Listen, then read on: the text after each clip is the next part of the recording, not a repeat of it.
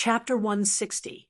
Unlike the free swordsman, who had a few fights due to physical discomfort after ascending into the air, the disciplined duty-slave warriors remained obedient as usual. They drank oatmeal mixed with salted dried fruit and waited for their master's latest orders at the bottom of the cabin. The blizzard seemed to be getting worse, except for the damage control soldiers who had to climb up the airbags using rope ladders to break the ice, and the lookouts who were on duty around the clock. There were almost no soldiers walking on the deck. The young combat staff officers were arguing in the command room at the stern of the general's flagship. The mage's prophecy has revealed the location of the Medici. They are affecting the climate not far from the fleet. We are short of coal. The maximum sailing distance is not enough to reach Bite City. We have to find a place to replenish. That's just the data obtained from the sextant and various tables. We have to use our long guns and short cannons to verify it. The general himself was the one who ended the argument. The tall silver warrior pulled out the dragonfly cutter and threw it casually into the sand table where the Medici mages were gathered. Then let's fight. We'll know after the fight. With the help of the eagle and the magic communication device, the battle plan issued by the staff office was quickly implemented. Every officer in the Sky Fortress began to carry out their respective tasks. The navigator changed the course of the airship according to the marked air chart. Ambassador Ku carefully checked every weapon that was transported out of the warehouse. The supervisor used a whip to urge the slaves to gather at the rehearsed positions. The damage control team leader began to focus on the situation around the furnace. Mercury vapor rose in the staff office. The initiator of the blizzard, the giant snow trees that reached into the clouds, stood on top of it. The Japanese mages took out the 6-rin-style disc and repeatedly deduced. They had to ensure that the fleet's target was not a camouflage created by illusions.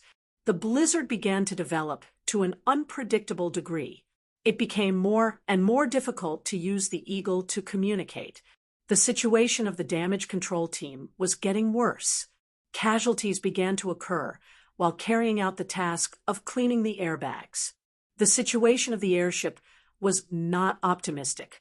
The propellers driven by mules and horses had been loaded to the maximum power. These huge sky fortresses were still dispirited in the turbulence.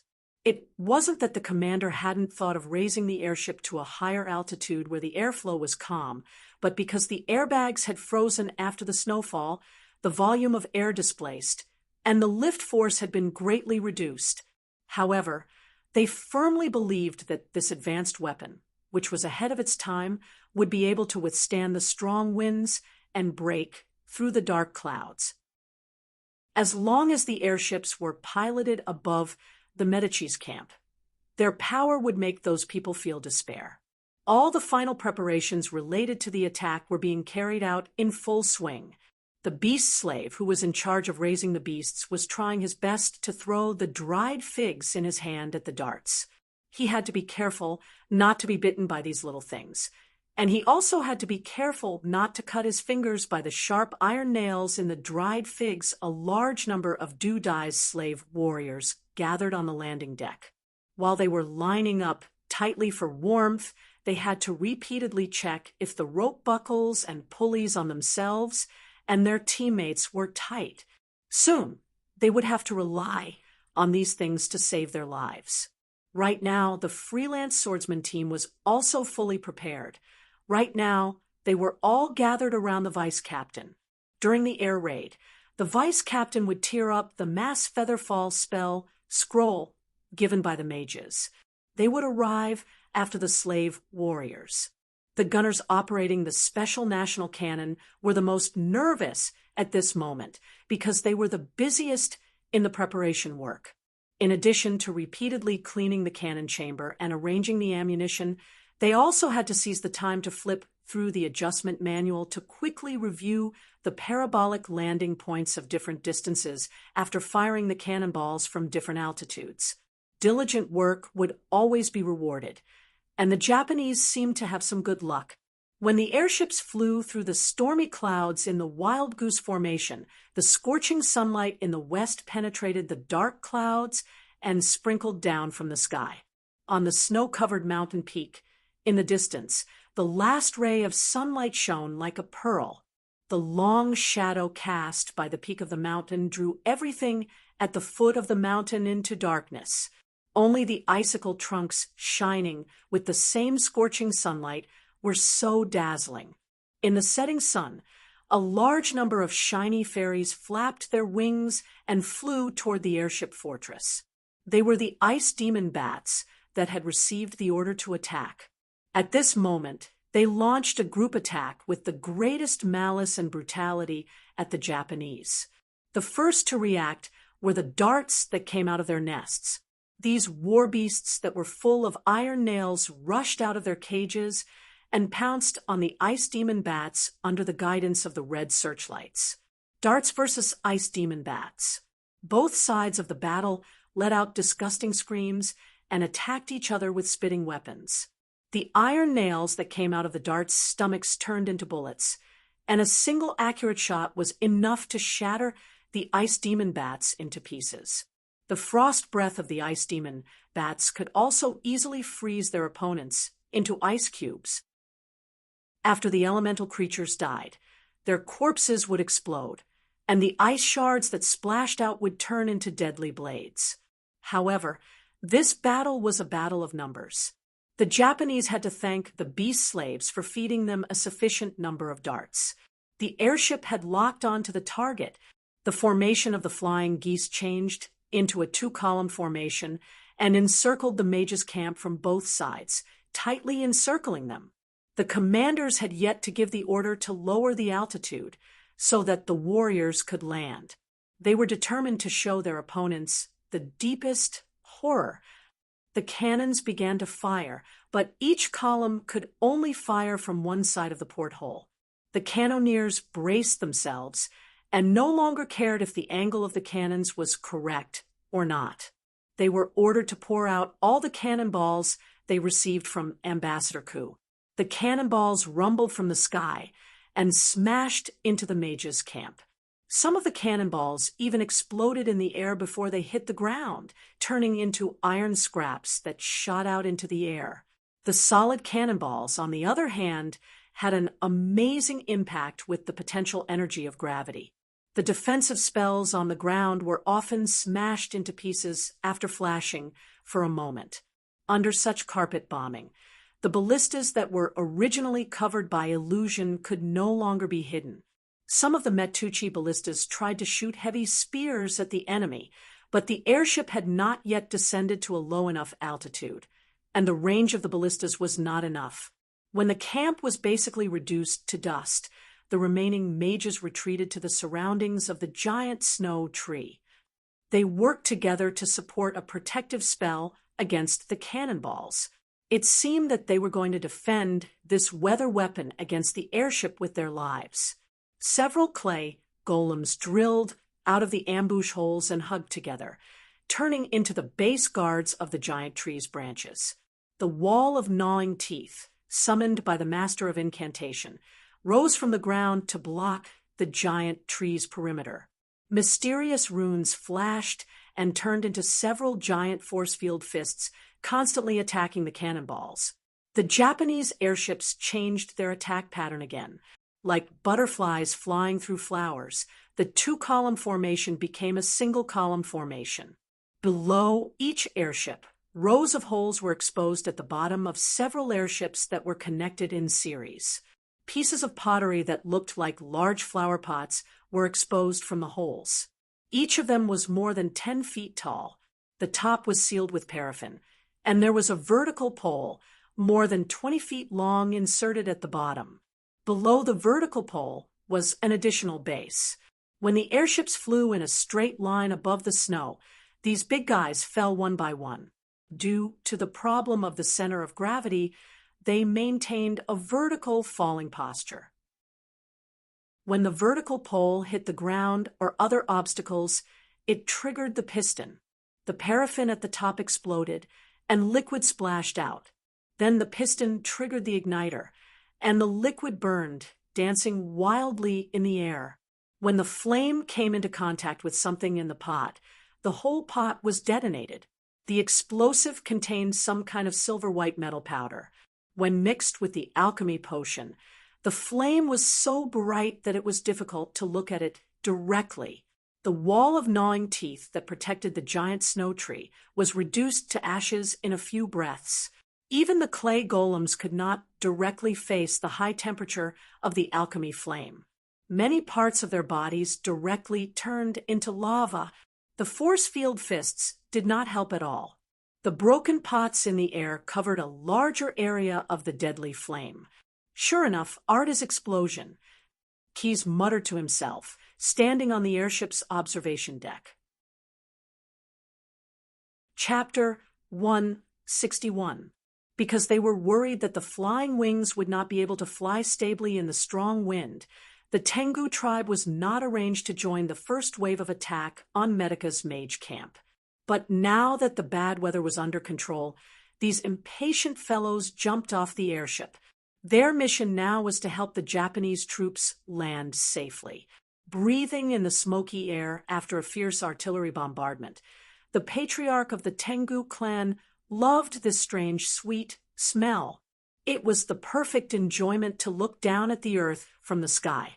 The wingless Japanese soldiers carefully slid down the ropes or landed on the ground under the effect of the group featherfall technique. Watching some of them turn pale because of their fear of heights, the patriarch of the Tengu clan felt a sense of relief. The ballista on the airship fired a large number of bolts with ropes at the ground. The trained crossbowmen skillfully controlled the angle between the ropes and the ground. The angle could not be too big, or people would fall to their deaths if they slid down. It could not be too small, or people would become live targets if they stayed in the air for too long. In addition, they had to make sure that the ropes were slack and not too tight. This was the landing method of the Dudai warriors. They put a quick descent rope with stone pulleys and friction knots on this rope and quickly slid down one by one. As for the free swordsmen, they naturally received better treatment. The warriors gathered around the captain. Their captain tore open the group featherfall spell scroll given by the mages and jumped down from the deck of the airship with all the members. The next part was interesting. The free swordsmen had to supervise each other. No one was allowed to stay on the deck for any reason during the process of falling. They also had to be alert and look around to see if anyone was falling head first. This was not uncommon. People who fell from high places were likely to lose their sense of direction of gravity, especially when some people closed their eyes because of their fear of heights. Once this happened, the people around had to correct it. After all, the featherfall spell could not prevent the death of a broken neck. But overall, the landing of the Japanese troops went smoothly. A total of 20 teams of free swordsmen and more slave warriors quickly landed in Medica's mage camp. After the previous bombardment, the defensive position built with magic had been razed to the ground. Long craters and raging flames had become the main theme of this place. The Japanese soldiers were divided into small groups and charged toward the giant snow tree in the center of the camp. Dudai's slave warriors were still the vanguard to prevent any spell traps that might not have been triggered. This was not because they were overly cautious. Magic traps such as explosive runes buried deep underground and an acid magic ball that could only be activated under certain circumstances were discovered one after another. After sacrificing the lives of nearly 100 slave warriors, the Japanese finally gathered around the giant snow tree. Due to the airship's continuous bombardment, the elemental pools beneath the ice and snow diviners had shrunk to less than 200 feet in radius. Although the coldness was still pressing, it was no longer as bone-chilling as before. The commander of the free swordsman team was very smart. He did not choose to use the lives of Dudai's slave warriors to pave a path through the ice barrier. The flag-bearer quickly waved the triangular flag in his hand with yellow and red fluorescent colors. He was sending orders to the Tengu team in the air. The commander of the Japanese alliance was ready to let the Tengu throw falling flame strike at the marked targets. As the sky darkened, the archers shot arrows with special small canisters. The red phosphorus inside the canisters burned, marking the targets for the Tengu. At the same time, to prevent Medica's mages from interfering with the spells, the commander of the Japanese alliance also let the grenadiers use small ballistas to throw alchemy bombs into the barrier. The sound of the explosions kept ringing. The trained soldiers used their arms to cover their eyes to avoid the blinding flashes. The Tengu's falling flame strike accurately hit all the marked targets. They used all kinds of voices to praise their great achievements. In the air, the incendiary bombs containing white phosphorus burned through the snow on the surface of the elemental pools. The ice underground slowly melted into small pools. The power of ice and snow, which could repair itself, seemed to be unable to stop the destruction. If it weren't for the fact that the staff officer wanted to explore the secrets of this strategic spell, he would have ordered them to capture as many medic spellcasters as possible. Seeing that the enemy was at the end of their rope, the commander of the Japanese alliance even thought about ordering the Tengu team to burn through their last hiding place. However, his optimism did not last long. The falling flame strike was actually the continuous heat release process of the white phosphorus incendiary bombs. It filled the elemental pools with steam, and new elemental creatures were summoned. The steam bats were born from the boiling pools. Like the ice bats, they were also elemental creatures. Although the steam bats were not as cruel as the ice bats, they were more domineering and sensitive by nature. The bubbling sound of the boiling water covered the hissing sound of their wings flapping. The night and the steam above the elemental pools made their translucent bodies even harder to see. The heavenly hounds with wings on their backs were making a lot of noise in the sky, which made the steam ogre bat even angrier. They were like real imps as they viciously pounced on their opponents, spitting boiling steam onto their opponents' faces. Some of the Tengu and the Japanese soldiers on the ground were hit by the steam bats. The unlucky ones with steamed faces were immediately attacked by the steam bats. What was worse was that their claws were often aimed at the blisters on the victims' faces. For a moment, the whole place was filled with screams. Of course, the steam bats were not completely immune to attacks. Although their bodies were translucent, they were still solid. Whether it was swords, axes, or shields, they could hurt the steam bats. The soldiers who were being attacked launched a counterattack, and the steam bats were constantly being chopped into pieces. Similar to the ice bats, these elemental creatures would find a way to deal the final blow to their enemies after they died. The dead steam bats turned into hot steam clouds. If the soldiers within 5 feet of them were not agile enough and could not jump away in time, they would face the danger of being scalded again. The sudden attack of the steam bats caused a commotion among the Japanese soldiers on the ground. The commanders on the airships kept trying to communicate with the wing commander on the ground, reminding him to change tactics. However, they did not know that the real danger was gathering above their heads. A fireball was launched from the observation deck of one of the airships. It flew higher into the sky and turned into a firework that lit up the night sky. A large number of flying carpets swooped down from the clouds. Each flying carpet was driven by a sorcerer. Some noble sorcerers in black robes even took on the role of pilot. At the moment, the passengers on the flying carpets were a large number of ordinary soldiers dressed as Medici soldiers. This was the final counterattack in Kiza's plan. The snowstorm had weakened the airship's ability to lift, preventing it from ascending any higher. Therefore, They could not see the ambush on the clouds in advance. Thanks to the 1,000-year accumulation of the Medici Empire, flying carpets were expensive magic creations. Although it was not necessary for every sorcerer to have a flying carpet, it was not a problem to assemble hundreds of them in a short time. After the bombing, the Japanese soldiers landed on the airships. Not only did they lower their flying altitude again, but they also lacked enough soldiers to defend the airships. The plan gradually turned the situation around. The airships no longer had the advantage of being a fortress in the sky. The chaos caused by the steam bats sounded the horn of counterattack. The agreed fireball spell was the signal to open the gate. Medici's flying carpets were like the water of the Milky Way. They tore apart the camouflage of the night sky and poured down on the airships. The elite warriors untied the beaks of the patrolling eagles on their shoulder armor. The elite war beasts provided by the sorcerers turned into a black cloud and swept toward the enemies below. The war beasts were responsible for harassment, the sorcerers were responsible for driving, and the warriors were responsible for destruction.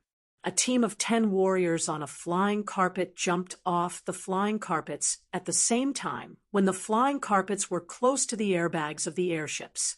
They lit torches, drew their swords, and hacked at the airbags under their feet.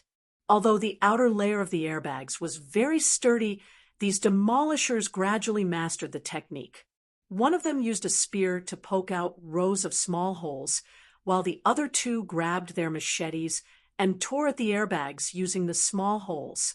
Seeing that the enemy was wantonly destroying the airbags, the soldiers were scared out of their wits. They wanted to stop it, but they were harassed by the patrolling eagles when they climbed up the rope ladder. Their faces were scratched by the eagles' claws, and their eyes were pecked blind by the eagles' beaks. They fell down the rope ladder and died in horror. The sorcerers of the Japanese army were ready to fight back, but they were attacked by the sorcerers of Medici.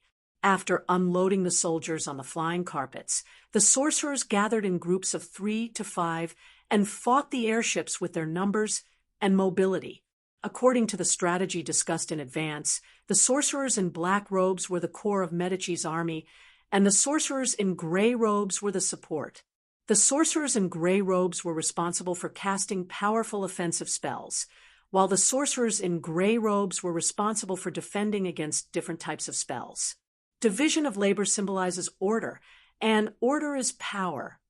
This proverb from the Batsu devil once again proved that the people in the lower world had foresight. The battle ended with the fall of the first airship.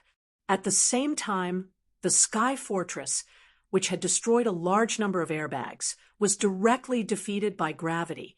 The airships formed by the Japanese noble army were destroyed one after another. Any mortal who fell from thousands of feet could only scream helplessly and painfully. Only a few Japanese spellcasters managed to escape back to the flagship airships, which were suspended in the air by the anti-gravity magic circle. The Medici warriors also used mass feather drop to land on top of the airbags. After they finished their demolition work, they immediately launched an assault on the Japanese ground forces that were dumbfounded. One side was full of morale, while the other side was frightened. The result was obvious at the beginning of the battle.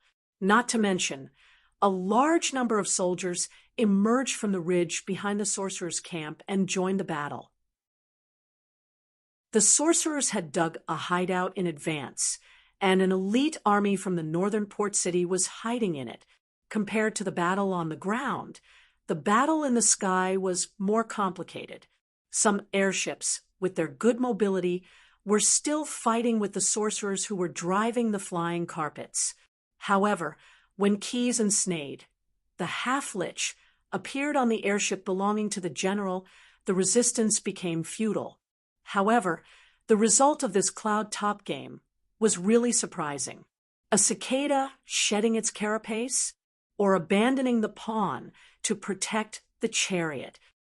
When Keyes personally led the way to the general's staff room, He did not know whether it was because he did not silently pray for the blessing of Chicken Bro, but when he cleared the level, he found that the boss was actually just for show. The silver samurai armor in the staff room was easily squashed by the giant force field hand. Obviously, the equipment dropped was also fake. Chapter 162. Everyone has a castle at the bottom of their hearts. This castle often imprisons extremely private secrets and fears. You can't expect an iron gate to guard it firmly. Even a cast iron gate may not be able to do so. Smart people choose to use virtue and self-esteem as guards, while less smart people often choose contracts and spells as gatekeepers. But whether the owner of the castle is smart enough or not, he should know the importance of the castle. After all, this is a moving castle. If you are not careful, it will lead people across the border of the camp. Alan's diary, written by Medica's past Grand Vexillers. Medic, the broken halberd of the noble coalition army of the Senate, had not yet spread to Yun City. Only a few people in Japan had learned of this information in advance. After experiencing the Great Fire in Huan City, the citizens needed to put more energy into bargaining with the vendors at this time. Houses had to be rebuilt, food had to be bought, and life had to go on. But only God knows where all the good and cheap goods in the past have gone. It must have been those black-hearted merchants who wanted to profit from the disaster due to the development of trade, not only Japan, but also the merchants of the entire Ashes world wanted to move their products to Yun City. At that time, prices were naturally very cheap. But now, in just a few days, a few bushels of grain cost a silver coin. But even so, the merchants did not make much of a bargain. The extra taxes brought by the city's reconstruction drained the pockets of the merchant class. Except for the nobles who did not need to pay taxes, all the merchants in Yun City were planning to sell the property here. At this time, the notary office did not have to worry about business. Keep it well. This is the transfer contract with immediate effect. The well-dressed notary handed the scroll with the magic seal to the buyer with a warm smile on his face. It was a big deal. He, who had earned a generous commission, enthusiastically said to the foreign merchant in front of him, "You have a good eye. Yun City has only encountered a small crisis. After the new city is rebuilt, this sewage canal cleaning house will definitely make a lot of money every day." After a simple greeting with the notary, Commander Wenfeng, who had disguised himself, walked out of the notary office. Make a lot of money every day? How was that possible?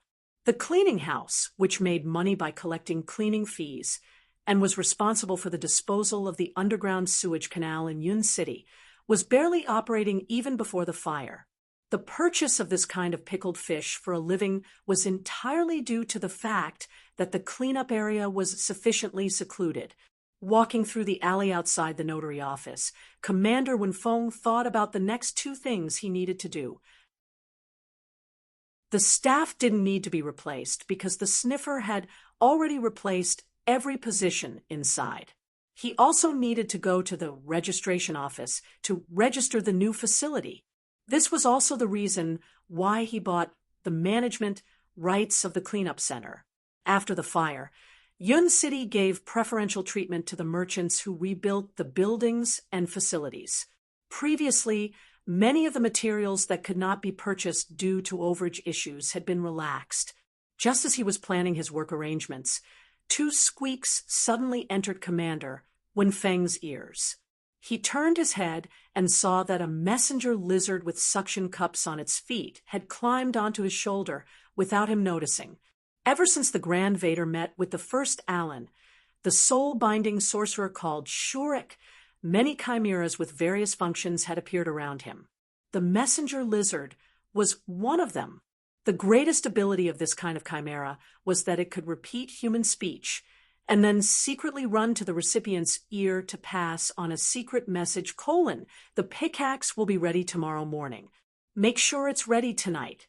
After saying this, The messenger lizard stuck out its tongue and quickly licked Commander Wenfeng's earlobe.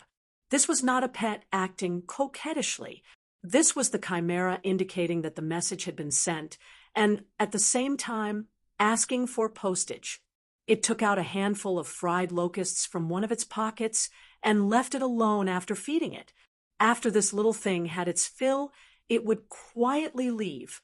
The Grand Vader's plan was nearing its end, and at this time, he still had a lot of work to do. Yun City was located above a city, or rather, there was another city under Yun City. This city, which had been abandoned for more than 600 years, was called Yun City. The real meaning of the name was actually the city that was placed on top of Yun City.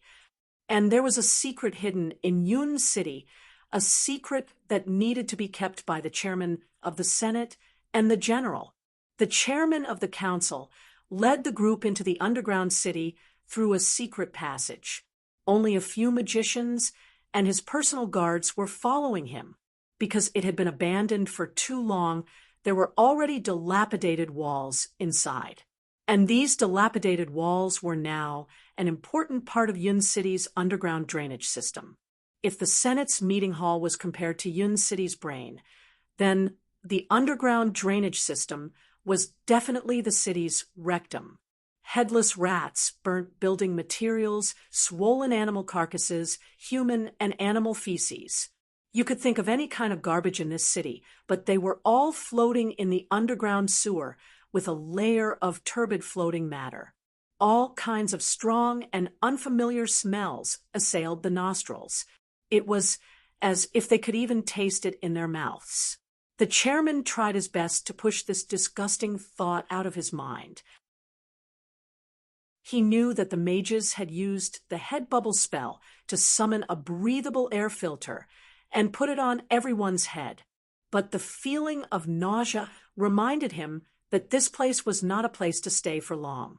All the known entrances to this underground city, except for the secret passage in the Senate's meeting hall, were firmly welded shut by thick cast iron plates. In order to hide its existence, Yun City had strict regulations on the amount of earth that could be transported out during the construction of houses. This was to prevent people from digging too deep into the ground and causing unnecessary trouble. Of course, these measures were also a form of protection. After all, in addition to the secrets deliberately hidden by the chairman and the general, there were many unknown dangers in the ruins of Yun City. Many of the demons and ghosts in the stories of mortals actually lived in this underground city that fell from the clouds. At this time, this adventure, Team did not light a torch or summon the eternal flame. Firstly, there was a lot of methane in the air here. Secondly, too bright a light might attract uninvited guests. Originally, the mages were prepared to add night vision to everyone, but because the accompanying warriors and the chairman could not adapt to this way of perception, they had to use fluorescent algae filled in glass bottles as a light source. But even this dim green light attracted many terrifying monsters during the process of moving forward. The mutated Iter monsters that herded giant pus spiders, the troglodyte monsters that hid in the dilapidated walls, waiting for an opportunity to attack, and the wraiths that occupied the ancient city in the process of moving forward in just half an hourglass. The chairman had lost more than 10 of his personal guards. Thanks to the mages who were guarding by his side, they were able to avoid danger time and time again. Damn it, why aren't they back yet? Chapter 163. Since the establishment of Izumo City, the speaker had only stepped into the ruins of Yunqing twice. Every time, when the Neon Empire was facing a major crisis, he was personally escorted by the general himself. But when he entered the place for the third time, he had no choice but to let others follow him. Now, other than recalling the steps of his first 2 operations, his mind was full of how to do it without leaving any traces behind. With the help of the weak green light emitted by the fluorescent algae, the personal guards once again worked together to kill a mutant Iter monster. In this dirty and muddy underground city, who knew how many spider herders who raised eight-legged shepherds were hiding. The indefensible spider silk trap cut a personal guard's finger, and it swelled up like a carrot in a short while. Two more people were even worse. Although they were protected by armor, they were bitten by the mutant Iter monster and the giant pus spiders raised by it, and they were poisoned to death. We should be there soon. The Speaker of the Senate thought to himself. In his memory, the last time he came here, he also encountered a large number of mutant Iters who were building nests. These monsters were once small pets of a certain existence, and now they were the main source of food for its descendants. As the team moved forward, the sewage level under their feet gradually lowered. The terrain became a little higher, and when they stepped on the raised stone slabs, their feet were not as muddy as before. Not long after, they came to a double-arched bridge. There was a towering inscription on the bridge. The words Imperial House of Kamitachi were originally engraved on it, but at this time it had been cut out with a sharp weapon. With the help of the light emitted by the fluorescent algae, everyone could vaguely see the dark and gloomy buildings behind the double-arched bridge. From time to time, some muffled roars of monsters could be heard from there. A mage took out a secret snake from the magic pet's pocket, lowered his head, and whispered a few words to the magic pet. After receiving the master's order, the secret snake sneaked into the dark shadows beyond the illumination range of the fluorescent algae. The master of the magic pet closed his eyes slightly. If one looked carefully through the slit of his eyes, one would find that his eyeballs had become vertical pupils similar to a snake's. At this time, he was sharing senses with the secret snake to scout ahead. The magic pet that had been modified by magic was not just an ordinary animal. The secret snake not only moved much faster than ordinary snakes, it could even snake forward on the walls.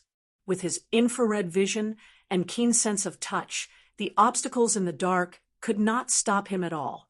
After passing through the double arch bridge, Lin Sanjiu saw a torii that was connected into an arched corridor.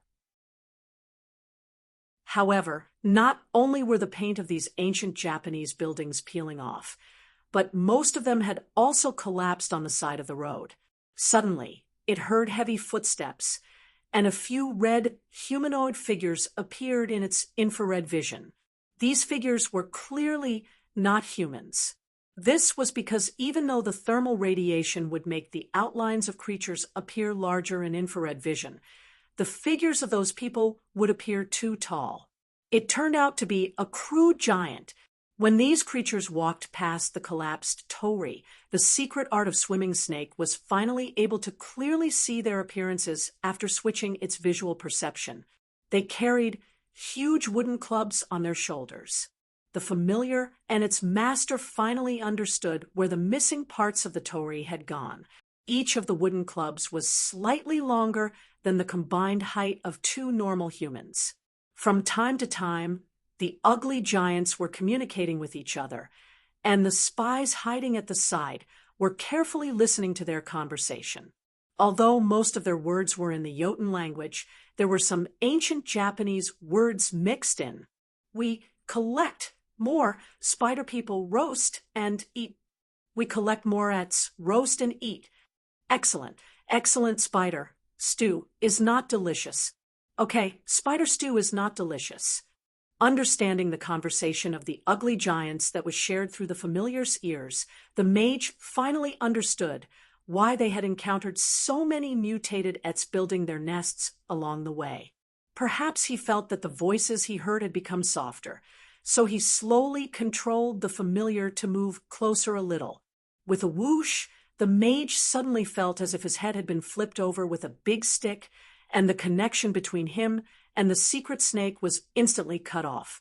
The crude giant had actually discovered his magic pet. This was definitely the result of the mage's carelessness when learning monstrumology knowledge as a type of giant. About the third from the bottom in terms of overall strength, slightly stronger than the two-headed giants and the hill giants. The ugly giants had good perception and insight. It was precisely because of this that they, who were used to moving in underground caves, were difficult to be ambushed by enemies. The range of the secret snake's snooping was still a little too large, so it was discovered and beaten flat. Although the mage, who had been sharing senses with the familiar, was not injured, he still felt the same as the familiar, enduring the dizziness of a concussion. He described his discovery to his companions while trying to sort out the spells that he had memorized before. The ugly giants had obviously discovered them, and a battle was inevitable. Do not use lethal spells or cut off the heads of those guys. When everyone was preparing, the Speaker of the Senate sternly reminded them, "Just knock those guys out, or there will be big trouble. Remember, this is an order." The Speaker's words were very puzzling.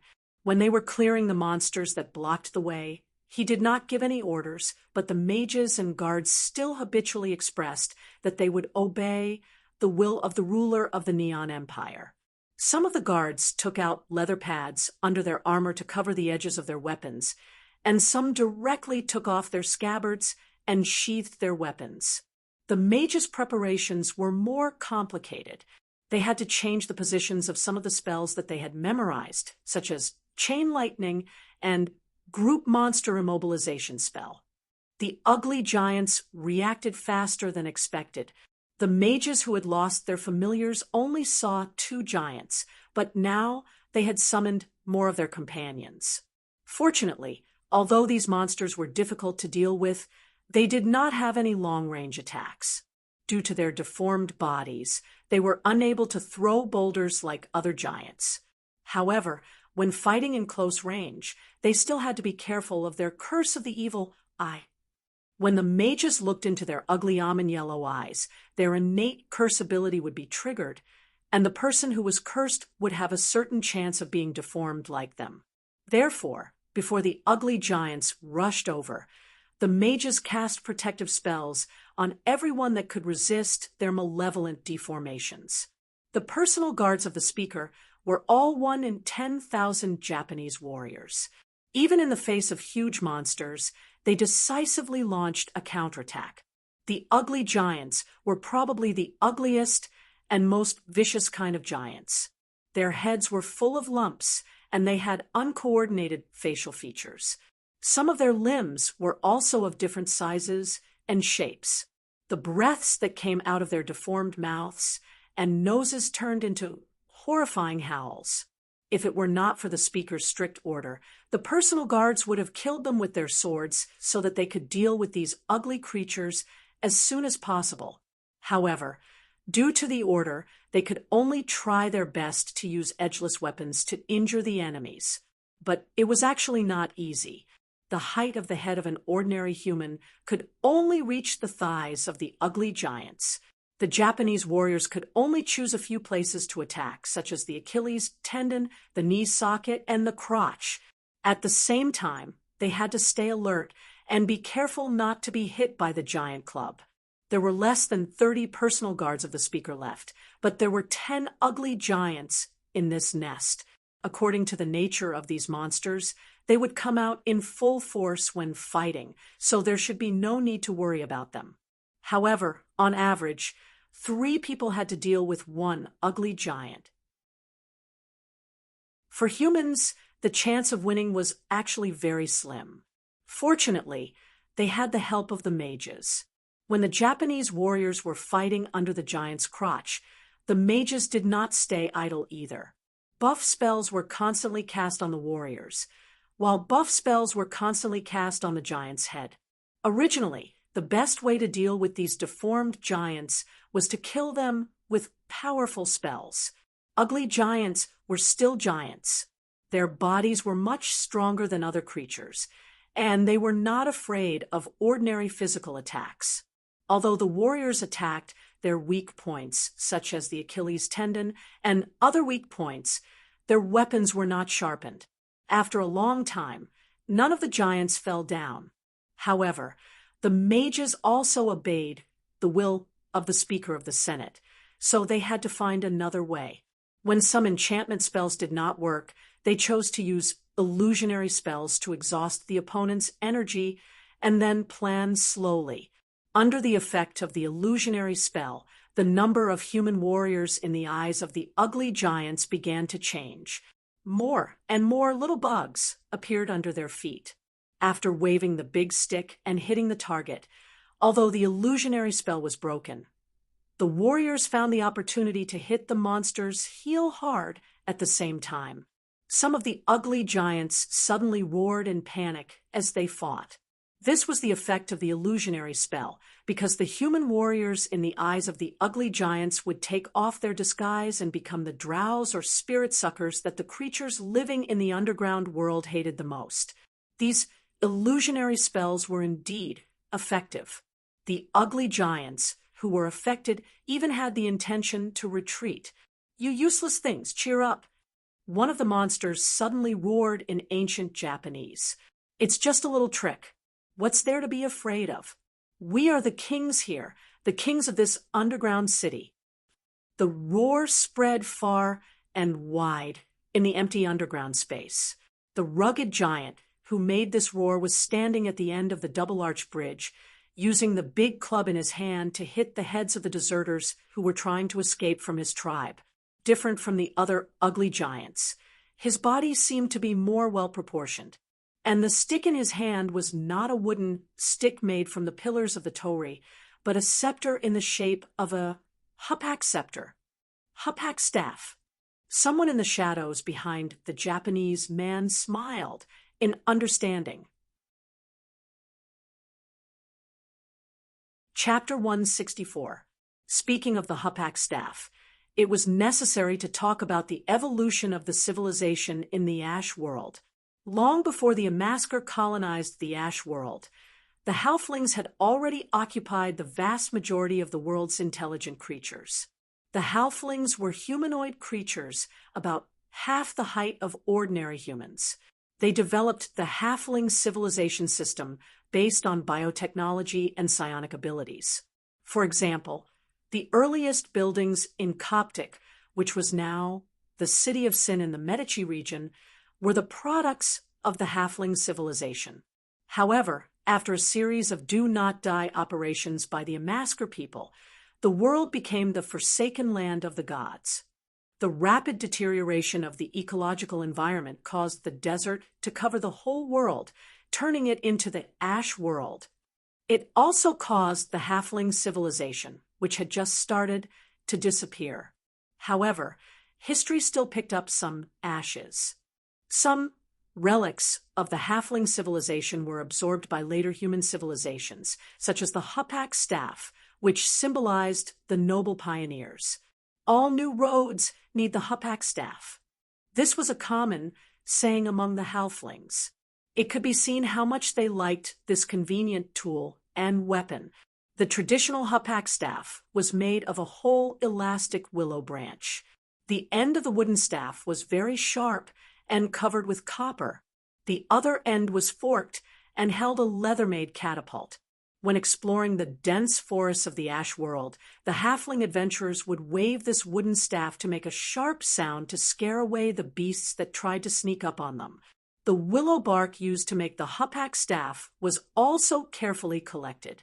It was said that after mashing it up and throwing it into a vinegar tank, it could be soaked in a special medicine to treat headaches, fever, and inflammation. The early native human civilization of the Ash world was built on the legacy of the Halfling civilization and the Amasker civilization. The hupak staff was also the standard of human pioneers at that time. Some of these pioneers later established their own tribal states, and the hupak staff became their scepter. Some tribal states slowly developed into powerful countries, and the material of the scepter was no longer limited to the slightly shabby willow wood for the king. However, as a symbol of continued power, most of them retained their original shape. The family of the once-deposed emperor of the Neon Empire also continued to use the scepter in the shape of the hupak staff. Catch that shabby giant. The head of the Senate gestured for the mages to catch the giant who was trying to reorganize the situation. His eyes were locked on the wooden club in the giant's hand. He was excited, but his voice was unusually calm. "Hurry up and put the other monsters down." The mages naturally did not dare to disobey the president's orders. Some of them immediately used soundwave spells to attack the ugly giant leader. This spell required a long chant, so they had only just finished preparing. The other mages loudly reminded the warriors in front of them to retreat quickly. Together, they cast spider web on the shabby giants. A large number of invisible and colorless magic threads emerged from the ground and the air. Being entangled by them was like falling into a sticky mud pit. This spell generally needed to be combined with the dark spell that obstructed vision in order to exert its greatest effect. However, because the crude giant had dark vision, not only infrared vision, but infrared vision could not see through the darkness formed by the spell, it could only be used alone. However, it seemed that it was enough. First, nearly 10 mages cast spiderweb at the same time, and the layers of magic threads piled up produced a stronger adhesive force.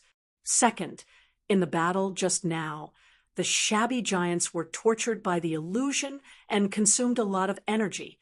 The combination of the two made it difficult for these aberrated giants to break free from the range of the spell. They could only let out futile roars, and at the same time slowly pulled down by the magic threads and fell to the ground one by one. The spider silk summoned by the spell was not a physical entity, and there was a time limit. When the shabby giants fell to the ground, a few warriors who were enchanted with the grease spell immediately stepped forward and slapped the heads of the shabby giants with their leather-wrapped blades, quickly knocking them out. Leaving them aside, the shabby giant leader, who was taken care of by the mages, was now in great pain, although the strength of the soundwave spell was precisely controlled, and his internal organs were not shattered by the sound wave. The feeling of his internal organs being displaced was not pleasant.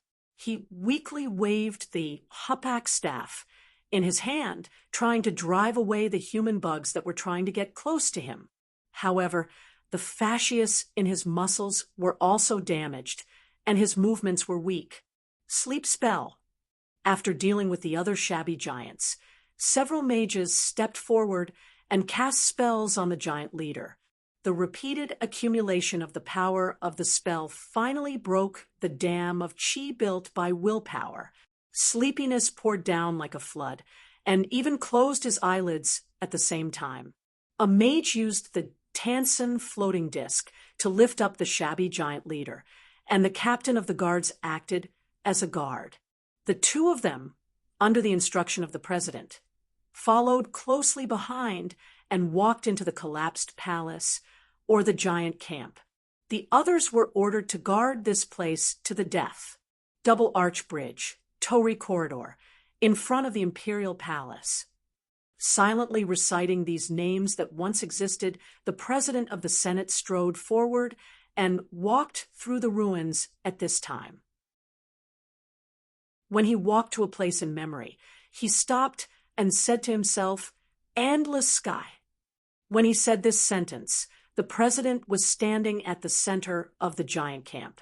Peeled barbecued spiders, hard shells, some monster bones with obvious bite marks, sleeping blankets made of rawhide, and so on, things that were completely unrelated to the Neon Empire's royal treasury were scattered everywhere. The president took out a small jade bowl and a jade knife and walked to the shabby giant chief, who was in a coma. "Tie this monster up, the kind that will never break free, without my permission." The mage nodded. A slithering snake crawled out of his sleeve and coiled around the giant's body. The snake's head also bit the snake's tail, forming a lock in the shape of a tail-swallowing snake. As the wizard silently chanted a few incantations, dense runes appeared on the snake rope. This time, it was the president's turn to nod. However, the president seemed to have suddenly thought of something. He turned around and picked up a monster bone that had been eaten clean from the ground, and then with disgust he asked the captain of the guards to open the mouth of the shabby giant chief and personally stuff the bone in. After all the preparation work, he ordered the two people accompanying him to turn around, and the latter obediently did so. The president held the jade knife in his hand, aimed at the shabby giant's right eye, and fiercely gouged it out. The body that had been nourished by the vitality of slaves for hundreds of years was still so strong, and the jade knife easily pierced the giant's eyelid. However, because the giant woke up from the pain and tried to break free, the shaking on Tan Sen's floating disc affected his wrist. Fortunately, before piercing the eyeball, the president used his other hand to fix the wrist holding the knife and stuck it close to the eye socket and completely pried out the giant's right eye. "Turn around! Don't look back!" The pain of losing the eye made the shabby giant bite the monster bone stuffed in his mouth and let out a meaningless roar. The mage and the guards were just about to turn around to see if they needed help, but under the angry roar, they remained standing in the same position. The president was angry that he didn't find a harder bone, but on second thought, this shabby giant's roar could be used as a cover for his next operation. Az Birak Phobalaka Su Tanya's myobia. Your voice through me. Note 1. An ancient whisper gently sounded in this space, and an incorporeal human head poked out from the ground. Its face was that of a handsome man with sharp edges, but it was missing an eye. This was the image of the first emperor of the Wozang Empire, the one-eyed king. The president held the jade bowl with the giant's eyeball and put it into the missing eye socket of the one-eyed king. Schleck. Light. Note 2. A dazzling gate appeared in midair. Just the golden color of the gate alone seemed to make the oppressive underground city become resplendent in an instant. As it slowly fell, the golden gate slowly opened, revealing the real treasure inside. Chapter 165. The Phantom of the Cyclops King smiled, and two six-sided dice appeared out of thin air in front of him. 1 hourglass, 1 person. This was the result of rolling the dice. The Phantom of the Cyclops King was a magic guard made by the dead master of the East Tower for the Wozang royal family. Its function was to communicate with the endless sky vault hidden in the void and determine the time and number of people entering and exiting the vault. The technology of making this kind of magic guard was ancient and advanced. The Senate had tirelessly arranged people to secretly study it for hundreds of years. Although the top Japanese mages could decipher part of the technology, there was no way to make an identical guard. According to the research materials obtained from the Eastern Tower, the best-case scenario for the magic creation test product was that it would collapse on its own after 2 days. They guessed that the reason why this guard could exist so stably was that it was closely connected to the endless sky treasure. The endless sky scripture was a secret of the former royal family of the Wozang Empire. After the emperor was overthrown, they searched through the royal library and found some useful clues. According to those clues, the endless sky vault was actually related to an existence called the highest heaven. Legend had it that the highest heaven was the descendant of the gods in the upper world, compared with the abominations who were hated by their parents, disliked by their grandparents, and loved by their uncles. The highest heaven grew up in a honey pot. Most of them had beautiful faces, perfect figures, and overwhelming confidence. When the highest heaven was unhappy, the clouds would cry salt water, dead fish would rush to the riverbanks and lakes, and leaves in the nearby forest would rustle. When the highest heaven was happy, the warm sunlight would follow them to every corner, small animals would play in their footsteps, and birds would sing loudly, filling the sky. The highest heaven was an immortal titan. Their parents loved them and would not bear to let them suffer any grievances. They would never age, and using advanced restoration spells was as simple as breathing. In battle, the highest heaven was often fearless, partly because of their own strength, and partly because they knew that even if they had one foot in the coffin, they would most likely be resurrected by their parents. However, just like how the giant beast Turkel could be killed by the wish spell, the highest heaven could also die when they left the upper world. However, killing a supreme celestial would infuriate at least two gods, as well as many other supreme celestials who were on good terms with him. The one-eyed king, who founded the Wasang, was a descendant of the supreme heaven.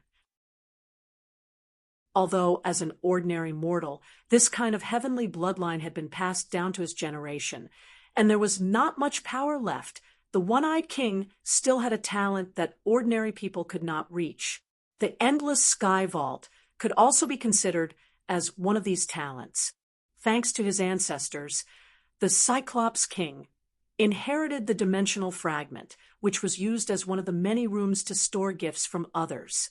In fact, the Cyclops King had only spent an insignificant portion of it to establish his own kingdom.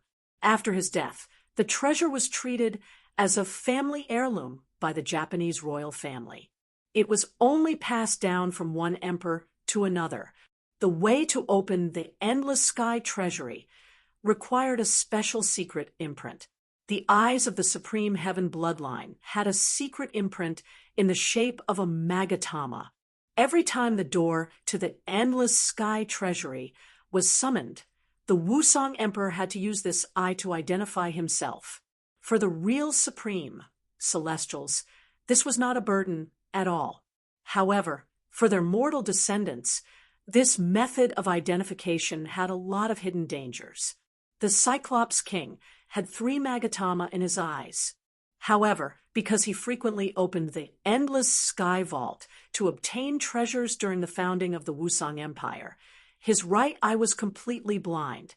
As the bloodline of the descendants of the Cyclops King continued to thin, even the emperors with the highest concentration of bloodline gradually lost the number of magatama in their eyes. In the end, the Wusong emperors who only had 1 magatama in their eyes could only open the door to the ancestral treasure twice in their lives. After that, their eyes would lose their light. In desperation, the last emperor of the Wusong Empire could only use some kind of collection in the endless sky vault in exchange for the help of the owner of the East Tower.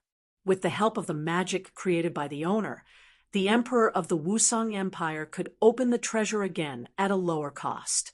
There was only one chance to open the door to the endless sky vault every 10 years.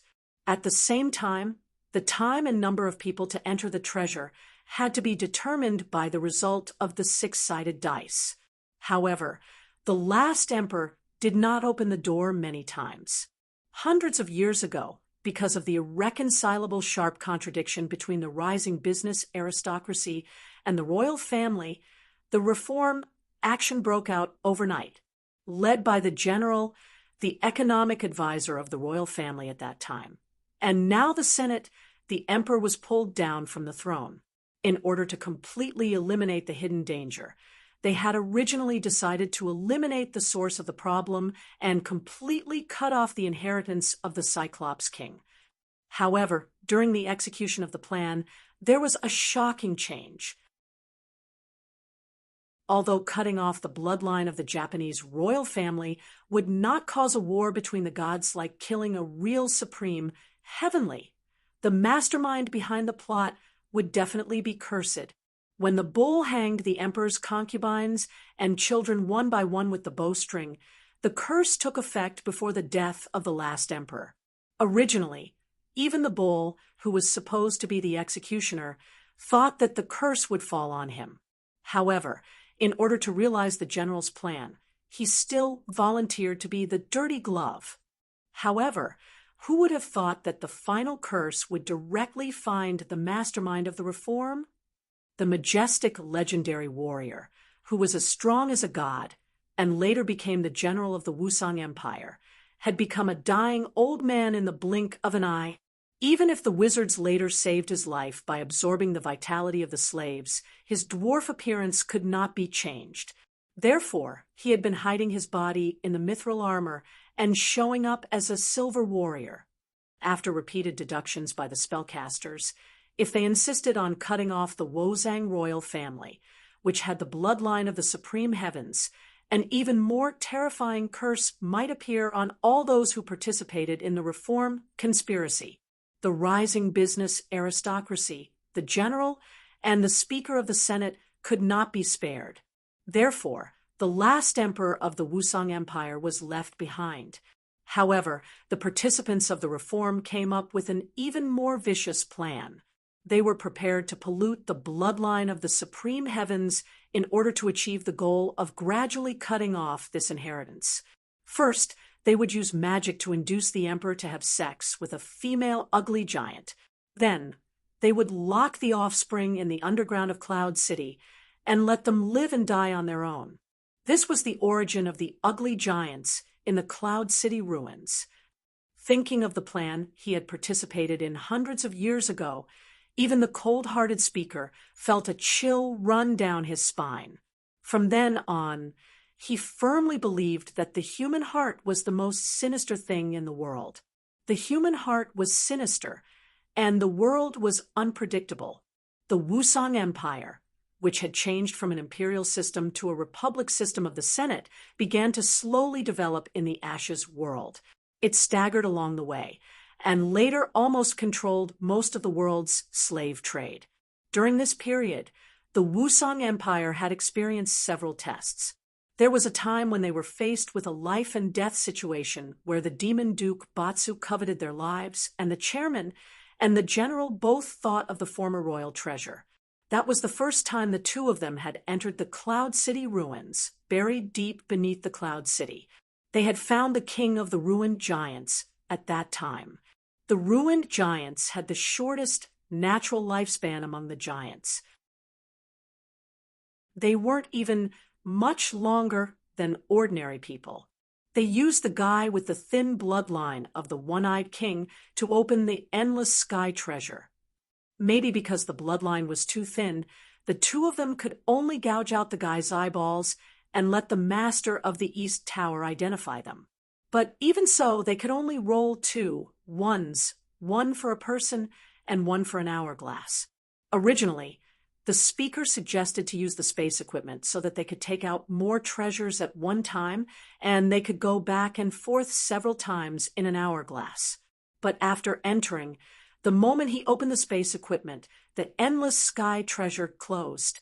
It was only after the general gouged out the other eye of the ugly giant king that the door of the treasury was opened again. As a last resort, they could only rely on the general to carry the treasures on his shoulders and desperately go back and forth in an hourglass to take out enough treasures.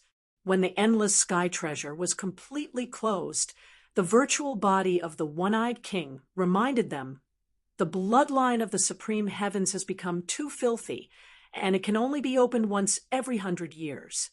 Just like that, 100 years later, the two of them entered the hidden heavens of the endless sky again.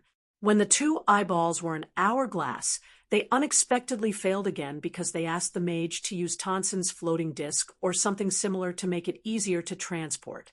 The mage, who knew the secret, was personally dealt with by the general.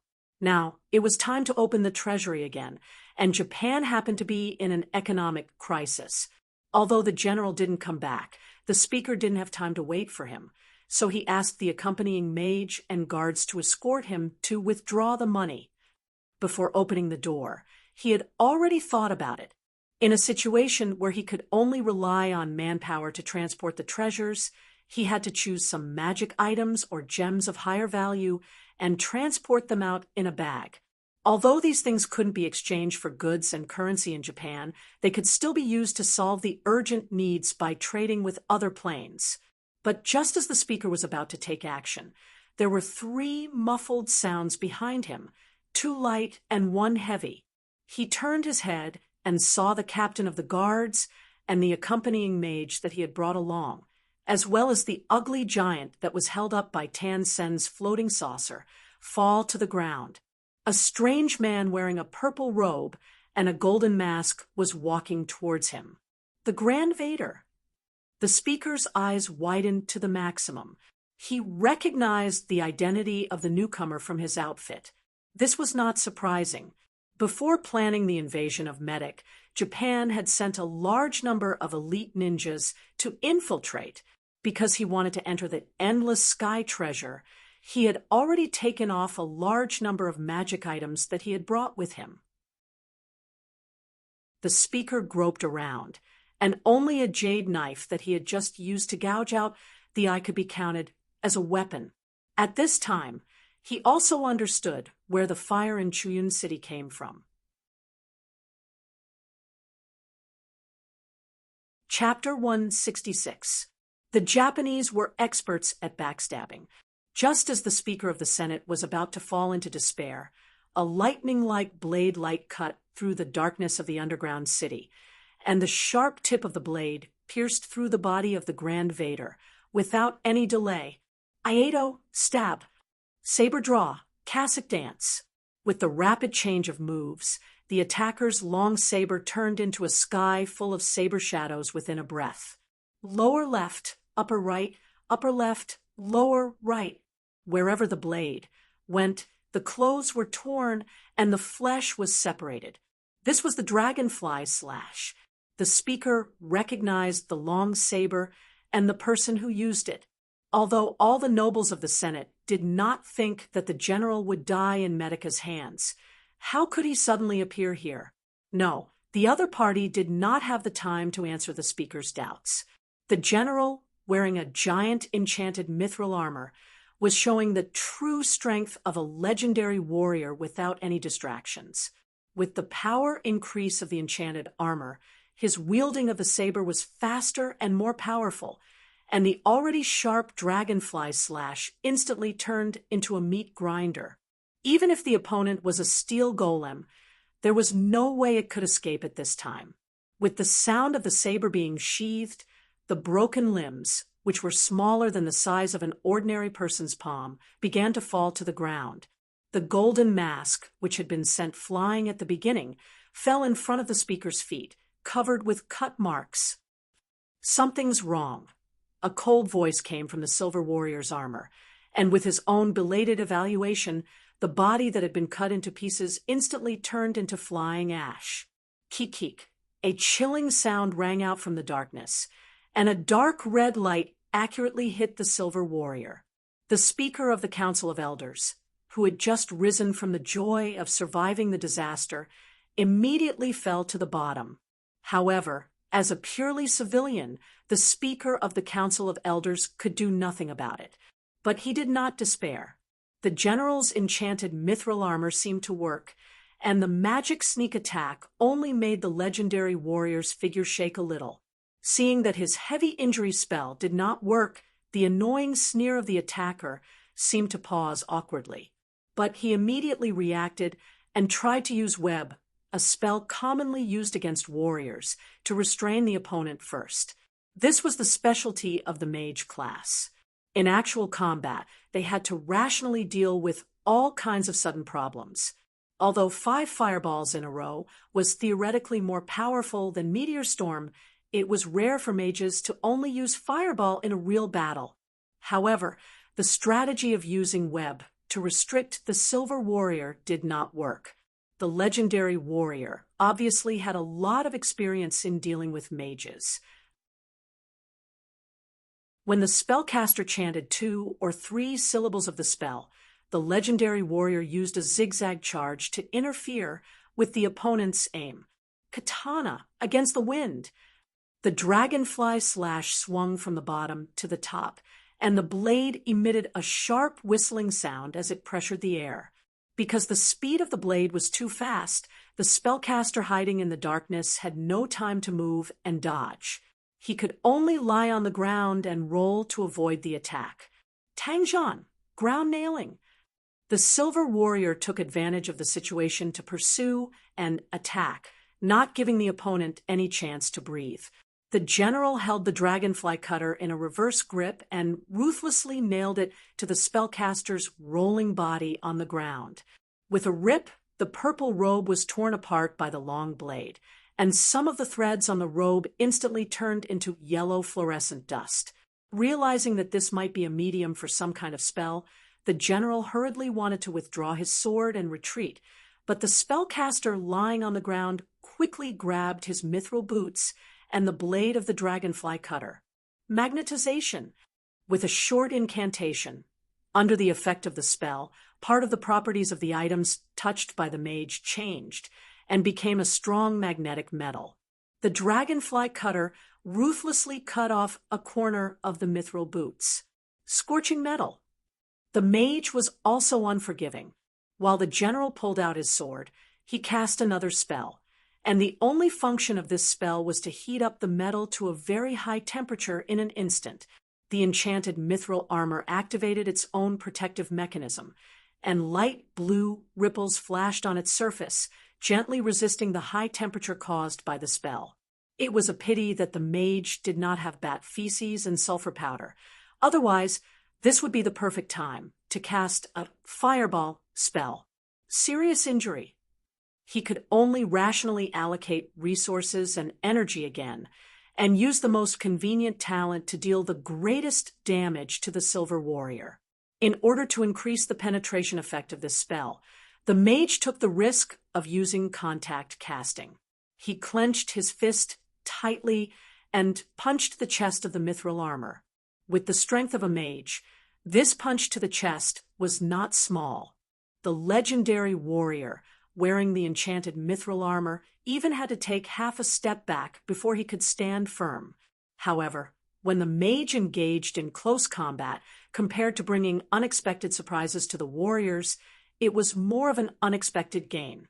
The mithril gauntlet clenched its fist tightly, and the silver warrior's wrist twisted, and the dragonfly cutter that eliminated the magnetic force easily cut off the mage's arm.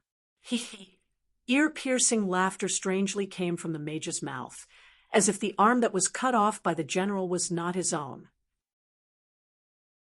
The arm that was cut off suddenly turned into a dry corpse, then rapidly expanded and violently exploded in the general's hand. Rotting corpse explosion. The sudden explosion was so violent that the silver warrior was blown away by the blast, and his gauntlet was also deformed. What was more critical was that if the general was injured in the rotting corpse explosion just now, he was likely to be infected with a disease of the undead. In a battle with a spellcaster, the whole process was a battle of wits and courage. If one was not careful, the rhythm would be disrupted. In the spirit of taking advantage of the situation, the mage who succeeded in his attack turned into a whistling sandstorm on the spot and quickly rushed to the silver warrior. The enchanted mithril armor was still a little too restrained for a spellcaster. He wanted to get in through the gaps of the armor to torture and hurt the opponent.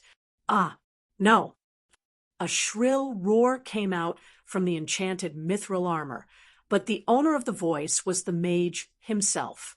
He was like an ordinary person who was grabbed by the ankle by the devil and was slowly being dragged into the hell of Bator. His voice was getting softer and softer. In the process, the general's mithril armor seemed to have let out a burp. A huge hole suddenly appeared in the abdomen of the armor. A large amount of life force was absorbed from other people through some kind of corruption magic array to form a substantial vortex of energy. The spellcaster who tried to invade the mithril armor was now in the center of the energy mass, but his body had become the size of a mouse, and the energy of the corruption magic was still constantly torturing him. The small body was like being cut into pieces, dissipating little by little and slowly being assimilated. If His Excellency the Grand Vader only has this much ability, then he really doesn't live up to his name. The general's voice sounded again, still cold and without a trace of emotion. The humiliating words seemed to be stating a fact. The applause from not far away interrupted the Silver Warrior's evaluation. The Senate Speaker, who had been playing a small role, looked in the direction of the sound and saw a figure in a purple robe strolling out of the darkness. The two just now, the Senate Speaker's Adam's apple involuntarily choked, and he wisely stopped talking. Seeing this scene, there was no need to say more. It was obvious that the two Grand Vader were just pawns that were thrown out. So, is this person the Grand Vader, or not? The Senate Speaker thought to himself. Excuse me. It was just an ordinary sentence, but the suggestion spell worked. The Senate Speaker was stunned for a moment. Then he immediately picked up the golden mask at his feet and handed it to the newcomer. Putting on his mask again, the Grand Vader patted the shoulder of the top Japanese dignitary and said, "Thank you." It was not that the general standing at the side did not do anything. It was just that with the appearance of the latest purple-robed man, the Silver Warrior's body was covered by a tough spider web that was summoned out of thin air. Spellcasting, silent spellcasting. The legendary warrior immediately realized the horror of the newcomer. He immediately activated all the functions of the enchanted mithril armor while gathering all the strength in his body. A light blue halo lingered on the armor made of precious materials. As if it was getting rid of the high temperature brought by the scorching metal, the enchanted mithril armor began to break free from the magic spiderwebs that wrapped around it. "I'm a little late. There's some work that needs to be arranged in advance," the Grand Vader explained to the legendary warrior, who was secretly gathering power in front of him in a voice that was like a cool breeze. "So I could only send 2 useless subordinates to delay the 2 of you, but it seems that I didn't buy much time. It seems that those useless guys who are alive are the same after death."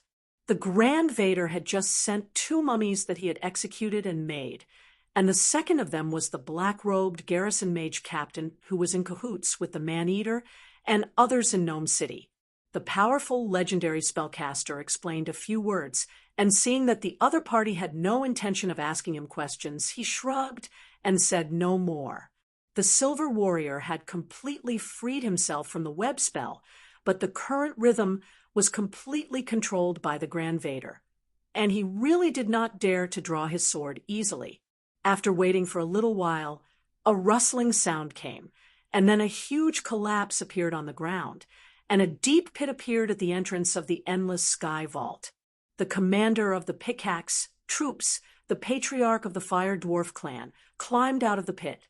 The Fire Dwarf patriarch was just about to say something when the Grand Vader threw over a round object, the left eye of the King of Giants.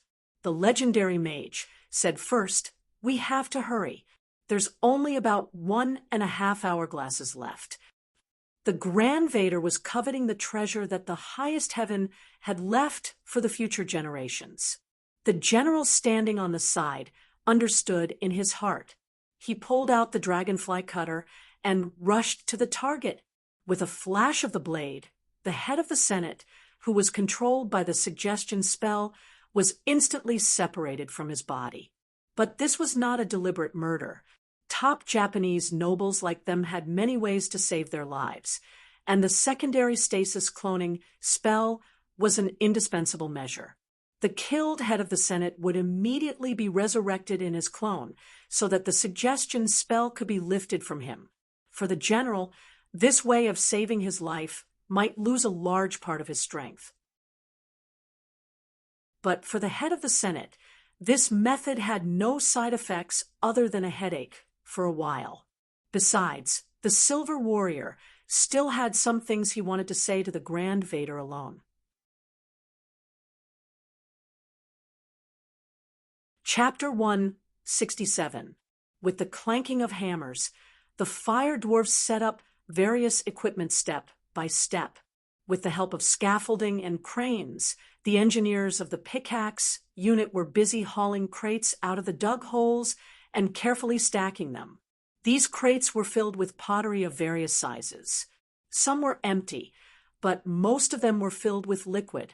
A dozen Fire Dwarfs opened the 2 largest crates, which contained 2 clay vats about 3 feet in diameter and 5 feet in height. They loaded the 2 clay vats onto a huge cart that was pieced together with spare parts, and then opened the other crates. These crates were stuffed with clay vats filled with solution. To prevent bumping, the containers were also filled with hay. These smaller clay vats were divided into 2 categories, red and black. The ratio of the vats to the vats was about 3-to-1.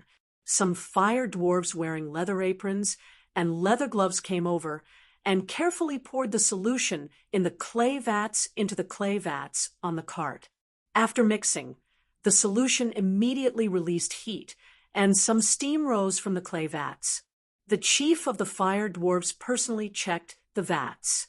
When he saw that the color of the mixed solution had turned yellow, he immediately raised his hand to the great weasel. The process was complicated, but it did not take too much time because the engineers of the pickaxe troop operated it in an orderly manner.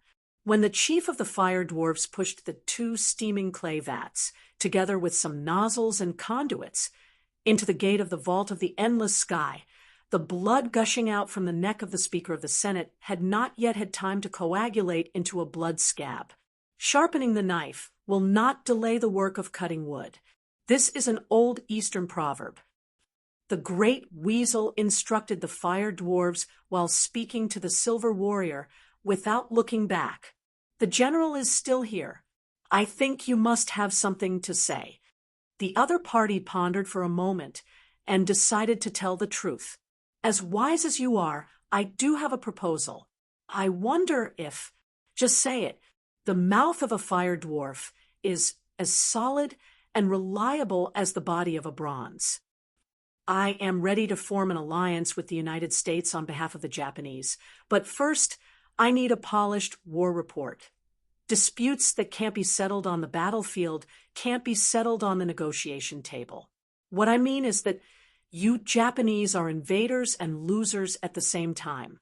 There is no problem in forming an alliance, but please remember that the weak have the right to choose. The silver warrior held the dragonfly cutter and tried his best to control his emotions.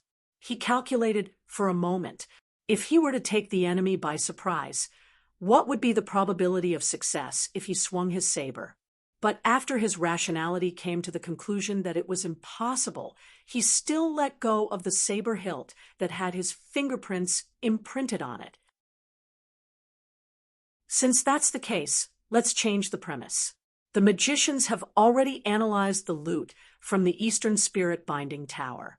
We would like to use this information in exchange for assistance.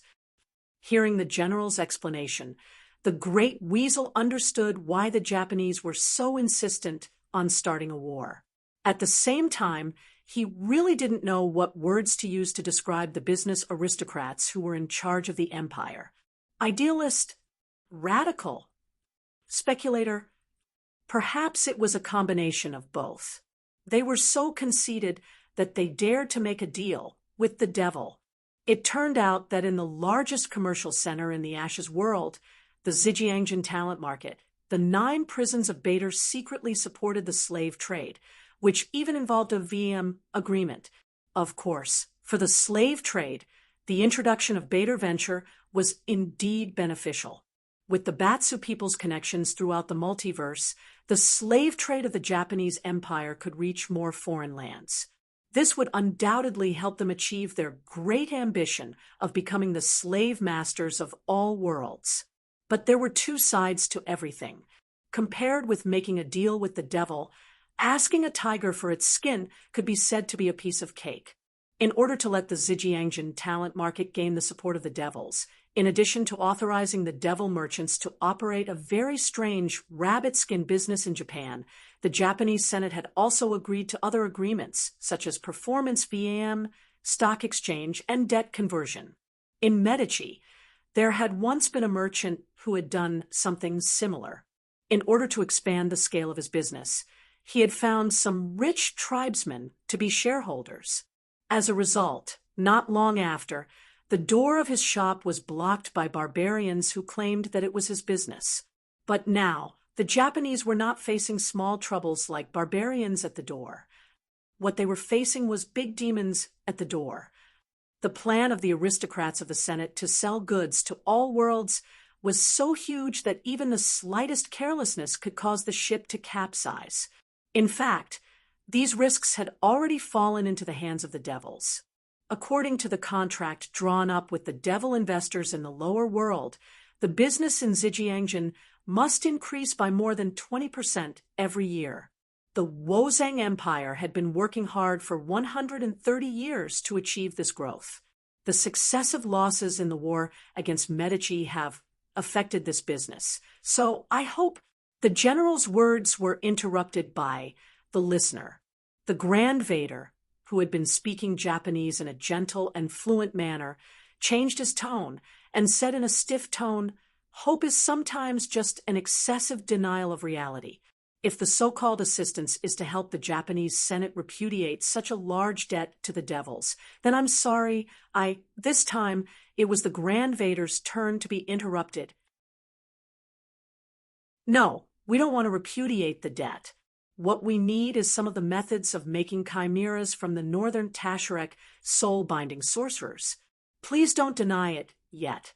The Japanese elite ninja's ability to obtain information is not inferior to the meta-sized sniffer. You may already know that our airships carry dart bats and other chimeras on board. This is the technology obtained from the soul-binding tower in the east. However, the achievements of the East Tower and the North Tower in the field of chimeras are really not the same. Our intelligence network has obtained the two riots that broke out in Medici, the blazing shadow beast and the shark lizard beast. We need these products with excellent appearance. If we can sell these biological weapons to the other side, the crisis of Japan will be solved. And according to the information we have analyzed from the East Tower, chimeras are not the ultimate goal of the soul-binding sorcerers. Creating such highly intelligent monsters is just part of their research process. The collapse of the negotiations was saved by the general's words.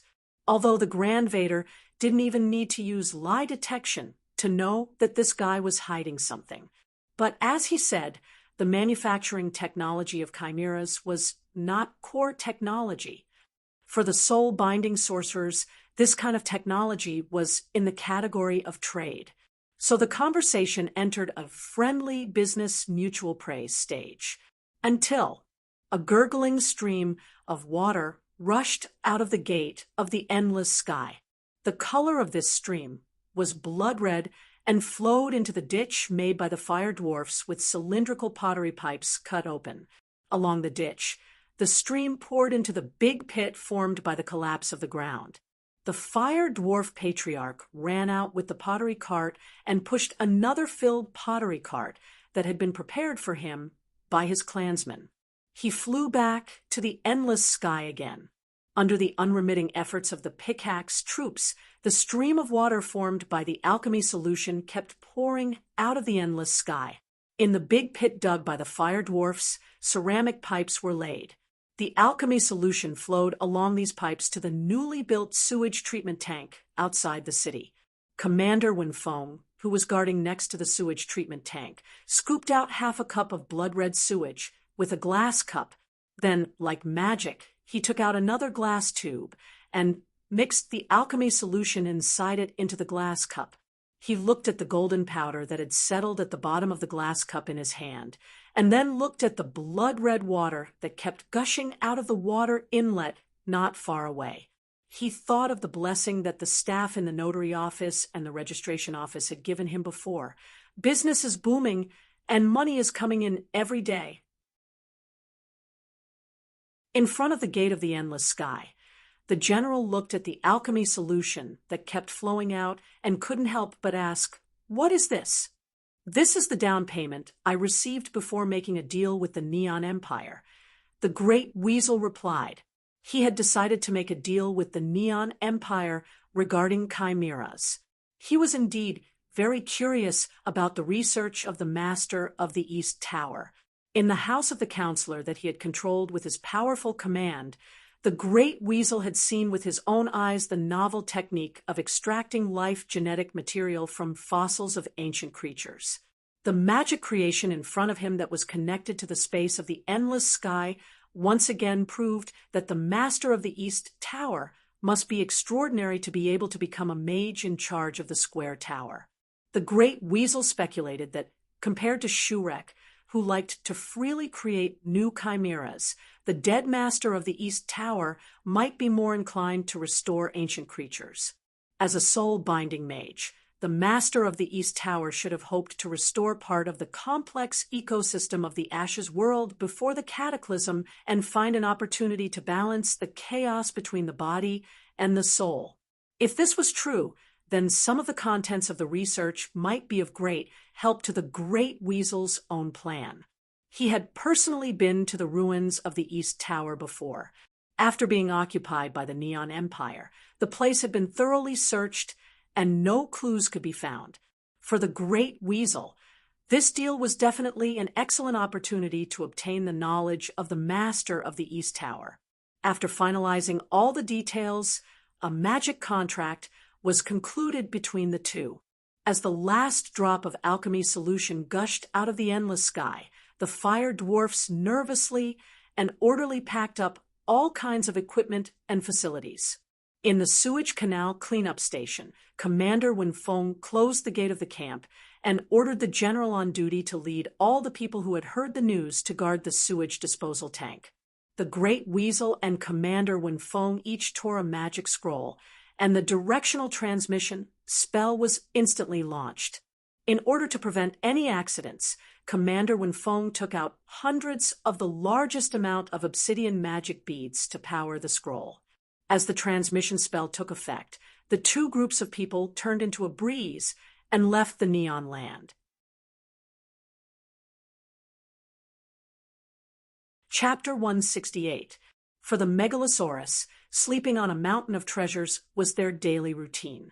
But for the Pasha, their daily routine was to review a mountain of financial reports. It had been more than half a month since the Japanese Senate formally surrendered to Pharaoh. During this time, many things had happened that made Keyes happy. For example, the ogre blacksmith, Neru, had recovered, his magic research had entered a new field, and he had successfully replicated the nut-flavored ice cream better than Blue the Gourmet, and so on. But during this time, there were also some things that made the young blue dragon feel a little vexed. For example, financial reports,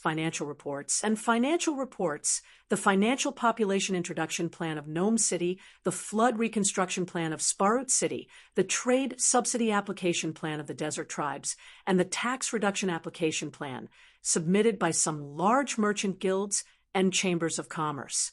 The core of these financial reports was nothing more than one word: money. They really don't want to live anymore. Keyes' almond yellow eyes seemed to flash with lightning. He looked at the desert kobold servant beside him and asked in a cold tone, "Have they forgotten the true identity of Keyes Phaeton? Apart from being a pasha, I am also a blue dragon. What do you think?" Beside the Megalosaurus in human form, the servant of the Dragonborn clan was so scared that he almost crawled on the ground. When he heard Keyes emphasize that he was a blue dragon, he swallowed nervously. Those who had seen his true form would not really treat him as a blue dragon, but the desert kobold was not a fool. There was no need to risk offending a powerful true dragon just to point out the falsehood in his words.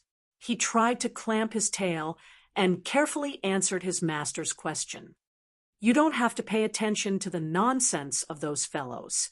Letting the great lord of the dragon Nest be their leader without asking for tribute is letting them off easy. If you ask me, we should take advantage of the situation in the city to make a fortune." Looking at the Megalosaurus in human form, the desert kobold servant struck while the iron was hot. "Now that your name has spread far and wide in the desert, all the tribes are fighting to join you. Many sand lizard men have come to our town to make a living. The elders have put them into the patrol team. The people in the city are not doing well, so the weapons and armor must be very cheap. If you buy from them personally, you might even get a special discount. Who told you this? Keyes interrupted the servant. The elder of our town's historian. He said that if there is a chance, he would like to remind you that according to the ancient tradition, the 11th day of the 10th month of the year is the best day to buy. The desert kobold thought for a moment and repeated the words that the elder had told him with great seriousness. What is your name? My name is Zhou Jianzu. A magic ray flew out from Key's palm. Under the effect of the malice transformation spell, the desert kobold servant that was hit immediately turned into a shivering sheep. Change your name or add a roasted whole lamb for dinner tonight. The kobold servant with the name Little Troublemaker, that was still fresh in Key's memory from his previous life, was spared. It was not because the evil dragon suddenly changed its personality, but because the young blue dragon was afraid that he would be contaminated by something bad if he ate it. However, Zhou's words did remind the young blue dragon that doing business, which combined buying and selling, would often bring more benefits than just taxes and tributes. The profits would be higher, and the profits would last longer. Keyes was not optimistic about the usual business model of the blue dragon race. Plundering, taxation, and extortion would not last long, and collecting protection fees would be too high compared to the output. Previously, the old dragon Sirota had created the tribute model. Merchants with dragon nest badges would offer goods in exchange for the scales and teeth that the blue dragon clan members in the dragon nest fought or fell off naturally. It was indeed a kind of innovation. However, this was not enough.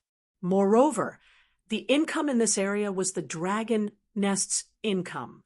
Keyes had no reason to use it for the city's citizens and tribesmen. On this point, even if the author changed his origin to that of a metal dragon, there was no room for discussion. The only choice was to integrate the resources brought by the title of Pasha and invest these resources into business operations to generate enough income. A part of the profits could be used to supplement the financial needs of various regions due to the reduction of taxes after the war. Although he didn't have any experience in doing business in his previous life, Quess had always thought about the steps of business operations, whether it was running a team game or strategic management games. Therefore, he was not particularly unfamiliar with how to start. But the question was, how should he start the business operations? Should he use the farming talent inherited in the genes of his family to upgrade the industry and climb the technology tree in the Ash world? Or should he use the geographical advantage to vigorously promote trade operations? Or should he use other methods? Megalosaurus were generally very intelligent. Even the white dragon with the title of Shame of the Megalosaurus had crazy and powerful spellcasters.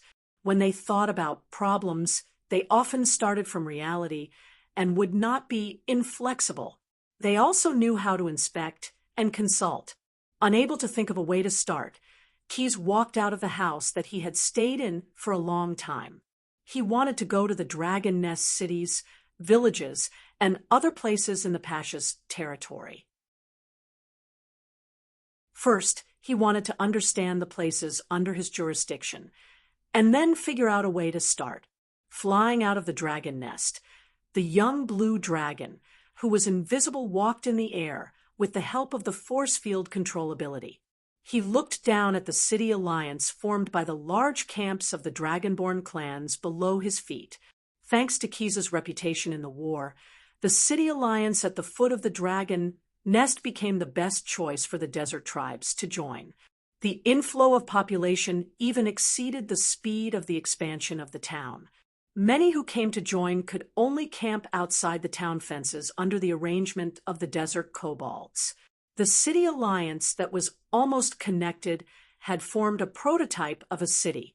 This city did not have the protection of walls like other places in Medici.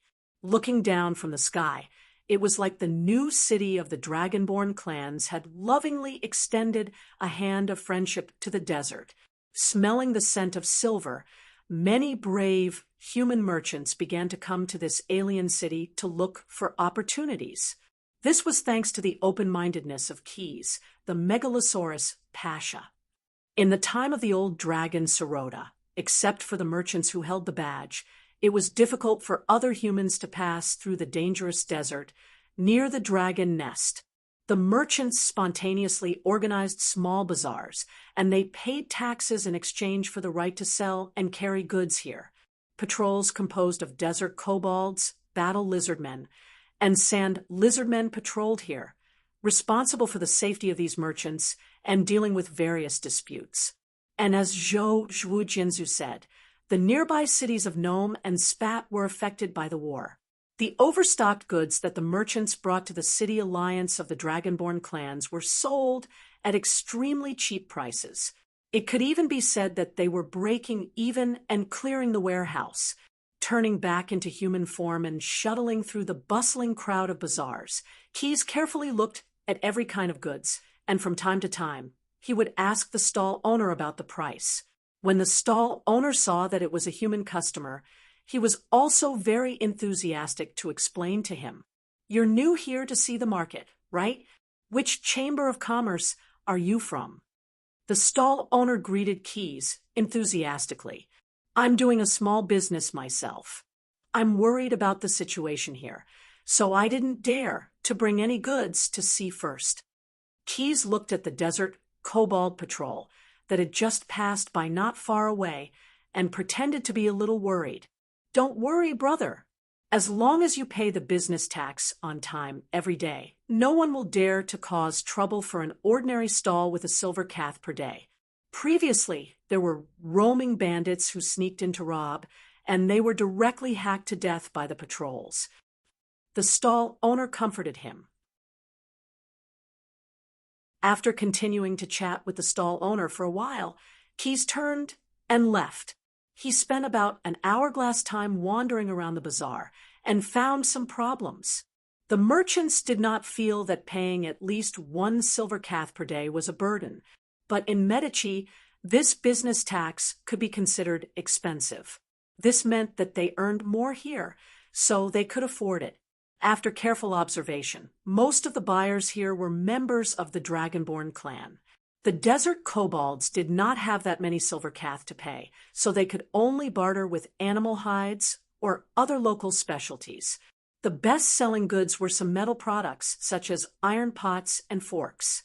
Some of these items would be used after being bought back, but most of them were sent to the newly moved blacksmith shop to be smelted and changed into weapons, armor, and other equipment. This blacksmith shop was opened by a blacksmith rescued by the desert elf Brock from Gnome City. The owner of the shop was called Old Habu by others. This was to distinguish him from his children and grandchildren, Habu and Little Habu. The silver cath collected from the business tax came in handy at this time. The warriors of the Desert Kobold Patrol would receive 1 or 2 silver cath per week in the form of a salary, and these coins were used by them or their families to pay the cost of refining the ironware. Not only that, the young blue dragon also noticed that the clan elders, who had more power over the business tax, would send a large number of silver cath to directly buy exquisite weapons and equipment that could only be produced in the big city of Medici. These were not products that a blacksmith shop that had just set up a furnace could produce. Keys, who had turned invisible, walked past the customers crowded at the entrance of the blacksmith shop and walked into the warehouse where the blacksmith shop stored the goods. On the shelves of the warehouse, the standard weapons of Medici were neatly packed in gunny sacks. Looking at the Sand Rhino Caravan logo drawn in charcoal on the gunny sacks, the young blue dragon's mouth showed a cruel smile. If it were other Megalosaurus, seeing that their kin dared to collect the business tax for their own consumption instead of contributing to their master, they would most likely use their claws and dragon breath to teach them their duty as Megalosaurus slaves in a fit of rage. However, Keys was not such an ordinary Megalosaurus. He did not care about the few silver cath, although he did not have much on him. Compared to the limited silver cath, he cared more about the business model behind the money. After all, the cake of an old acquaintance always looked so delicious.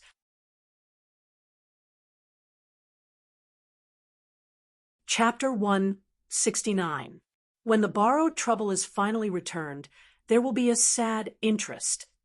Santos Ben Jozer's message to his descendants, the founder of the Sand Rhino conglomerate and an early member of the Scales of Eternal Order Chamber of Commerce. When they reached the end of the difficult road, the newly formed Sand Rhino caravan entered the town of the Strongfoot clan. After paying the business tax, the fat merchant led the team to the blacksmith's house to rest. Unlike the other members of the caravan who went to their dormitories to catch up on sleep after unloading the goods, Santos, the boss of the caravan, carried a toolbox as soon as he got off the camel beast. He immediately began to give his little babies a pedicure. After gently patting the ankles of the Sand Rhino a few times, these human-like creatures curled up their hooves. He carefully used tweezers to remove the gravel embedded in the giant camel's toes, then used a scraper to scrape out the broken skin near the wound and applied a brown ointment. He had only recently picked up this craft. Ever since the Sand Rhino caravan became the largest commercial transport team in Gnome City, Santos had not touched the tools used to care for large camel beasts for a long time. But a series of misfortunes had ruined half of his career, causing the fat merchant to have to start from scratch. Let's change them into my iron palms.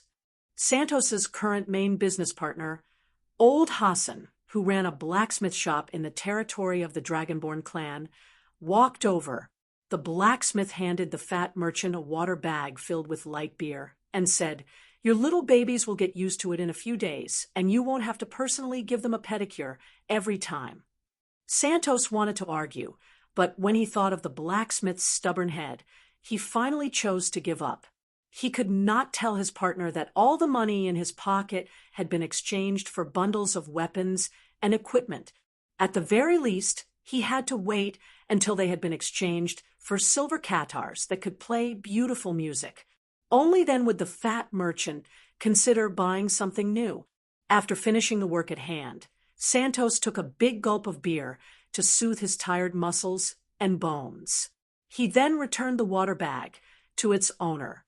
"Old man, I promise I'll listen to your advice next time. You can measure the size of these little guys' hooves in advance. But I still have to ask, how's the sales of the previous batch of goods? Why don't we take stock of the inventory and check the accounts first? It's not that I don't trust you, but..." The fat merchant wiped the sweat on his neck with the sleeves of his linen shirt. He carefully avoided using some business-specific terms and tried to use a friendly and encouraging tone with his partner as much as possible. Old Hassan originally hated the Philistinism of businessmen. In his opinion, those business words related to silver were a complete blasphemy against the trust that should exist between people. In the past, he had even quarreled with Santos because of this. Every time, he had used the means of accurate accounts and extra accommodation for the members of the business team to strike a heavy blow to the fat merchant who was full of silver coins. But at this moment, the stubborn blacksmith seemed to be a little embarrassed. He poured all the beans he had prepared for his partner's little baby into the trough. He lowered his head and stirred as he said in an apologetic tone, "Fatty, now might not be the right time. Someone told me to tell you to look for him as soon as you arrive." Hearing Old Hassan's words, Santos immediately realized that there might be trouble. He just wanted to ask a few more questions, but he found that he couldn't speak at all. Not far away, a young man was looking at him with a smile. When the absent-minded fat merchant followed the young man into a room in the blacksmith's shop, many desert kobold warriors immediately ran in and surrounded the room. "Fatty, I nailed your sand rhinoceros with iron paws for free." Old Hassan looked at Santos's back and shouted. Although Sir Pasha had assured him that he had no intention of hurting his partner, the blacksmith knew that Sir Pasha was also the master of the dragon's nest. He was a vicious dragon known for his ferocity. But in the end, old Hassan found that the Megalosaurus Pasha kept his word. Just as the blacksmith nailed the iron paws on the forehooves of a sand rhinoceros, his partner was released intact. If Santos's unusually excited mental state was not taken into account, the fat merchant was no different from before. How could Santos not be excited? He was overjoyed. Since encountering the coercion of the man-eater in Nome City, the coercion of the perverted tabby cat in Coptic City, the frightening night of the shark-lizard riot in the Sawan tribe, and the escape of the Nome massacre of the Japanese, this honest merchant felt that his luck was turning for the better for the first time. The terrible Megalosaurus, who had once signed a contract with him, the Megalosaurus Pasha, who was now in charge of a region, had condescended to negotiate with him, a commoner.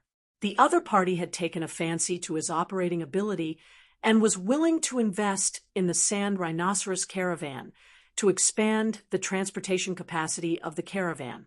Just before he left the room, Sir Pasha had signed a spell contract with him. The contract stipulated, Megalosaurus will invest 300,000 silver cats in Santos in his personal name. The entire investment is divided into 3 phases.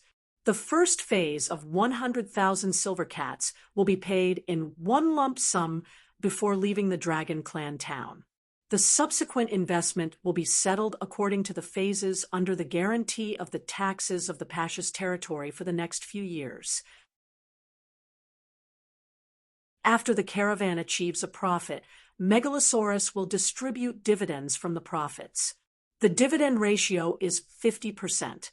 Megalosaurus Pasha will have the ownership of the Sand Rhinoceros Chamber of Commerce, but the management will always be held by Santos and his family.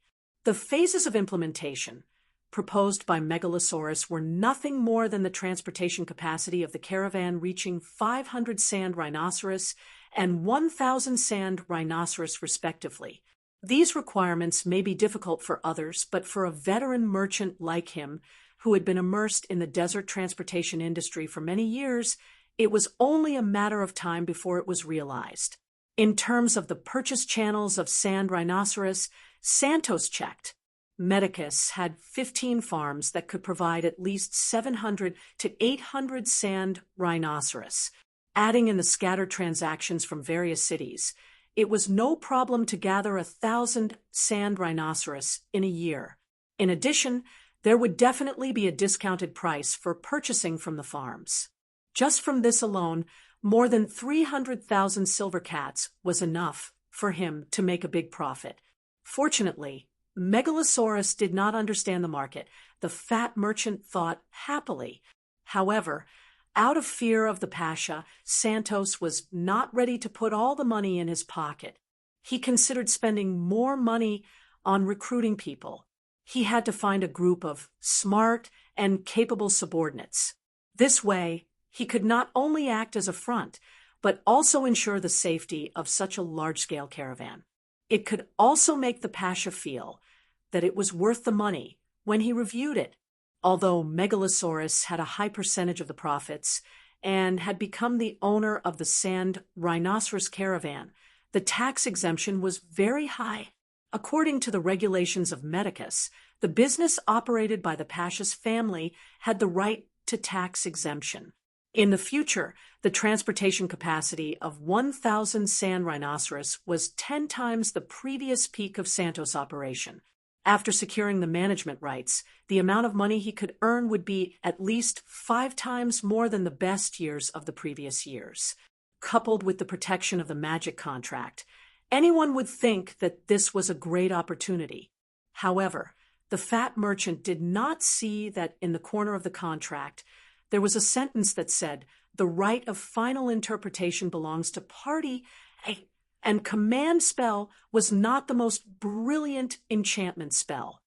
"Old man, I just heard you say that you will give me the sand rhinoceros iron palm for free, right?" Key's investment in the sand rhinoceros caravan was not a whim. It was a very important part of his entire business plan. Long before Santos drove the camel beasts to the town of the Dragonborn clan, The young blue dragon had completed the inspection of the territory under his jurisdiction. And it was this comprehensive inspection that made him completely reject the farming plan that he had previously envisioned. Not to mention that most of the land in the Ash world was not suitable for the development of agriculture. Even if Keyes used magic to forcibly climb the technology tree to upgrade, the process of improving the backward productivity was too slow to alleviate the urgent need. Therefore, he had to give up the experience that he had learned from a lot of web novels in his previous life and set out from reality, to adapt to the Ash world or to adapt to the current productivity base of the Medici Empire. He started with the business field and obtained more income through the circulation of money and goods. Therefore, the young blue dragon decided to provide the capable fat merchant with an investment of 300,000 silver cats, and the first problem he needed to solve was the first investment of 100,000 silver cats stipulated in the contract. This was indeed a challenge for the poor Megalosaurus Pasha. Should he put down his face and borrow some from the rich gourmet blue first, or should he earn it with his own ability in a short time? This was a problem, but fortunately, when his thoughts drifted to the dangerous edge of the value of dignity and good friends should help each other, the author could not stand it anymore and helped him in time. The protagonist's face could not be given up. Therefore, he could only take his companions, including the paladin Jason, to do the evil dragon's old business, begging with force, without other people dragging them down. Keyes and the others quickly rushed to Spat City. The situation of the ancient city by the Nero River could be said to be terrible. When the Bat King, Aigu, ruled as the governor, he and his family treated the people here as serfs. Not long after the Japanese had taken over the city, the invaders had turned the place into a swamp. Unlike Gnome City, which had experienced a massacre, Spat City did not become a big cemetery. But after the burning of the soldiers and the flood, the people here were facing the threat of starvation and death. In fact, after the new governor took office, the first thing that the new governor did was to ask Keyes, the Pasha, for funds to help the victims. Under the exploitation of the Aigu family, although the people here made a living from agriculture, they had no surplus food. The target of the begging with force was naturally not the city's poor. Otherwise, Jason, the paladin brought by Keyes, would be the first to disagree. The young blue dragon's action plan was very clear. He wanted to fight a wave of tycoons here.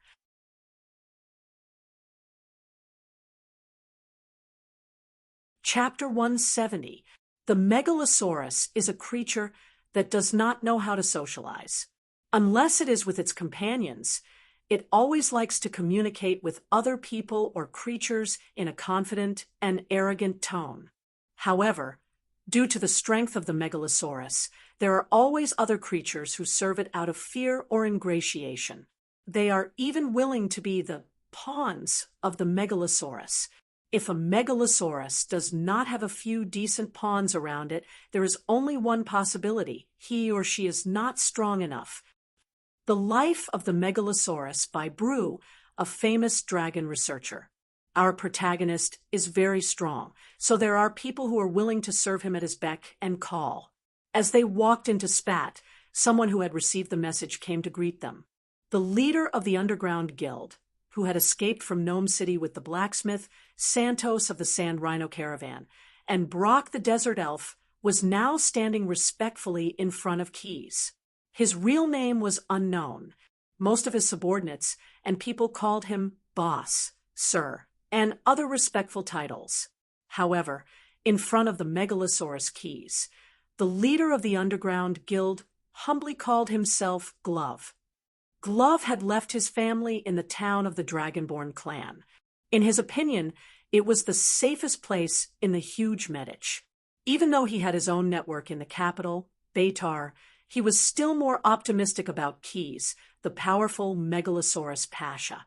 A strong ruler often meant that the people could live and work in peace. When the young blue dragon found the gauntlet and asked him to investigate Spat City. The former leader of the underground society in Gnome City agreed without hesitation. Do not disobey the strong. This was the lesson Glove had learned from his old opponents, who had failed and died in his place. Just like how expanding the caravan and purchasing sand rhinoceroses were familiar to the fat merchant Santos, sneaking into Spat City was a piece of cake for Glove, who used to be in charge of the underground of a city. His social network was still very useful in this city. Moreover, after the catastrophe, the people here were in a state of panic, and the chaos in the market gave him many opportunities to take advantage of. In less than half a month, all the gangsters in Spat knew that an old senior had come. Glove announced his arrival like a fierce dragon crossing the river. The guys who were responsible for maintaining the simple underground order of the city were either dead or injured, and the rest were recruited by Glove to work for him. The previous gangster leaders could only engage in kidnapping and extortion. At most, they could only collude with the bandits outside the city. Now, they were all wiped out by the Megalosaurus Pasha, filling their wallets and saving money on their subordinates' meals. There was no skill to speak of. As their subordinates, naturally, they could only drink cold soup at most. The method of using Gloves was completely different. As an old senior, he had long been used to seeing the world. In the past, the gangsters in Spat could only be considered as street thugs at best, but the Glove showed them the advanced operation concept of the underground guild. Using his connections, Glove found 38 of the largest brewers in Medici. In front of these representatives, he took out the specialty grain of Spat, glutinous wheat. This grain grew on the fertile soil of the Nero River. It was very glutinous and very suitable for brewing. In the past, the brewers had to spend a lot of money to buy this raw material from Governor Agu. Although the city had been burned and flooded, there was still a lot of grain in Spat. Ordinary people certainly did not have any surplus, but the members of the Agu family certainly had some. Moreover, after the Wuzans occupied the city, they moved all the grain in the official granary of the Medici Empire to the governor's mansion, preparing to rob them all through the portal. However, the war was tense, and these grains were all put aside, due to the high terrain of the governor's mansion. This batch of grain luckily escaped the flood and was preserved intact. Originally, the new governor was going to use this batch of grain to help the disaster victims in Spat. However, the Agu family claimed that this batch of grain originally belonged to their family and should be handed over to them. Due to the blood relationship with Pharaoh and the pressure from Bite City, the governor had to agree to the request of the Agu family. This batch of grain was in the hands of the Agu family, waiting for the best price to sell. The greedy and muddle-headed nobles did not care about the lives of the citizens. They just kept pushing up the price of this batch of high-quality grain. Not only were there complaints in the city, but even the merchants who came to buy grain were also dissatisfied. Glove knew that this was an opportunity that he had to seize. Under his leadership, a new brewery was built in Spat called the Bubbling Beer Barrel. Of course, this brewery was just a smokescreen, operating a legitimate business on the surface. With this disguise, Glove could send out capable men to divide or bribe the staff of the Agu family who were in charge of the grain in the city. The nobles would not do the work themselves. Most of them were served by stewards, and it was this that helped Glove a lot. Often, a small investment could be exchanged for a large harvest. Glove's men carried grain to the beer barrel by truck, but the clerk only calculated the price according to the fraction of the load. Later, even the guards of the Agu family were recruited. A few bags of moldy grain were thrown on a cart full of high-quality grain, and the whole cart of grain was shipped out at a low price as processed grain. Not only that, the grain that the brewers took away from the beer barrel was also taken care of when they left the city. The experienced Glove naturally did not forget to bribe the guards at the city gate. Therefore, as long as they were his customers, they could enjoy the considerate after-sales service of half price or even free of tax. Of course, there were also some ignorant guys who wanted to snatch the food from Glove's mouth or tried to report him. At this time, Glove, who had always shown people the white gloves, would not hesitate to hand over the black gloves. The white gloves gave money and was loved by everyone, while the black gloves demanded lives and was feared by everyone. The rules and regulations of Gnome City's underground guilds were carried over by Glove. Under the leadership of this old senior, the gangsters of Spat City lived a good life that they had never imagined. Not only did their families not have to starve, but they also had spare money to spend from time to time.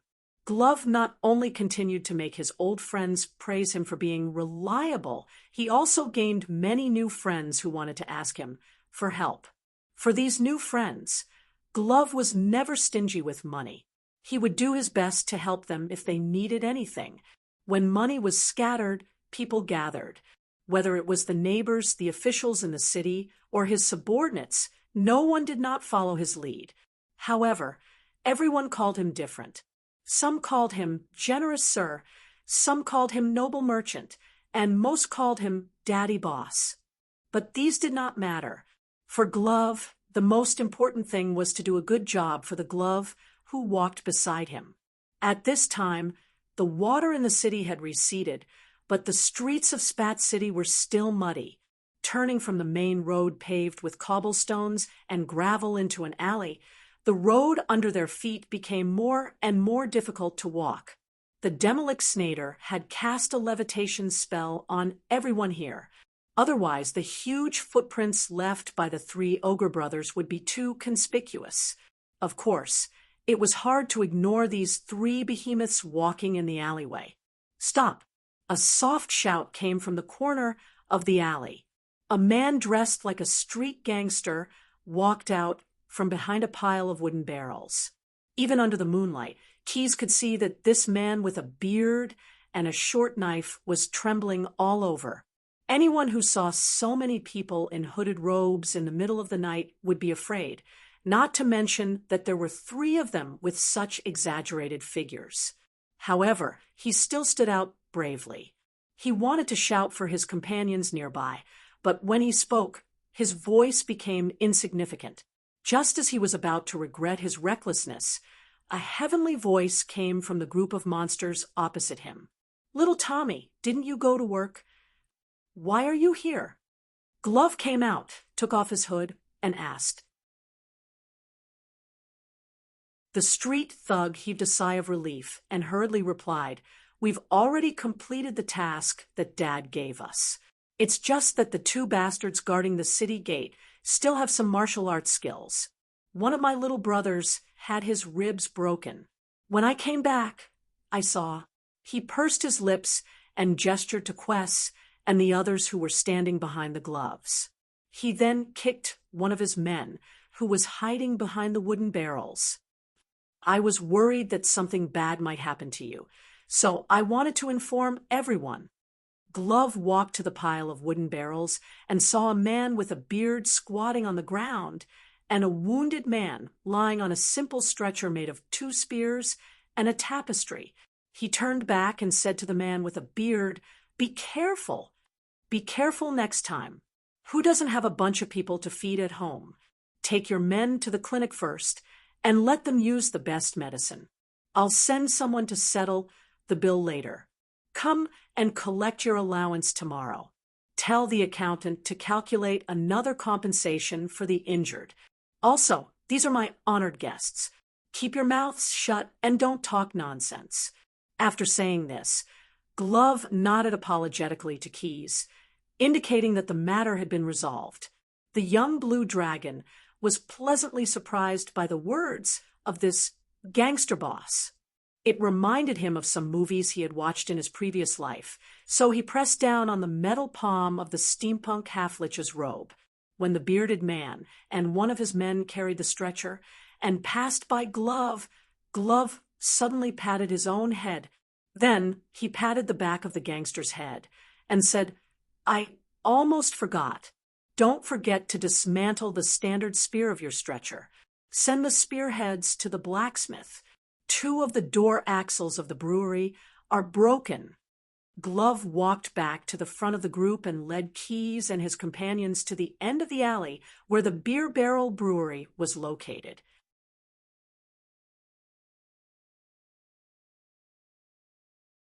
Chapter 171.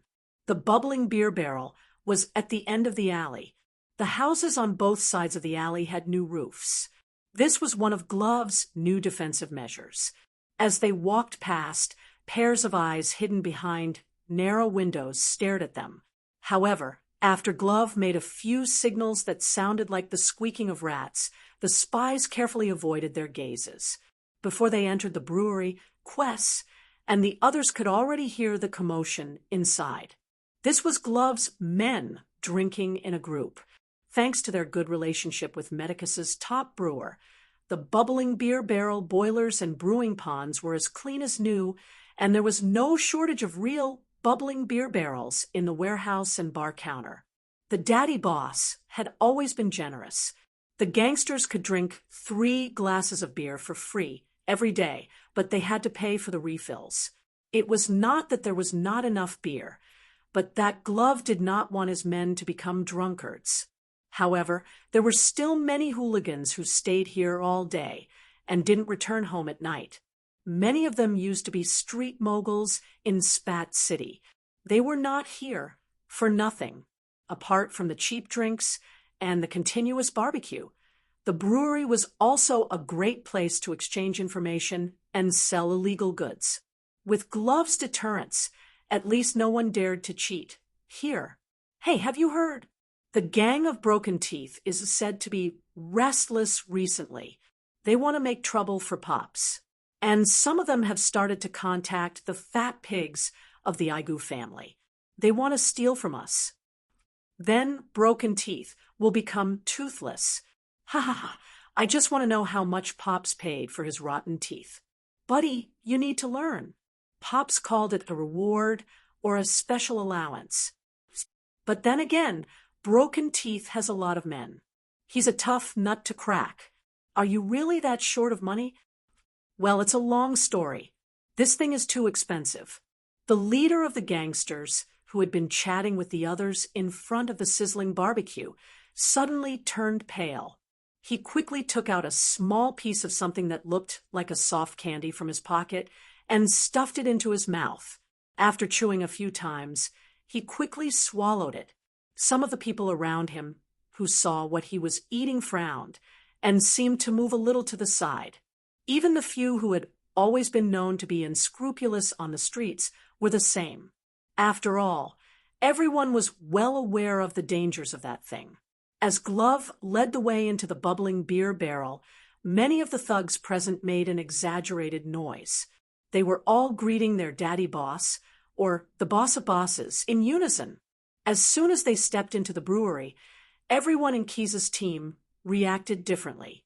The eyes of the 2 brothers, Neru and Brew, lit up as they looked at the barbecued meat. The witch doctor, Paru, looked helplessly at the 2 gluttonous ogre brothers. The sacred warrior, Jensen, thought of the time when the mercenary army from another plane stopped fighting and rested in the bottomless abyss. The desert elf, Brock, thought of the bonfire feast in the Salem tribe. The young blue dragon and his spell consultant looked at each other and went straight to the leader of the street thugs who had just swallowed something. Under the man's puzzled gaze, Keys picked him up and took out the few remaining moon candies from his pocket. The others who were originally around him all stood up and held their weapons in their hands. However, under Daddy Glove's instructions, the elite fighters who immediately rushed over, as well as the brawny ogres who were carrying exaggerated ebony spikes and staring at them with eager gazes, immediately made the ogres give up. I don't know why this thing would appear here. Glove caught a small piece of moon candies that Keys tossed to him. His tone was full of frustration and frustration. It reminded him of his son who was addicted to this thing and was killed by his opponent. This also made his next words sound a little hysterical. I promise myself that anyone who dares to eat it or buy it in my territory will die. That's what I said. Keys, who had the psionic ability, could easily tell that the man was not lying. He raised his hand and threw the man under Glove's feet. Glove did not give the thug any chance to explain. He did not even use the dagger on his waist and directly strangled him to death with both hands. The sudden execution of the family law attracted the attention of all the thugs present. Everyone was silent. A cloaked figure quickly and inconspicuously moved towards the direction of the door. "Where are you going?" "Kitty." "Me." When the young blue dragon's teasing words reached his ears, Rakshasa immediately knew that his stealth had been discovered. He did not even care to tighten his cloak and immediately jumped up and rushed towards the door, as long as he got out of the door. And then Rakshasa's brain, which had always thought of itself as sharp, crashed into the force field wall with all his might. Seeing stars, he tried to prop himself up from the ground, but the cloak hanging around his neck became like an anchor, pulling him back down to the ground. Seeing what happened to Rakshasa, the thugs in the brewery immediately cleared a large space near the door. Even with their limited knowledge, they knew that something supernatural was happening there, and there must be danger. The real danger was strolling there. Keys used his body to block the door in the direction of Rakshasa's escape, and lifted the restriction of the force field spell. The monster, who could move freely again, quickly looked around, trying to find a way to create chaos. But in the end, he helplessly found that he had fallen into the encirclement formed by 3 strong ogres, a strange metal construct with a lifeless aura, a paladin, and a desert elf's voice warlock. Perhaps his brain was really muddled, and he actually missed Keys. The young blue dragon read Rakshasa's thoughts at this time and smiled. He moved his body and took off the cloak on his body. The cloak stood in the windless air and hung in front of the brewery. His psionic power was activated, producing an effect similar to greater bravery for Rakshasa. With the virtual morale, the middle-sized evil demon was no longer afraid to reveal his body, and he did not care about the screams of the people around him. At this moment, his mind was full of thoughts on how to tear his opponent with his curved claws. After all, he was far stronger than ordinary mortals. Indeed, Rakshasa was not weak in the material plane, and he could even be considered quite powerful. But this was only relative. At this moment, the opponent that this secret agent of a certain existence in the 9 prisons of Bader was facing was far stronger than he imagined. The tiger-headed monster seemed to have forgotten that he was carrying a weapon at his waist. He jumped up like a real big cat and waved his claws to attack his opponent. His high figure made his claws even more fierce. The sharp claws were hidden insidiously between his fingers. If his opponent was not careful, his eyes would be pierced and his head would be smashed. Just as the brawny ogre was about to swing his ebony spikes to help the battle, the steampunk half-lich standing beside him stretched out his metal palm and stopped Nalu's action. Let him play for a while. The considerate words of the spell consultant were somewhat familiar to Keys. It was as if a certain wizard had said something similar, and the he referred to had a strange purple skin. The young blue dragon, who had transformed into a human form, showed a smile similar to that of the he. In an instant, it was as if he was possessed by the purple potato spirit. The powerful fist passed through the opponent's claws at a tricky angle and hit him hard on the tiger's nose. Rakshasa, who could not dodge in time due to the pain, was grabbed by both of his wrists. His chin was tightly pressed against Keys's knee, and he choked back his scream. The young blue dragon attacked left and right, and his fists continuously hit his opponent's chest and ribs that were wide open. Rakshasa wanted to launch an attack, but Keyes picked him up by the waist first. This was the throwing skill of the Twilight sect, recorded in the booklet called Nine Sword Catalog. After the monster was lifted up and spun around, Keyes threw him to the ground with his head in the posture of hitting the ground. With his head broken and bleeding, the false morale quickly faded. Rakshasa, who had the body of a two-headed giant, was not beaten to death by the young blue dragon, who was playing with him. However, his rejoicing did not last long. The steampunk half-lich came to him. Snade's mechanical prosthesis firmly pressed the head of the evil demon, and the evil spell of memory extraction was cast. When he woke up again, he found that he had changed back into the form of a tabby cat used for disguise. He was like a Real wild cat, lying on the wall of a house in Spat City, surrounded by a net rope that had been dried with salted fish. What's going on? Rakshasa's brain seemed to have been mixed with sand and mud, and he could not remember what he had done yesterday. Terrified, the evil demon quickly jumped down from the wall and ran toward the newly built Bardo outpost in Spat City. Feeling a little dizzy, the tabby cat did not run on the roof. It could only crouch down and rush through the alleys. When it ran to the door of the tailor's shop, someone stepped into the shop before it.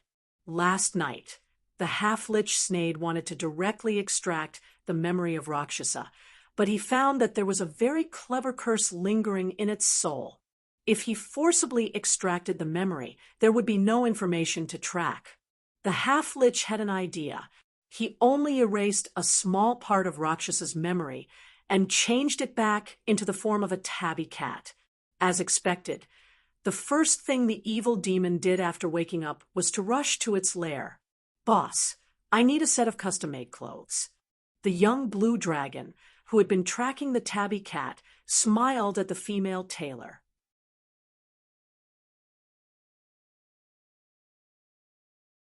Chapter 172. This tiefling's reaction was somewhat unexpected to Keyes. He had met her before, so she should know that he was a general in Bader's faction during the bloody battle. Since she dared to take out her weapon in such a situation, she was either fearless or truly rebellious. Raksha had just walked into the tailor's shop when he saw the tense situation. He immediately transformed from his tabby cat form into his demon form, which was more suited for combat. He immediately activated the magical restrictions here and sealed off the entrance to the tailor's shop. He then returned to his partner's side and carefully observed Roland's appearance. Since his memories of last night had been erased, Raksha only recalled that Roland had humiliated him in Coptic City. When he tried to recall more carefully, he couldn't help but inhale sharply. Although Roland had healed his injuries with magic, the soreness in his muscles still reminded him that some things were difficult to completely forget. "Be careful, this guy," Raksha wanted to warn his partner, the tiefling, but he didn't expect that before he could even finish speaking, an enchanted bow would shoot at him at close range. A sharp arrow with a flash of lightning shot into the tiefling's right temple and out of his left eye socket. Raksha didn't even have time to scream in pain, nor did he have time to say anything like, "I'll be back." Thanks to his nature as a demon from the mortal plane, Raksha would always revive in Bader's hell after dying in the mortal plane. Raksha's body staggered and collapsed to the ground. He instantly transformed into a puddle of pus. Idiot who will never accomplish anything. The tiefling ranger glanced sideways at his demon partner. However, his main attention was still focused on General Bator. Keyes' sudden visit caught her off guard. "Honorable General, may I know why you've come?" The tiefling tossed her enchanted bow at her feet, indicating that she had no intention of attacking. She was intentionally stalling for time. The magical waves she had just sent over meant that the warning runes she had set up in the backyard were already taking effect. The hidden assassins would soon arrive to support her. Keyes, who was standing in the middle of the hall, suddenly twitched his nose a few times. His brows furrowed, slightly for a moment before relaxing. However, the blue dragon youth in human form still unsheathed the adamantine scythe at his waist. He narrowed his eyes as he stared at the tiefling ranger with a burning gaze. "You join the abyss. Which great demon are you loyal to?" The backyard of the tailor's shop had now become a battlefield. The tieflings had placed their hopes on the assassins, and they were currently engaged in a bitter battle. Originally, the activation of the warning runes made the assassins very excited, because it meant that they could taste blood and slaughter again. It should be known that the tieflings hadn't hidden them for long. The tieflings had only obeyed the orders of the mixed-blood bastards out of fear of their masters. Therefore, when they could do something big and exercise their bodies, all of them became abnormally excited. They even forgot about their stealth, innate skill, and attacked their opponents from the front. They thirsted for blood, thirsted for slaughter, and thirsted for the taste of mortals' thin, rough tongues. That's right, they were demons from the lower planes, Babu demons. They were a type of Tana, re-demon that was born from the souls of mortal killers, assassins, and sadists who fell into the abyss. Babu demons were about 6 feet tall, but they only weighed about 140 pounds. This was why these demons appeared rather skinny. However, if an opponent was fooled by their appearance and underestimated the muscles under their skinny bodies, they would soon suffer the consequences of their actions. Apart from their deceptive physical strength, the Babu demons were also covered in a layer of viscous red liquid that resembled jelly. Any opponent that tried to attack them with their bare hands would first burn their own hands. In fact, even ordinary weapons wouldn't be able to resist the corrosion of this viscous red liquid. The Ogre Neru and the Saint Samurai Jensen were rather surprised to encounter Babu demons in the material plane. However, after reminding the desert elf Brock of the characteristics of these Tana, re-demons, they still threw themselves into the battle with great enthusiasm. For the Saint Samurai, fighting against evil was in line with their beliefs, and it was their duty.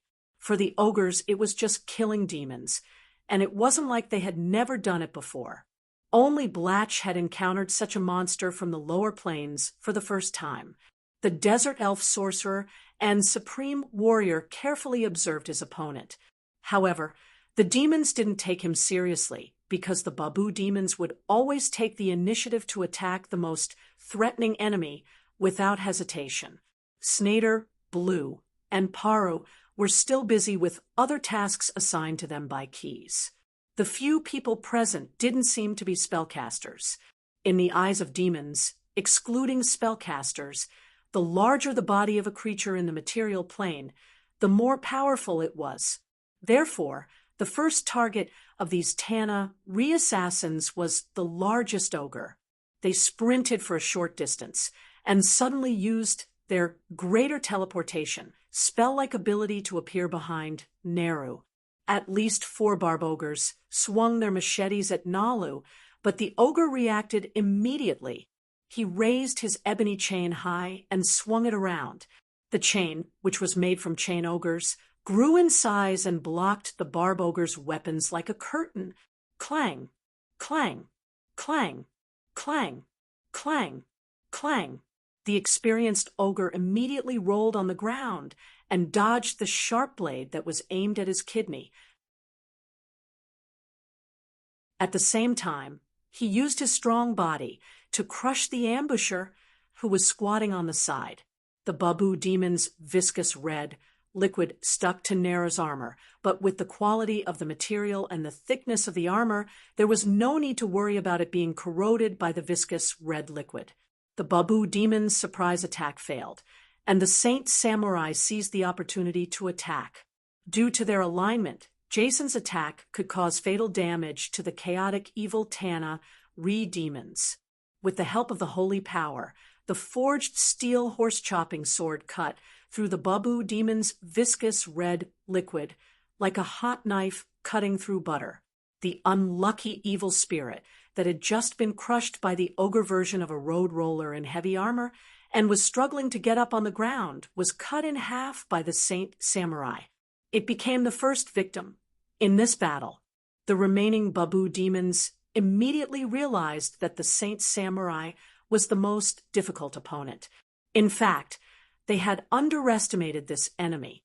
Almost all the demons turned around and began to attack Jason. The Tana re-demons still knew some tactics. They cunningly divided the battlefield by relying on their advantage in numbers. Some were responsible for blocking the violent attacks of the ogres and the death dance of the desert elves, while others surrounded the Saint Samurai. As if that was not enough, the demons also used dark magic spell-like abilities. The position where Jason was shrouded in darkness that no natural light could penetrate. The Babu demons who besieged the Saint Samurai sneered. After all, they were very familiar with blind fighting. But this optimism did not last long. Thanks to the strict training he had undergone since childhood, the gifted Saint Samurai had also mastered enough combat skills to deal with all kinds of situations. Even the deepest darkness could not stop his determination to kill the evil demon. The sound of weapons clashing was endless, and the demons besieging Jason cried out in pain. The forged steel horse-chopping sword that was infused with holy power was especially useful against the Ta-Re demons.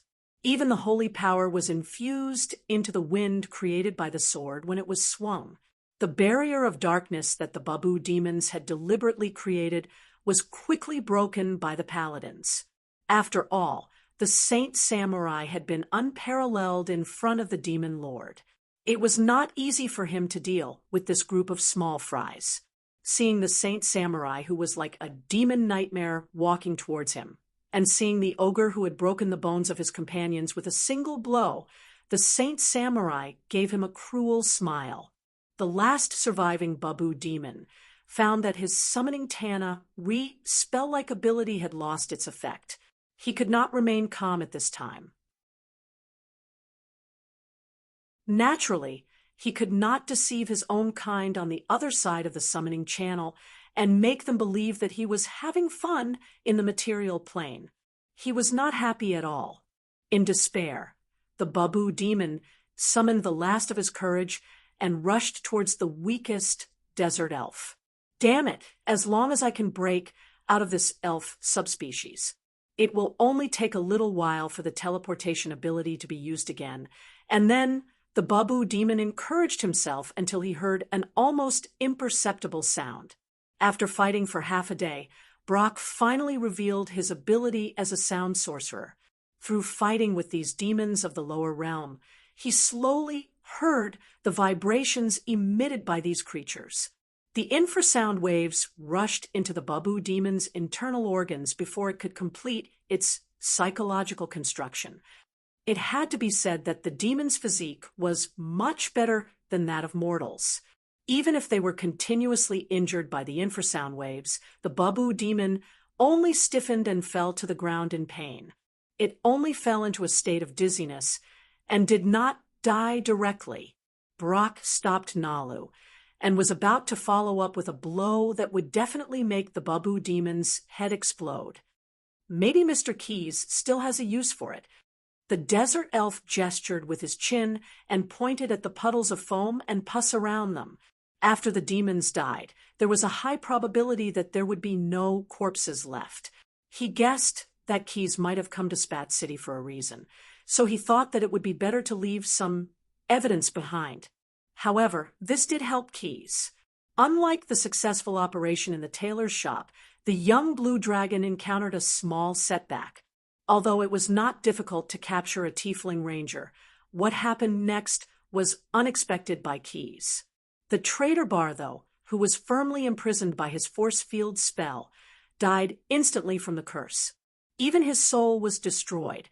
If Brock and the others had not left a Babu demon behind, not only would this new unsolved case be unsolved, but even some of the preparations that Keys had made before coming here would have been in vain.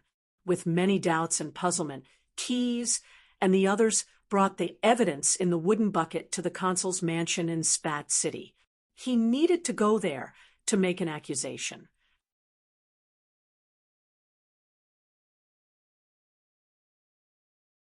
Chapter 173. Ever since the Glove Dragon crossed the river and swept away the original underground forces of Spat, the leaders of the local gangs who had been suppressing Halya's gang were also taken care of and wiped out. No longer suppressed, Broken Tooth's business became more and more unscrupulous. He was not a local. Broken Tooth was a fugitive from Bite City. When he first escaped to Spat, he helped others escape in order to make a living. The citizens of the city suffered from Aigu's exploitation, so some people helped them escape to other places in Medici in exchange for money. Broken Tooth had experience in escaping successfully, so he quickly took advantage of this to get a lot of business.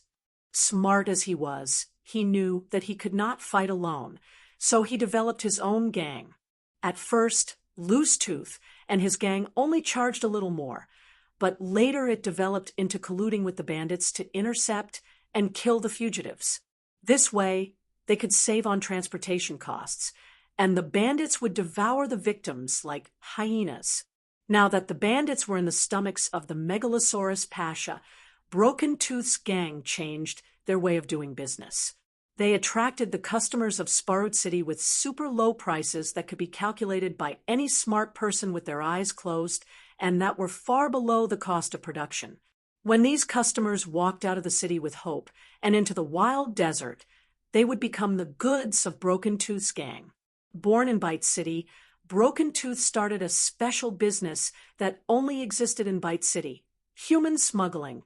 What the Japanese wanted to do, but failed, was done by a gang of mobs from Spat. In their own country, the Medici had once again become slaves that could be bought and sold. What was even more frightening was that Broken Tooth's business was in short supply. It was this market environment that made Broken Tooth have to do a good job of open source and throttling. The so-called throttling was to reduce the losses on the way. His subordinates always complained that some people just could not learn how to accept the arrangement of fate, so they had to teach them with swords. But Broken Tooth came up with a solution in the end. He asked his subordinates to separate the men from the women, and the women from the children. The women could not live without their children, and the men could not live without their wives and children. This way, no one dared to resist the management of Broken Tooth's gang. The so-called open source was much more troublesome. Originally, Big Tooth wanted to lower the cost of recruiting customers, but since they had drained the pond to catch all the fish, there weren't many potential customers left in Spat. As a last resort, White Teeth had to pick up his old craftsmanship in Bite City. He began to use violent means, kidnapping the city's lower-class citizens to fill his stockpile of goods. Who didn't have family, friends, or old friends.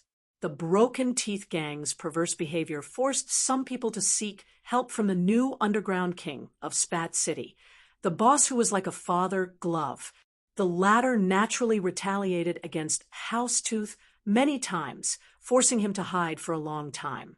It wasn't until Tsaoya met his destined benefactor that things took a turn for the better. The Tiefling Ranger found this unscrupulous scoundrel and used his powerful evil demon assassins as an investment to force the Tiefling Ranger into joining the Broken Teeth gang's business. Although the Tieflings had already betrayed the Bartho faction, it wasn't until Keys suddenly went to the Bartho faction and caused the Tieflings to make the wrong decision that they were exposed. However, this devil's outpost had been run by Medic for many years. Naturally, there were many nobles among its business partners. The fallen Aigu family was naturally part of the Tieflings' network, which was disguised as a seamstress. With her acting as the middleman, Tsaoya easily became acquainted with a certain important person in the Aigu family. It was because of this that Tsaoya dared to ignore Glove's pursuit and reappear in Spat City. Not only that, but the tiefling's partner also allowed Saya to come into contact with a business that was far more profitable than his previous one. This scoundrel had known about Skuma before, but only recently had he seen Moon Candy. With his previous status, he would never have had the opportunity to see such expensive goods that only rich merchants and nobles could afford. With the tiefling's encouragement, Saya began to try selling this expensive, depraved, and deadly alchemical medicine in his own territory. However, in just a few short days, Saya was astonished by his abundant income. This also strengthened his resolve to enter this field.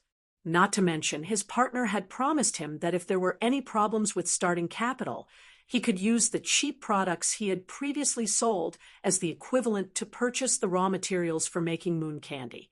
Distribution channels, supply channels, starting capital, these were all major prerequisites that one had to consider in order to do business. Only Tsaya's old rival, Glove, who was like a father to him, might be jealous and cross the line to compete with him.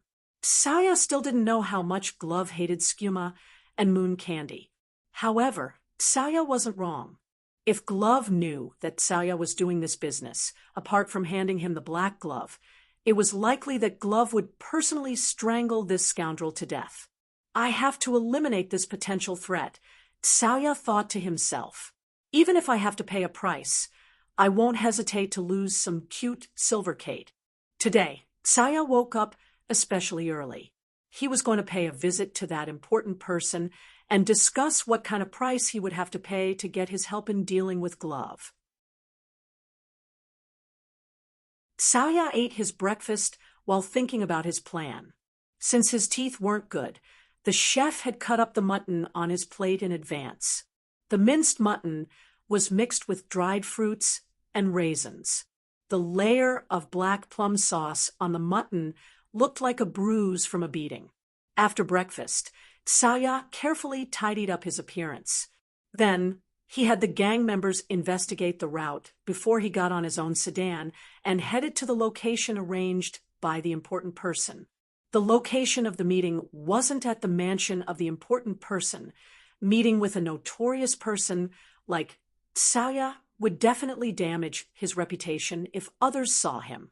Therefore, they met in an inconspicuous residential area. When Saya arrived at the designated location, he arranged for his subordinates to spread out to guard the surroundings before he walked in with 2 bodyguards. Unlike the style of the apartment outside, this room was very dark and had a strong smell of incense and dust on the carpet. The muddy light from the old-fashioned oil lamp covered everything in the room with the color of red wine. This kind of atmosphere was indeed very suitable for secretly plotting things that outsiders wouldn't know about.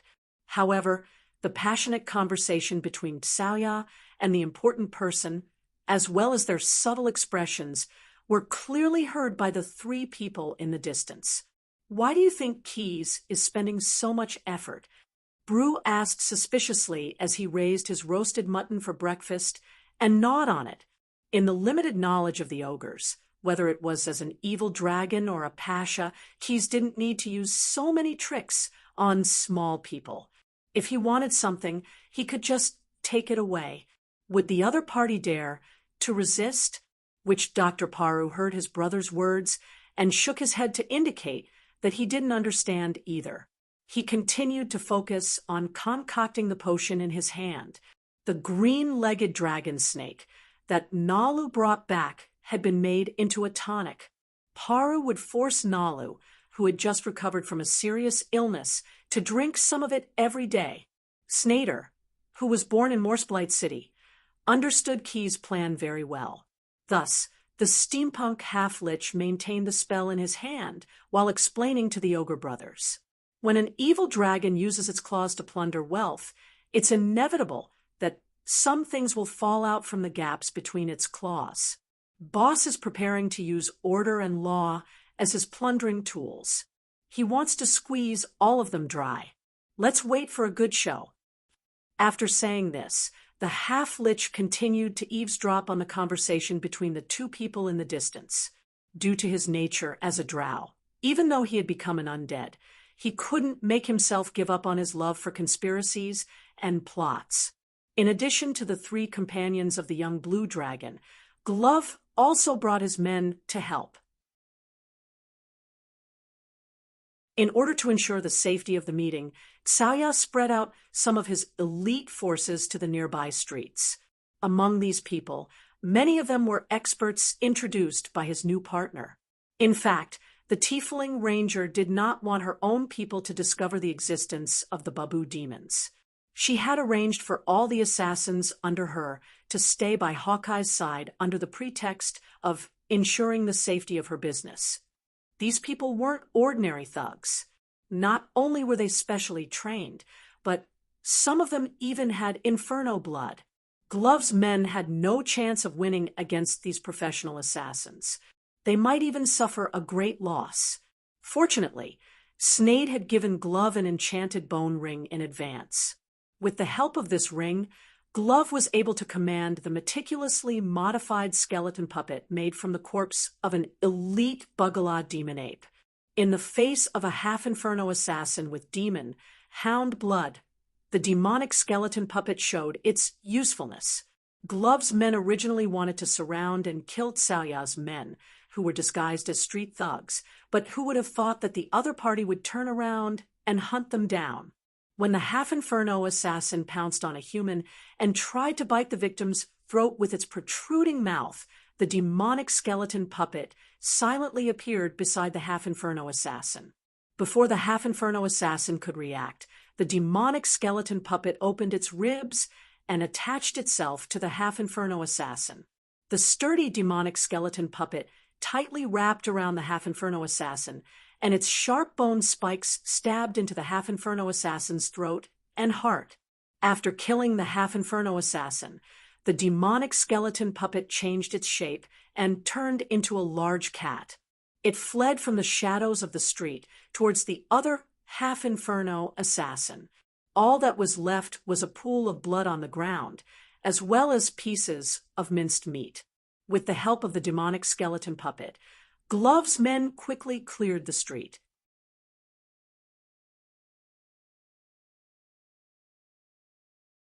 Chapter 174.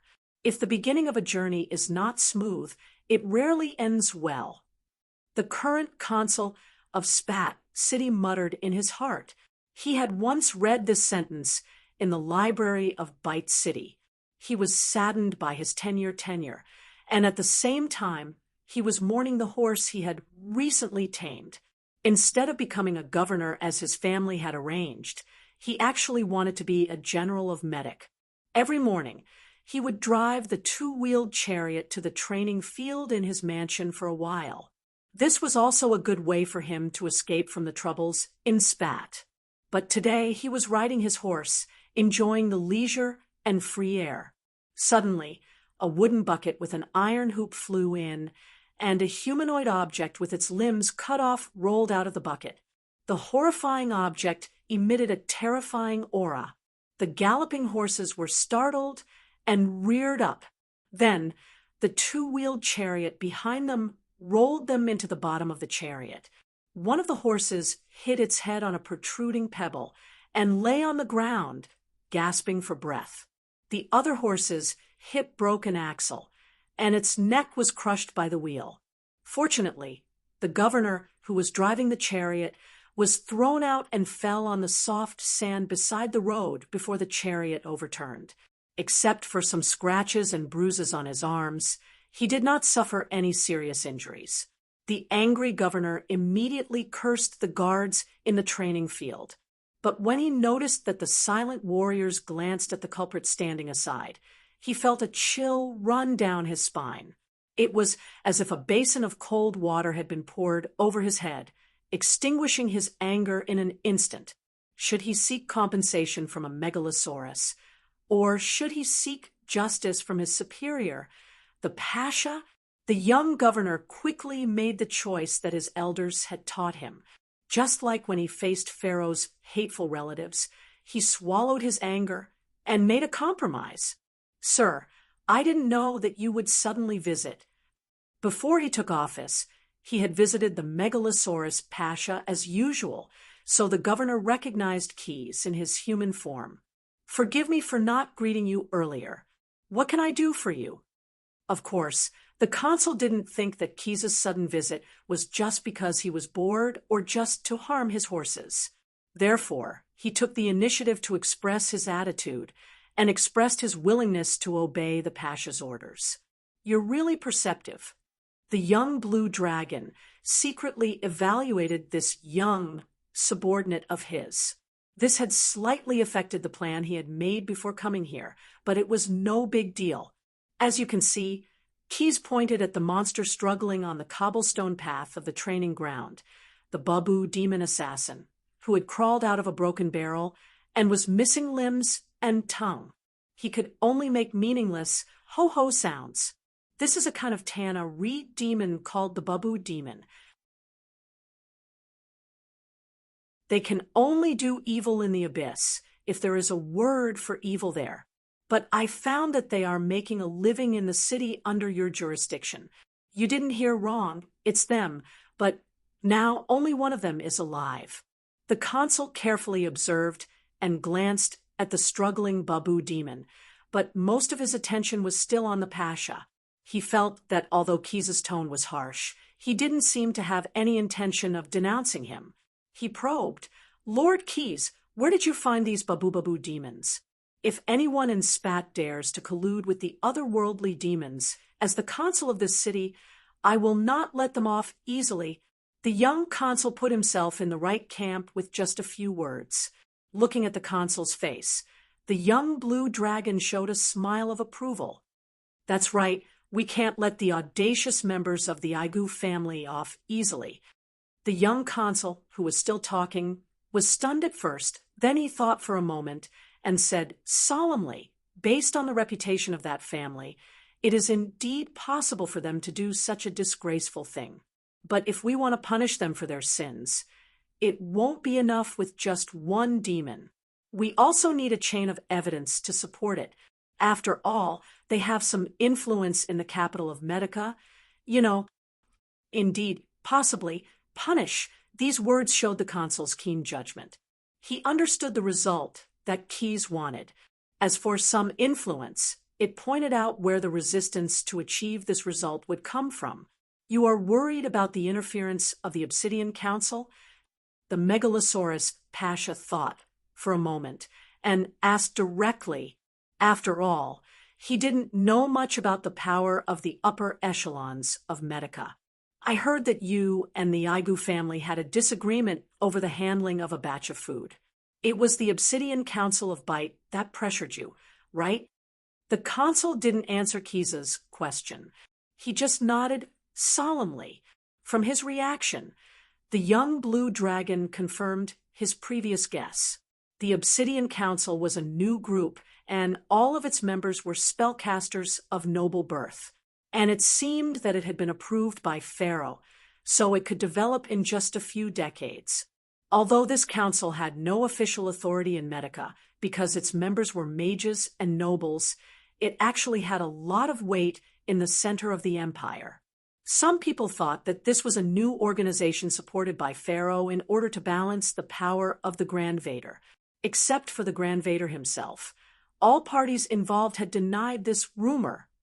But facts were facts, and denial was useless.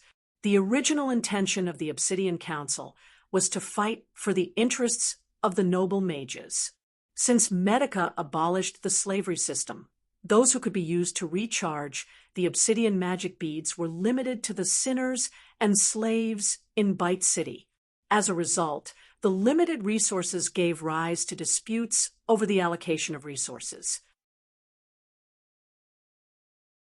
The needs of the city's garrison mages and the needs of the Spell Research Academy accounted for most of the obsidian magic beads produced in Medica every year. The spellcasters of noble birth believed that they should occupy more quotas than the mages of commoners. In order to achieve this goal, they spontaneously formed a group, and this group was managed by the Obsidian Council, which was elected by them. In addition to using their status as nobles to fight for more obsidian magic bead quotas, the Obsidian Council also used their status as mages to speak up for the nobles. In their view, this was a necessary means to expand the group's influence. And it was precisely because of this that although the Aigu family was very bad, when the new consul had different opinions and disputes with them, the noble mage group far away in Bite still put a lot of pressure on the consul. Spellcasters were dangerous, but in comparison, the Megalosaurus was much more deadly. The Obsidian Council is just a motley crew. The Grand Vader should make some time now. Consul, you have to understand that compromise is not the way. It's more important to choose a side. Choose us or them. When Keyes finished this sentence, the young official immediately made his choice. As the official seal of the Consul of Spat City was sent out, 2 platoons of city guards gathered. The garrison mages also sent out several mages in gray robes to report. In the secret room where Hawkeye and the big shot were meeting, the 2 cunning fellows were drawing up a plan to divide the profits. In their view, the gloves industry was already in their pockets. Since they had to rely on the power of the Aigu family, Hawkeye did not reap any real benefits. Damn it, how black-hearted! Hawkeye cursed the other party's greed in his heart as he secretly planned how to swallow up the gloves' underground forces. But suddenly, a soft sound interrupted the scoundrel's train of thought. A monster the size of a candlestick suddenly appeared in the dark room. It had bat-like wings and a pair of short horns that curved forward. It looked like a miniature version of an evil monster. It was a quasit. As if stimulated by the smell of incense in the air, the quasit began to sneeze as soon as it appeared. This also made its rat-like, squeaking sound become intermittent. There's achoo, enemy, achoo, trap, achoo, run. Its words were directed at the big shot of the Aigu family, who was hiding his face, the youngest son of the old Aigu. On the other hand, the 2 bodyguards who were originally by Hawkeye's side to protect him were glaring at the little demon, wanting to get rid of it quickly. They had no choice. The 2 bodyguards were the original team of tiefling rangers sent to Hawkeye's side. They had the bloodline of the creatures from the 9 prisons of Bader, so they were naturally hostile to demons. The cunning quasit also noticed this. After reporting its discovery, it turned into a small snake and burrowed into its master's sleeve.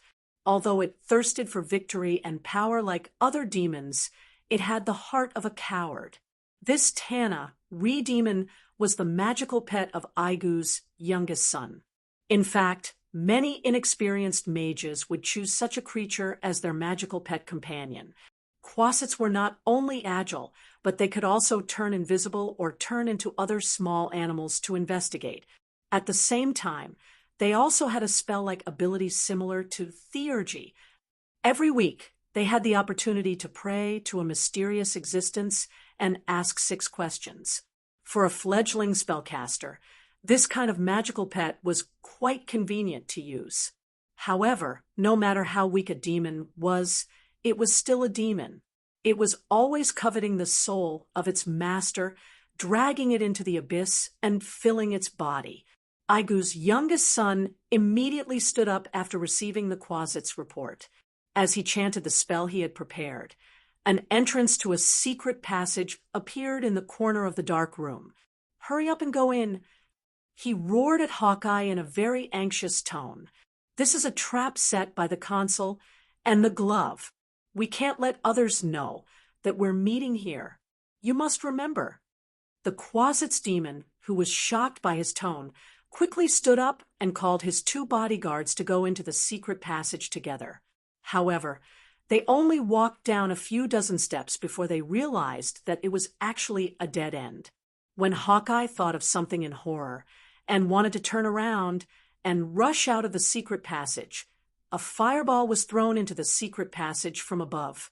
Aigu's youngest son was already prepared. He wanted to make sure that Hawkeye and his men were dead.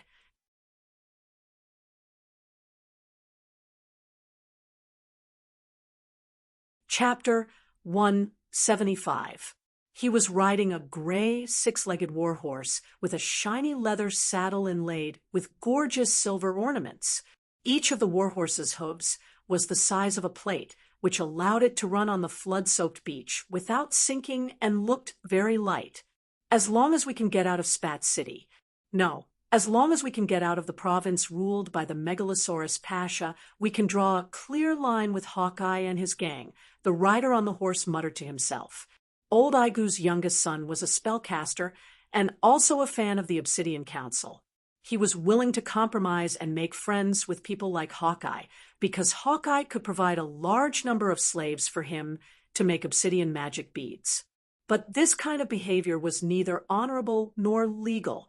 If he was stopped on the spot by the consul's soldiers, he was afraid that not only would his noble identity be used by people with ulterior motives, but his brothers and sisters who wanted to monopolize Old Aigu's inheritance would also not hesitate to hit him when he was down. Fortunately, he was alert enough and arranged everything in advance. The dead Hawkeye certainly could not disclose the details of the deal. Unfortunately, his magic attainments were still too shallow. For a master of the school of necromancy, it was not too difficult to make the dead speak. And as a Demolic, Snade could do more. Squeak, a terrible enemy is coming. The rider who was constantly urging the six-legged warhorse was suddenly frightened by the scream of his magic pet. The Quasit flapped its wings and hovered in front of the mage. It pointed its claws behind the rider and warned loudly. When little Aigu heard this, he turned around and saw that a monster had unknowingly followed him not far behind. The monster was 12 feet tall and as long as 3 grown men put together. It used a ridiculous 4-legged hopping method to move forward, but its speed was extraordinary, and it almost didn't make any sound. And because the rider turned around, he did not notice the evil smile on his magic pet's face. The little demon took advantage of its master's inattention and ruthlessly pierced the neck of the 6-legged warhorse with its poisonous claws. There was no doubt that as a magic pet, the Quasits always planned to kill their mage master. However, they were usually limited by the spell contract, so they couldn't directly attack the mage. The poison flowed through the blood vessels in the horse's neck and into its heart. The pitiful horse instantly fell to its knees and rolled away. While the magic pet pretended to be worried, a magic protection necklace on little Aigu's body worked, preventing his neck from breaking and dying. Taking advantage of this momentary lapse, the monster that had been tailing them from afar suddenly sped up and caught up. When little Aigu struggled to stand up with bruises all over his body, he saw a tall, shiny, charcoal-black humanoid creature with blue-white flaming eyes appear not far in front of him and bow down. Is it bowing to me?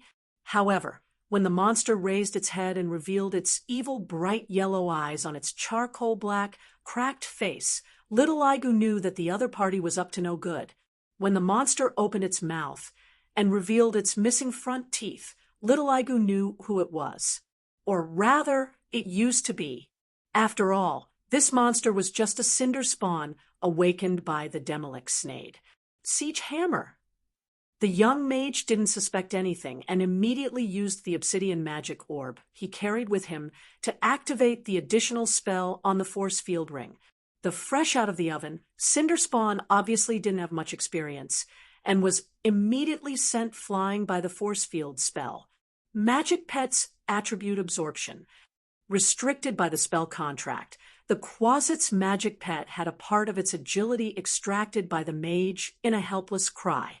This made the little demon much clumsier, and even flapping its wings to fly in the air was a bit difficult. The mage's movements became faster. He quickly retreated and maintained a certain distance from the undead creature.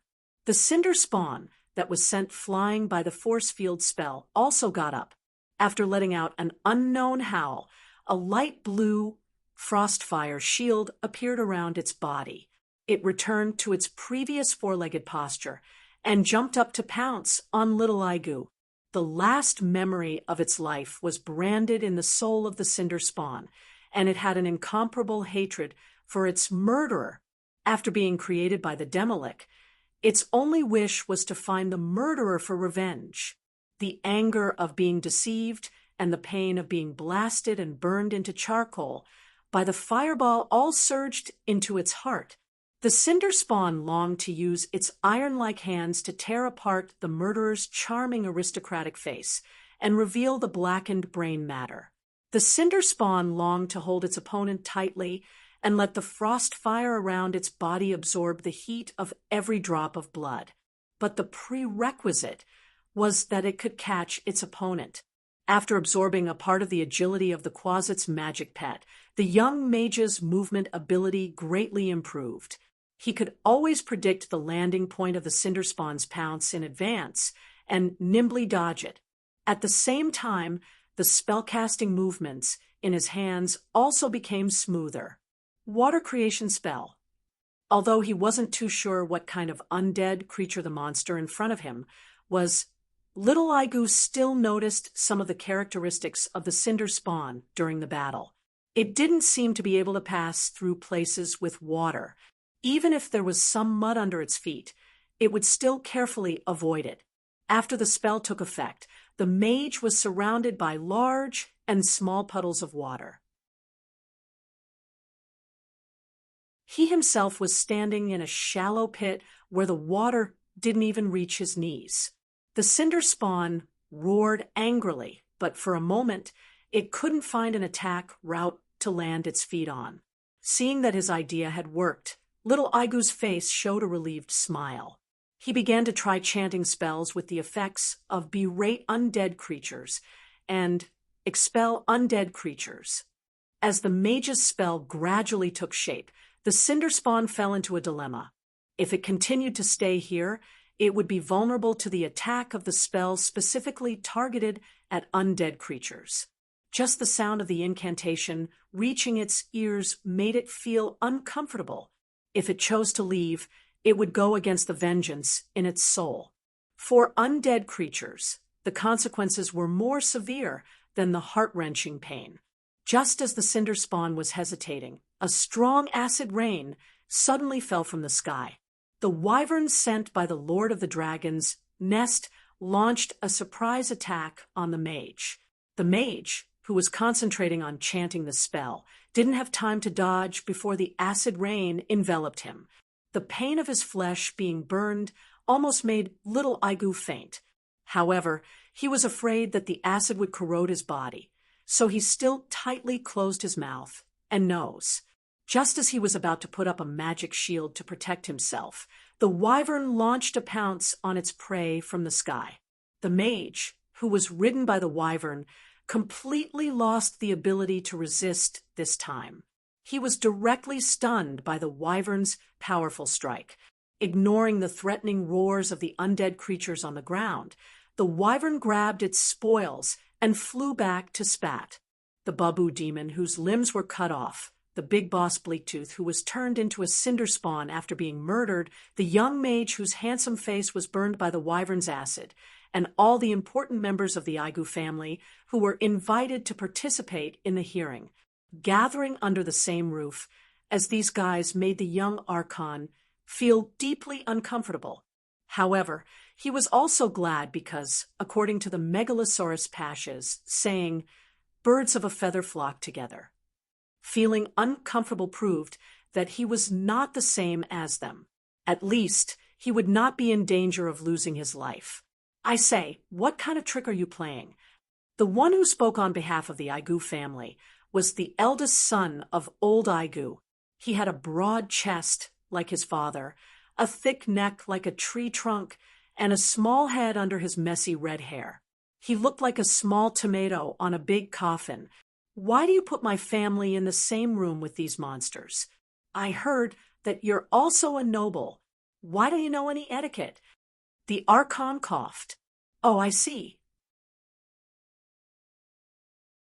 He organized his words and said concisely in a serious tone, Some people accuse the Aigu family of secretly communicating with demons from other planes, participating in the skuma contraband trade, intending to partner with illegal merchants who have engaged in slave smuggling, manipulating the food trade, and ignoring the people of Spat, and forcibly collecting taxes that the Medici Empire has not collected. You're bullshitting. The furious eldest son of old Aigu took a step forward and pointed at the Archon's face with a finger as thick as a carrot. You dare to slander the reputation of the Aigu family. I'm going to challenge you to a duel. One-on-one. I'm going to tear your mouth apart. Add 3 more. Intimidating the Archon, intending to assassinate the Archon, and attempting to subvert the foundation of Pharaoh Medici's rule. The young official wiped his face that was splashed with a few drops of saliva and said loudly to the clerk standing beside him.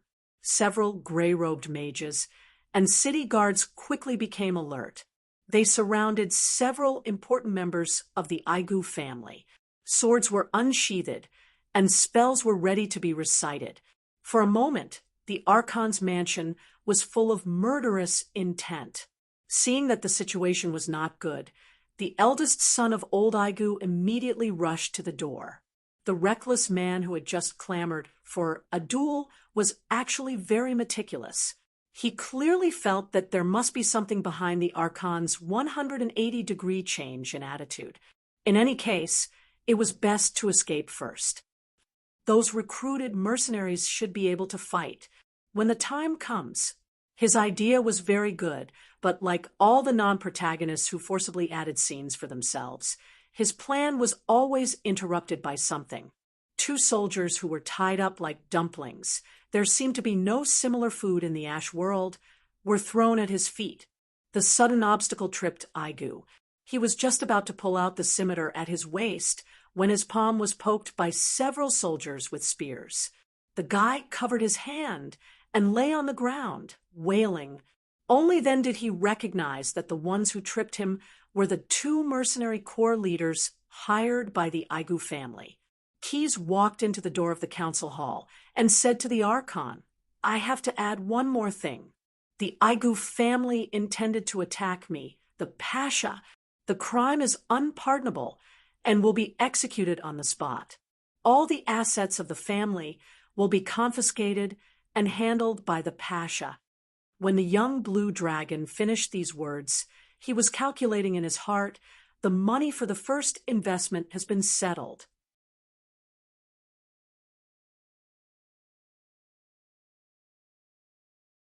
Chapter 176.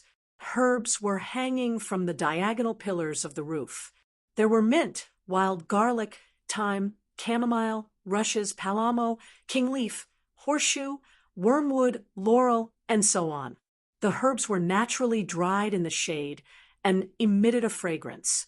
"These are the specimens Mr. Paru gave me." Seeing Keyes notice his room full of herbs after entering the door, Santos hurriedly explained, "The caravan is running around. If possible, I will try my best to collect some materials for that person." The young blue dragon in human form nodded. In fact, it was the fat merchant's service advantage in this last pale-sen that made him decide to invest in the Sand Rhino caravan. And the money he plundered after uprooting the Aigu family came in handy at this time. 100,000 silver cats is there. You can count it first. Keyes pointed to the iron box placed at the door. "In the province under my jurisdiction, there will be a team of elite Dragonborn clan to protect you and the safety of this money. But if you want to go to other provinces to buy sand rhinos, you must do adequate security work. After all, this money is not a small amount." Santos looked at the huge sum of money close at hand. His joy was beyond words, and his small squinted eyes seemed to widen a little. In response to Megalosaurus Pasha's safety advice, the fat merchant patted his chest and said, "Sir, you don't know how many sand rhinos we can buy in bulk. Your Excellency, you may not know this, but even the camel beast bazaars in a few cities can't afford to purchase large quantities of sand rhinos in the future. I have already contacted my close friends. They will send representatives to buy the sand rhinos first. The lowest price is suitable, and the high-quality livestock will be our priority supplier."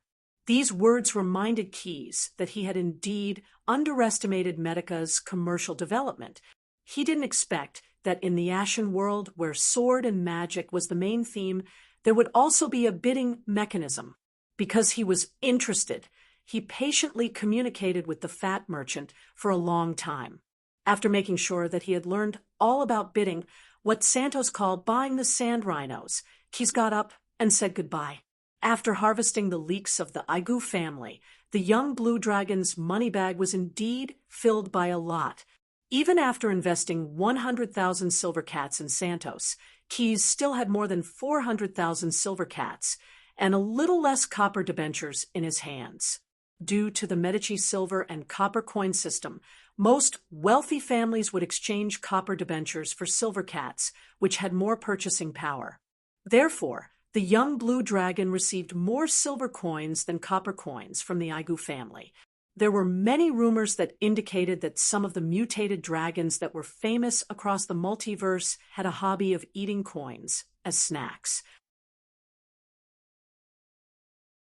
Although our main character was a little envious of this, he was very rational and didn't follow suit. In any case, the Megalosaurus devoured metals to convert them into metal ions and used them to strengthen itself. In that case, Krypton consumption of simple metals such as some coins was not as noble as soil consumption of metal compounds, such as some minerals. That was purely a waste. Well, it's shameful to be wasteful. It's easy to go from frugality to extravagance, but hard to go from extravagance to frugality. Anyway, our Keyes was a rational creature on the side of order, and he could always convince himself well. At the very least, the author of the book could give the main character some immunity to sour grapes. Moreover, after listening to the fat merchant Santos's introduction of the buyout trade, the young blue dragon was keenly aware of the importance of this model. As a pasha, unless he completely gave up on seizing power from the social class system of human society, he had to solve the financial problems within the province under the jurisdiction of the tenants. Harvesting leeks couldn't be done overnight. After harvesting the Igu family, Keyes was ready to negotiate with the Grand Dimensional Empire. He originally hoped to get financial support from the Medici Empire. At the very least, he should get a share of the compensation from the Neon Empire. However, it was obvious that even with the financial support, it would take a long time to do so. Of all the cities under his pasha's jurisdiction, 2 were affected by the Wusan invasion, Nome and Spat. The latter was under his control. After the Igu family was destroyed, the new consul had enough food to provide relief to the people in the city. In addition, the city itself was an agricultural city. After the flood, the harvest in the following year should be good. The situation was gradually getting better. But Nome City was different. The massacre of the Neon Empire had reduced the population of the city by 7 to 8 out of 10. The city could not even maintain the basic operations of the city. Not only that, but many of the city's citizens had also begun to escape from Nome. After leaving Spat, Keyes directly sent Snader to Nome to investigate. According to the information he sent back, the city was indeed about to become a ghost town because of the Neon Empire's sins. A large number of broken dead souls were lingering around the strategic teleportation gate. In the words of the Demolik, he felt very comfortable staying there. Presumably, ordinary people living nearby would be very miserable, although the broken dead souls could still be kept together for the time being. If left alone for a long time, these bound spirits might spread to the entire Nome City. Other than that, there was another problem that needed to be solved. As a former trading city, the citizens of Nome were undoubtedly wealthier than those of Spat. After the Neon Empire's looting and massacre, those who were able to stay were even wealthier. They could have bought food from the passing merchants. even if they had to pay several times the price. But now, because of the evil spirits left behind by Nome's trade routes, the wealthy citizens were struggling to find something to support their ribs. This caused a large number of Nomes-born merchants to choose to leave. Only a few who had fantasized about the aid of the Medici Empire chose to stay. And the number of these people, like their little remaining confidence, was decreasing by the day. Nome was once a commercial pearl. Keyes did not want to give up on this city that connected the north and south of Medici. Its survival was related to whether the business blueprint that the young blue dragon had drawn up would be able to be carried out smoothly. Keyes' original plan was to use Brock's appeal to attract some tribesmen to settle down in Nome City with his identity as a desert elf. But this way, humans and desert elves would not be able to coexist peacefully in a city. Just the population of the nearby tribesmen would not be able to support a large human city like Nome that could accommodate hundreds of thousands of people in a short period of time. The key problem was to boost confidence. After stopping the outflow of Nome City's population, they had to reopen the trade routes. Only in this way would more peddlers and pawns slowly gather in this city. And the buying pow that Santos of the Sand Rhino Caravan had mentioned just now gave Keyes some inspiration. What could move a person the most? Wealth moved people's hearts. If they could hold a large-scale commercial auction in Nome City, then the merchants who flocked to Silver Cartes and Copper Debon would definitely muster up the courage to go. After communicating with Paulu, Brew, and Snader, who was far away in Nome, Keyes came up with the prototype of the bidding plan. After telling Santos about the plan, the fat merchant who had some feelings for Nome also expressed his full support for the Pasha's good governance. Using the business network that the Sand Rhino Caravan had built up over many years, as well as the means of communication such as eagles and spells, Santos passed on the news that the Megalosaurus Pasha was going to publicize the buying pow in Nome City to the big merchants of many industries. He also used his own reputation as a guarantee. As for the procurement areas involved in this plan, it was not a small matter. From building materials, metal, wood, fur, food, and other raw materials to construction, commercial transportation, metal processing, and other services to weapons, armor, livestock, and other miscellaneous items. There was everything. In order to increase the credibility of the plan, Santos Sand Rhino Caravan left the city of the Dragonborn clan for Nome on the same day. When they left, they opened the lid of the wooden box that held the 100,000 silver cartes that Keyes had invested in, ostentatiously showing it through the streets. For the sake of safety, not only were the three ogre brothers, the paladins, and the desert elves personally escorting the caravan, the Dragonborn clan had also sent elite desert kobold warriors to accompany them. Under the blazing sun, the shining silver cartes attracted the attention of the human merchants who were doing business in the Dragonborn clan's town. Everyone knew that this batch of wealth was headed in the direction of Nome City. Seeing the exaggerated discussions among the merchants about the wealth, Keyes knew that his free advertisement this time was a success. Then, the young blue dragon quietly disappeared. He did not follow the Sand Rhino Caravan, but went to Nome first.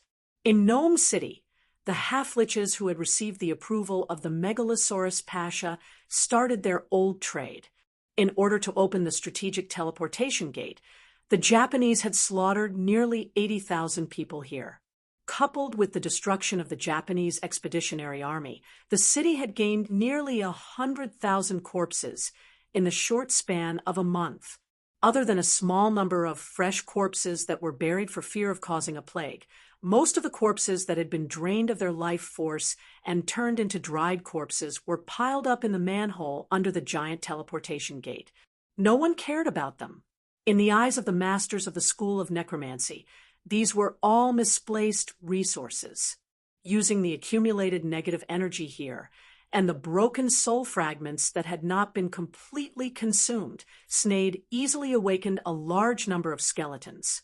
Not only did this reduce the concentration of negative energy, it also solved the hidden problem of the bound spirits.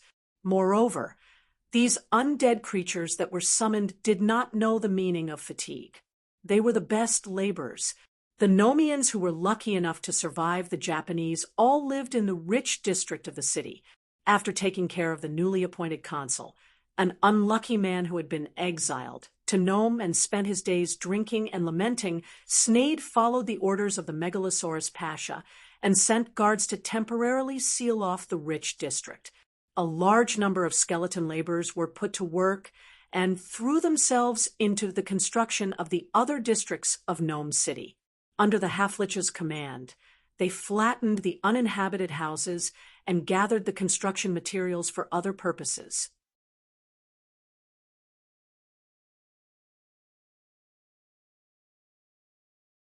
Chapter 177. One-Eye squatted on the ground, sniffed a pile of sand rhino feces in front of him, and put his index finger into it without any malice. It's still hot inside. It should have been less than an hourglass. He rubbed the dirt between his fingers with the sand and turned to look at his brother. I also smell auxiliary materials. The sand rhinos are well taken care of. Crooked Mouth, as his name suggested, One-Eye's brother cracked his big mouth and laughed. Just like the crazy news in the desert, this sand rhino caravan has a lot of silver cate. It's a pity that the nobles in the council are too cowardly to let us do a job. The news that Keyes killed the Aigu family spread to Bite City and caused a great uproar. Due to his previous achievements in the war with the Japanese and his identity as the master of the dragon nest, the Megalosaurus, the higher-ups of Medicus, could not do anything to him. However, the Obsidian Council still sent out elite scouts, One-Eye and Crooked Mouth, two half-baked mage apprentices who used to be bandits. They did not think so and came to investigate the recent actions of the Megalosaurus Pasha. Because of the free advertisement before, the two brothers easily found out about the sand rhino caravan with mountains of silver cate. Because of the habit of bandits, they immediately changed their target and followed the group of Fat Merchant Santos. However, these two experienced bandits did not make the mistake of being blinded by greed. Although they had been talking about doing a good job, the two brothers were very clear that attacking a sand rhino caravan that had 10 times the number of guards and a whole team of dragon family warriors accompanying them was purely digging their own graves. I heard that the Megalosaurus Pasha is going to hold some kind of gambling convention. Crooked Mouth stood up and took a sip of the lager in his water bag, thinking about something. But isn't he an evil dragon? Why would he have the strange idea of giving people silver cate? One-Eye, who was tending to the saddle of the camel beast, said without turning his head, "Do you still remember the first magic book we found in the bag of the boy we killed? The book that blew up one of my eyes. How did it describe the Megalosaurus? Those creatures were much smarter than humans. Anyone who tried to take advantage of them would suffer a great loss. I'm thirsty. Give me a sip of wine." Crooked Mouth passed the water skin. Over. Then what should we do? Should we continue to listen to the Obsidian Council's orders? He kicked away a piece of gravel beside his feet with his broken boots. It's better to just ignore it. But, One-Eye, our mother hoped that at least one of us could inherit the mantle of our dead father. It would be best if we could become a gray-robed mage. One-Eye patted the animal's neck and sighed. Although the two brothers were not good people, they were very filial. The reason they wanted to become gray-robed mages was simple: to fulfill their mother's last wish. Their father, because he wanted to specialize in the two schools of magic, illusion, and defense. No one in the Ash world had summed up the opposing schools of magic, wasted half of his life, and was only a white-robed apprentice. In the end, he died young, leaving his two children to be raised by his wife. After their mother's death, Crooked Mouth and One-Eye became bandits in order to make a living. By chance, they killed a young noble mage who was traveling and obtained his magic book, thus embarking on the path of an illusionist. The two of them had indeed inherited their father's talent in the school of illusion. Without the guidance of other spellcasters, Crooked Mouth and One Eye had mastered some illusion tricks. For example, they could create all kinds of sounds, disguise themselves as other people, and transform into frightening poisonous snakes. It was good, but not good enough. With this ability, becoming a white-robed apprentice was not a problem. But if they wanted to become gray-robed mages, it was still not good enough.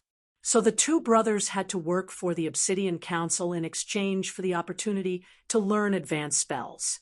Maybe we can consider changing employers. After drinking a large mouthful of light beer with honey, One Eye tightened the blindfold on his head. That Pasha will definitely be able to cast spells. The magic book says that Megalosaurus is a natural magical creature. But we have to prepare a proof of allegiance.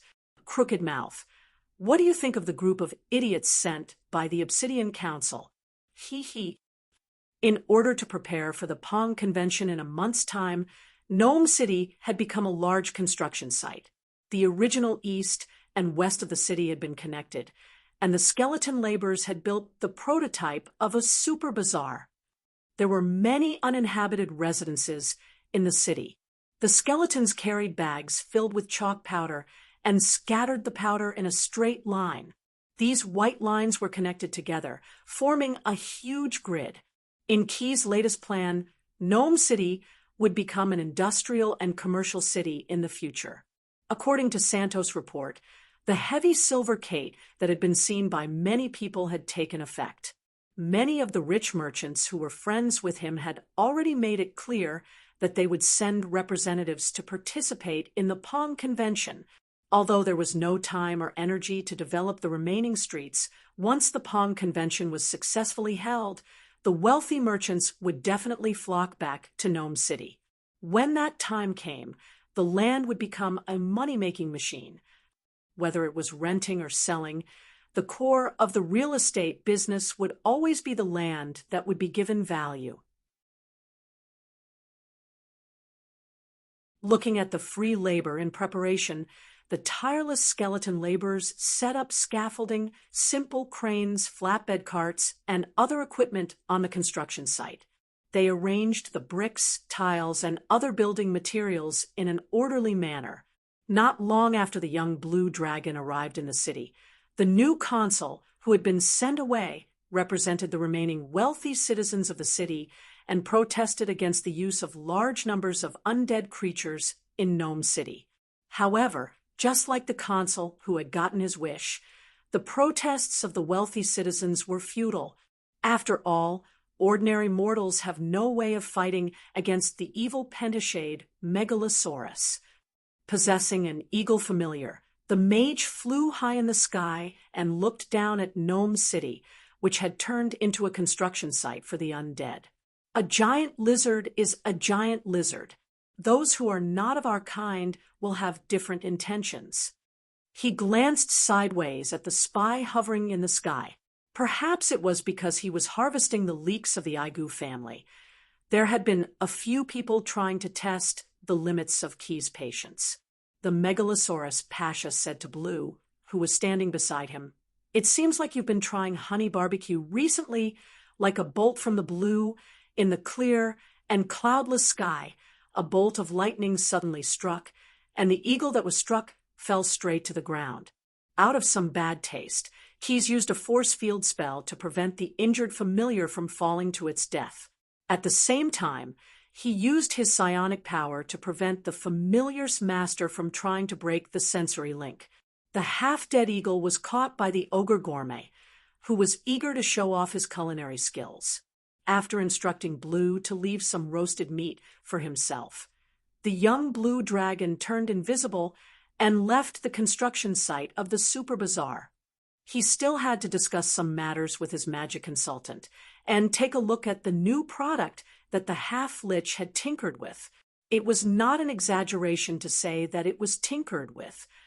After all, these things were the waste taken from the strategic teleportation portal.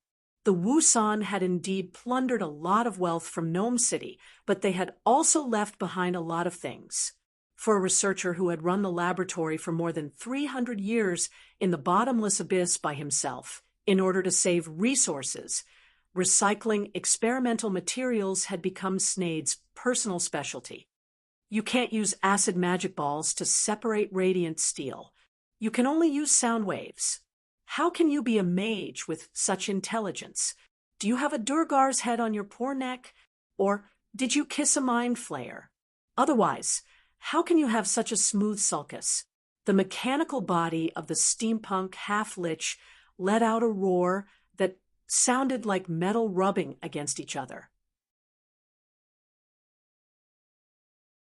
Combining the quality triplet conversational skills taught by a mechanical puppet and the drow dialect of the Underdark, Snade mercilessly scolded the temporary assistant in front of him. The people who acted as his assistants were the garrison mages who had been stationed here after the recovery of Gnome City. At this moment, the black-robed mage, who was an advanced mage of Medici, was like a fledgling mage apprentice. He lowered his head and carefully accepted the stern scolding of the legendary mage. "Sorry, I'm a little out of control. To be fair, you're much better than those in gray robes, but the truth is the truth. Please don't misunderstand. I'm not targeting anyone. Everyone here is trash." Snade finally concluded. This sentence was probably taught by the mechanical puppet. Quest figures suddenly appeared, and the atmosphere became awkward for a while. Time seemed to stop for a second, and then all the garrison mages continued to do their work. There was no other way. The situation was stronger than the person. When a mage was faced with a legendary mage whose spellcasting level was almost double his own, and the legendary mage was a half-lich who was known for his evil, no matter how smooth his sulcus was, his rationality would persuade him to be obedient. Of course, in front of his own boss, the legendary mage would also change to another way of expressing himself. Your Excellency's guidance on trash sorting, coupled with the material recycling technology that I've summed up over the years, is simply a model of turning waste into treasure. Although the level of these assistants is worrying. The half-lich Snade manipulated the mechanical body and used the sign language of caring for the mentally handicapped. But we still separated a lot of expensive materials from the teleportation portal. After separating the stone materials, I conservatively estimate that we can get 400 pounds of radiant steel, 200 pounds of Sarunwood scraps, and about 50 pounds of 12 trees bark fragments. The steampunk half-lich took keys to see the products that had been separated. The precious materials used to build the strategic teleportation portal were piled up neatly in a special storage device.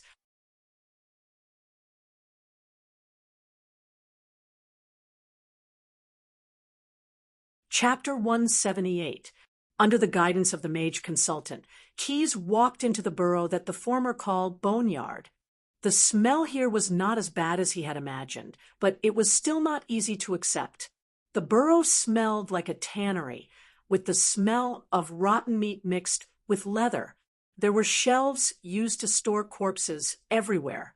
In the middle, there were a few iron suitcases tied with dark leather belts, which contained the new products developed by the Demolic.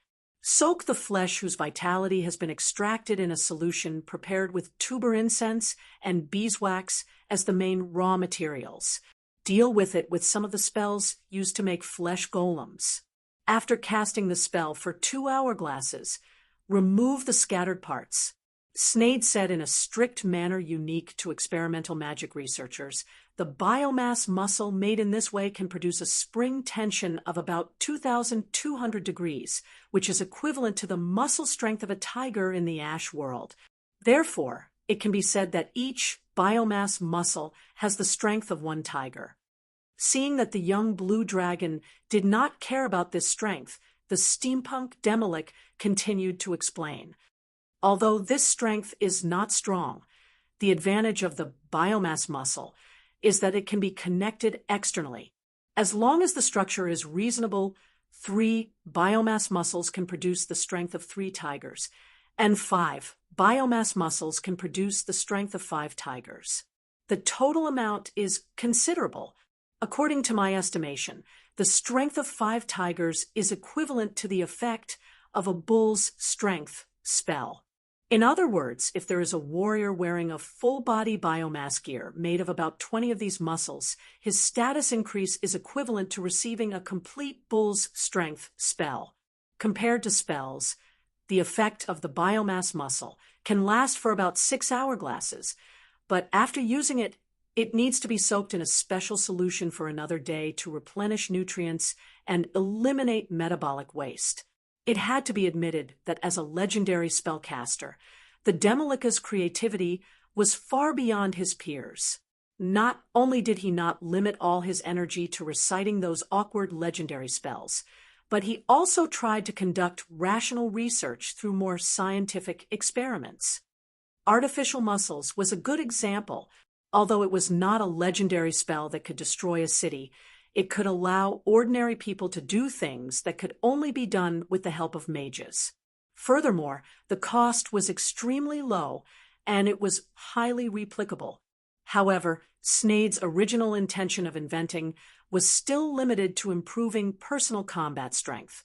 Flesh and bone was only an important material for the exoskeleton armor he designed. However, the application of this material was far from limited. Thanks to his knowledge from his previous life, Keyes knew that similar technological products were not only used in war weapons, but also in medical and industrial fields. If it was combined with the Ash world, in terms of medical treatment, in addition to the expensive limb restoration spell and the half-golem technique, which had obvious side effects, there was another option. In terms of industrial production, the springs on the catapults, the chains on the cranes, and the braking devices on the automatic crossbows could all be solved very well with the use of the biomass muscle material. Of course, the young Blue Dragon did not intend to promote these ideas on a large scale now. At least before the end of the Pong Convention in Gnome City, he would not think of a way to promote the civilian use of the biomass muscle process. After all, compared to the civilian version, the exoskeleton armor made of biomass muscle was more in line with the high-end consumer needs of the Ash world. For a long time in the future, this product would be the highlight of Keyes' business blueprint. Make the best use of the time to make a set of armor, especially in terms of the outer appearance. The young Blue Dragon picked up the biomass muscle that had the strength of a tiger and gently touched it. It feels tough, but it seems that after the tension exceeds the strength, the muscle will lose its ability to recover. The half-lich controlled the mechanical prosthesis and took the biomass muscle that could not be restored to its original shape after being stretched by Keyes. He put it back into the incubator that was soaked in solution. As long as it is not cut off, with this level of tension, it will be restored after soaking in it for more than 10 days. The young Blue Dragon in human form nodded, and then followed Snade out of the boneyard. The original residence of the consul and the overlord had been abandoned, so it had become the ground part of the half-lich's spell laboratory. The giant strategic teleportation gate in the square in front of it had been restored to a large piece of building material under the joint efforts of the garrison mage and the skeleton laborers. These building materials would be sent to the spell laboratory to extract the precious materials from the components. A group of newly summoned skeletons were dismantling the uninhabited buildings around the square. Keyes had ordered the area to be cleared to the ground, and the materials taken from the dismantled buildings would be used to build a new city wall. The new city wall was not built on the outskirts of Gnome City, but on the inner city wall. In fact, if it were not for the temporary fortress left behind by the Japanese with the Skyguard Pavilion, the young Blue Dragon would have even thought of dismantling the original city wall of Gnome City to supplement the building materials of the inner city wall. This was not a decision made on a whim by relying on the large number of skeleton laborers. In the plan of the Megalosaurus Pasha, the newly built inner city would be his first factory. It had to be surrounded by walls to prevent people with ulterior motives from spying on it. In addition, the corresponding defenses had to be set up underground and in the air of this large factory. Underground, with the boneyard as the center, Keyes let the half-lich set up all kinds of traps according to the highest standards. Anyone who tried to dig a tunnel or use spells such as Stone Traversing Spell to sneak in would be surrounded by the undead guards. In the air, not only did he arrange for the tamed eagles of the Dragonborn clan to patrol around the clock, the young blue dragon even planned to contact the merchant Yugoloth to order a batch of high-level spying magic eyes, a high-level prophecy spell with truth-knowing vision. The reason why he went through so much trouble was because the products produced by this factory were extraordinary. In the business blueprint of the Megalosaurus Pasha Santos, who invested in the Sand Rhino caravan, was to solve the last Paresan. More importantly, the problem of long-distance transportation of hundreds and thousands of Paresan before the last Paresan would be solved by the new type of transportation that this factory would produce in the future. In the Battle of Cloud Top, Medica's side used various factors such as weather, psychology, strategy, and tactics to defeat the Japanese airship fleet. However, the futuristic weapon that was like a sky fortress still shocked Keyes.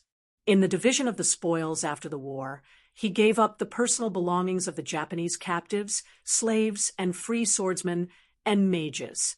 He only asked for a large number of torn hot air balloon skins, some shipwood, and a set of furnace equipment to heat the air. At that time, the big-bellied general advised Keyes not to think about replicating an airship. That kind of thing was not only too sensitive to the medic and the Japanese, but also not cheap to make it fly. This was the cognitive limitation of the Ash world. No matter what kind of advanced technology it would be the first thing that came to mind as a weapon. The young blue dragon was actually interested in the airship's carrying capacity, as well as its ability to cruise regardless of terrain and weather. Imagine it. Hundreds of sand rhinoceroses would have to carry goods and travel for more than a month between various oases and cities. However, with airships carrying goods, they could directly reach their destination in a few days due to latitude. The long-distance flight path of airships was actually an arc. After a stable air route was established, the transportation industry of Medic and even the Ash world could develop by leaps and bounds. After the airship transported large quantities of goods to various distribution centers, it could rely on small teams like the Sand Rhino caravan to flexibly complete the last Pailsen transportation journey. In Keyes' plan, one of the important commercial functions of Gnome City in the future was to rely on its geographical advantage in the central region of Medic to serve as a distribution center for goods between the north and the south. As for the construction of the airship, the young blue dragon did not intend to copy the Japanese design. The airships that formed the Sky Fortress could not meet the needs of large-scale cargo transportation due to their military use. At the same time, as the big-bellied general had reminded him, the shape of the airship was very sensitive. It was said that the top officials of Medic and the Japanese Empire had signed an armistice agreement. At this time, Keyes had no intention of provoking the tense nerves of both sides. Therefore, the airship that the young blue dragon wanted to build in the future would be very different from the prototype. In fact, he was going to produce a living airship. A long time ago, Keyes had seen the heart of the blazing shadow beast from the hands of the desert elf Brock, that kind of synthetic war beast fed on black oil, and its heart was like a biological furnace engine. Inspired by the blazing shadow beast, he originally considered how to improve the Japanese furnace heating facilities, but it was soon replaced by the idea of transplanting an enlarged version of the blazing shadow beast's heart. Later, The young blue dragon thought of the burning skywalker that he had seen in the Worm Canyon bit wall. Since he was going to transplant the body parts of a synthetic beast on the airship, why not just create a flying behemoth? With the help of the biochemical expert, Halflich Snade, and the knowledge about the creation of synthetic creatures that he had extracted from the soul-binding crystal, Keyes successively solved the construction of the flying behemoth's immune system, the construction of the flying behemoth's circulatory system, the growth environment of the flying behemoth, the control method of the flying behemoth, and several other design problems. Once the buyout convention in Gnome City was completed, the production materials would be stored, and the exoskeleton armor made from biomass muscle would become a hit product. Once enough funds were accumulated, Ketha's Chimera Airship Factory would begin construction.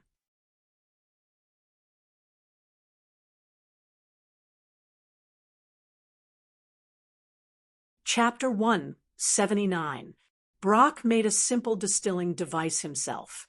He dug a hole in the sand, placed a stone bowl at the bottom, and covered it with a small piece of cloth. The moisture at night would condense at the bottom of the cloth and fall into the stone bowl. Waiting for the stone bowl to draw out the water was a job that required patience, similar to what he was doing now. Brock picked up the roots of the plants that he had collected before the sun set and chewed them to replenish some water and nutrients. The sandworms that he had hunted were placed beside the desert elves. He needed to skin them while the flesh was still warm and remove the odor and the glands that would spoil the meat. He skillfully used the knife in his hand to dissect the prey, without the slightest worry of accidentally cutting the internal organs and contaminating the flesh. From time to time, Blatch would pick up a piece of gravel that he had picked up along the way and polish the blade. Actually, there was no need for that. The dagger that the ogre blacksmith had given him was made of Bartholomew, but this was a habit that the desert elves had developed after using obsidian weapons for a long time. Moreover, most of the habits came from tradition. According to the tradition of the desert elves, if they wanted to attend the gathering in the Holy Mountain, they had to bring their own food that they could share with their compatriots, not sharp scimitars or words that were comparable to fists. In the Holy Mountain, Wind of the Ancestors, the benevolent shadow of Washigu, once every 10 years, the desert elves had to abandon the disputes and hatred between the tribes and recall the history of their ancient ancestors overcoming the test of the Ash world together and taking root here. In this way, the tribes had the opportunity to communicate with each other in good faith and eliminate the estrangement and gap that had accumulated over the past 10 years. Brock recalled the last time he came to Washigu and stuffed the broken red willow branches into the fire pit that he had dug out from the ground. When the blazing sun rose from the horizon and the faint purple-red light was covered, the smoldering, dried sandworm meat gave off a familiar aroma. Chewing a small piece of sandworm jerky that he made himself, the smell of melamine, a natural spice unique to this creature, lingered between his lips and teeth. His previous craftsmanship was still there. Feeling satisfied, Blatch carefully put away the food that he made for sharing and put it into a small bag on his back. After another half a day, when the galloping six-legged horse began to feel tired, the desert elves could finally see Washigu in the distance. Even from afar, the Wind of the Ancestors left a deep impression. Unlike the other rough and irregular mountain peaks, Washigu rose from the ground like a perfect and sharp spear. The mountain, rich in fluorite, gleamed in the blazing sun, making it look like a huge crystal set in the earth. In the shadow of the Holy Mountain, there was a small oasis, but there was a rare lush forest there. Among the trees such as acacia, ginger palm, olive, tamarisk, and other plants, there were horsetail grass, thyme trident grass, and some wormwood or millet plants. It looked exactly like the Ash World version of the elves' homeland. After tying the six-legged steed to a rock that had been set up outside the oasis, Blatch strode into the woods. In the beginning, the outer forest had tree roots exposed due to the dry weathering, but the further in they went, the more humid the air became. Finally, they arrived at the center of the forest, where there was a small lake rippling with light. Fire was forbidden in the forest, so groups of desert elves surrounded the lake to share the food they had brought. To Brock's surprise, there were more desert elves attending the gathering in the Washiga's sacred ground this year. In addition to the tribes that originally lived nearby, the tribes led by Samhain and Salem, there were also many flags that he could not recognize by the lake. Following the tradition of our ancestors, we meet again in the forest. Someone suddenly began to sing a song. Without the help of sound magic, the desert elves who were chanting together turned the song into a sound wave, washing the eardrums of everyone present. As the song reached its climax, the lake in the forest suddenly boiled. Large and small fountains suddenly gushed out, and the gurgling water gathered into a fist-sized water column. Among the many water columns, there was one that was the most vigorous, and the fountain was almost at the same level as the canopy of the forest. The young desert elves who had been waiting for this moment cheered. They took off their clothes and jumped into the lake naked. This was also a long-standing tradition. Legend said that if they could step on the steps of the fountain, they would receive the blessings of their ancestors. If they could jump onto the highest spring, it would be a supreme honor. The young desert elves who were qualified to be brought to the Washiga's sacred ground were the descendants of the tribal chiefs. They wanted to take this opportunity to show their agile skills to the nobles of other tribes and to show their clever minds to their elders. Of course, participating in this competition in the sacred ground usually ended in a friendly way. Most of the young desert elves could only step on one or two springs, and then they would fall into the shallow lake. At this time, a pair of compatriots would often reach out to them, symbolizing friendship. After encouraging each other, they walked back to the shore hand in hand. Looking at these young compatriots full of vigor, Brock felt inexplicably comfortable. He took out the sandworm jerky that he had roasted himself and shared it with a supreme warrior who came from an unknown tribe.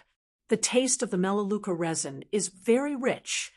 The person who shared the melaleuca greatly appreciated Blatch's craftsmanship. Hee, those little bastards are really lively.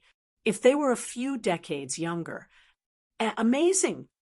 Hearing the exclamation of the supreme warrior, he looked in the direction of his finger and saw a young desert elf who had won the competition. The person was very agile, and in an instant he stepped on several fountains in a row. His movements were like a graceful dance. Good skill. Brock could not help but praise him. He knew that he could not be so agile when he was young. But when he looked again, he let out a soft "ha" in the young desert elf's hand. He was holding a sheathed sword tightly. This was very unusual, not to mention that generally participating in this competition would remove their weapons to avoid accidentally injuring their compatriots. Moreover, holding an unsheathed sword was actually very disadvantageous for maintaining balance while stepping on the springs. Unless there was something wrong with the sword, it could provide extra help to the wielder, such as an increase in agility. Obed would not let go of the sword in his hand, even if he died. Even if his hands were cut off, he would still firmly bite the hilt with his teeth. As a desert elf, he knew very well what it meant to hold this sword. Extract the star iron to forge its edge. Refine the blazing sun to make its light. Enemies are hard to resist, and day by day, the wielder of the sword is the king of the elves. The former mercenary leader of the wandering desert elves, after his employer in Spat died under this weapon, he unexpectedly held it in his hand. At that time, Obed knew that his fate was closely linked to this sword.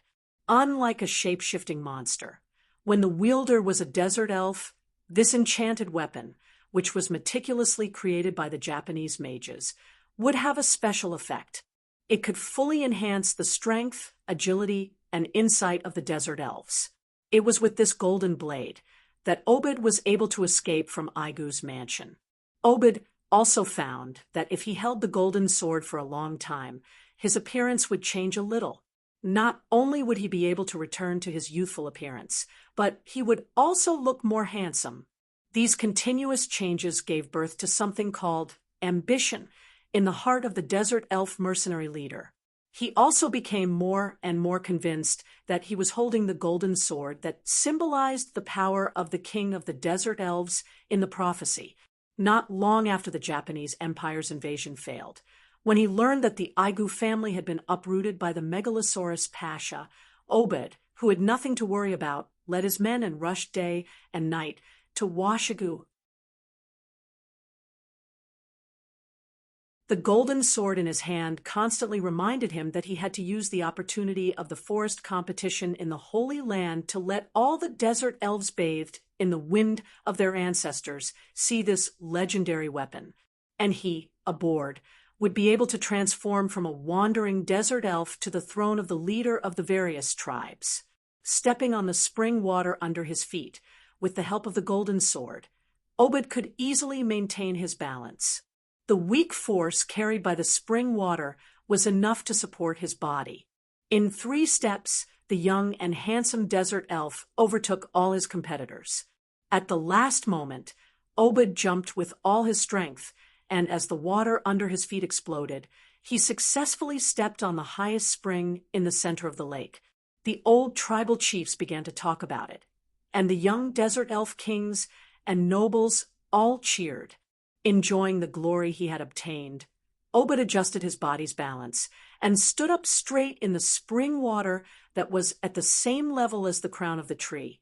He pulled out the golden sword from its sheath, and the blazing sunlight that penetrated the branches and leaves shone on the weapon, shining with a breathtaking light. The sword that was held high was strangely similar to the Washigu at the Holy Mountain. This time, all the desert elves stopped talking and cheering. They all stared at Obed, who was holding the golden sword mentioned in the ancient prophecy, and they were all silent. Pick the star iron to forge its edge, and gather the blazing sun to make its light. Enemies are hard to resist, and day by day, the sword shall be the king of the elves. Some people began to chant in a low voice, and more people joined in. In the end, all the young desert elves present began to chant, "King of the elves, King of the elves, King of the elves, this is going to be troublesome."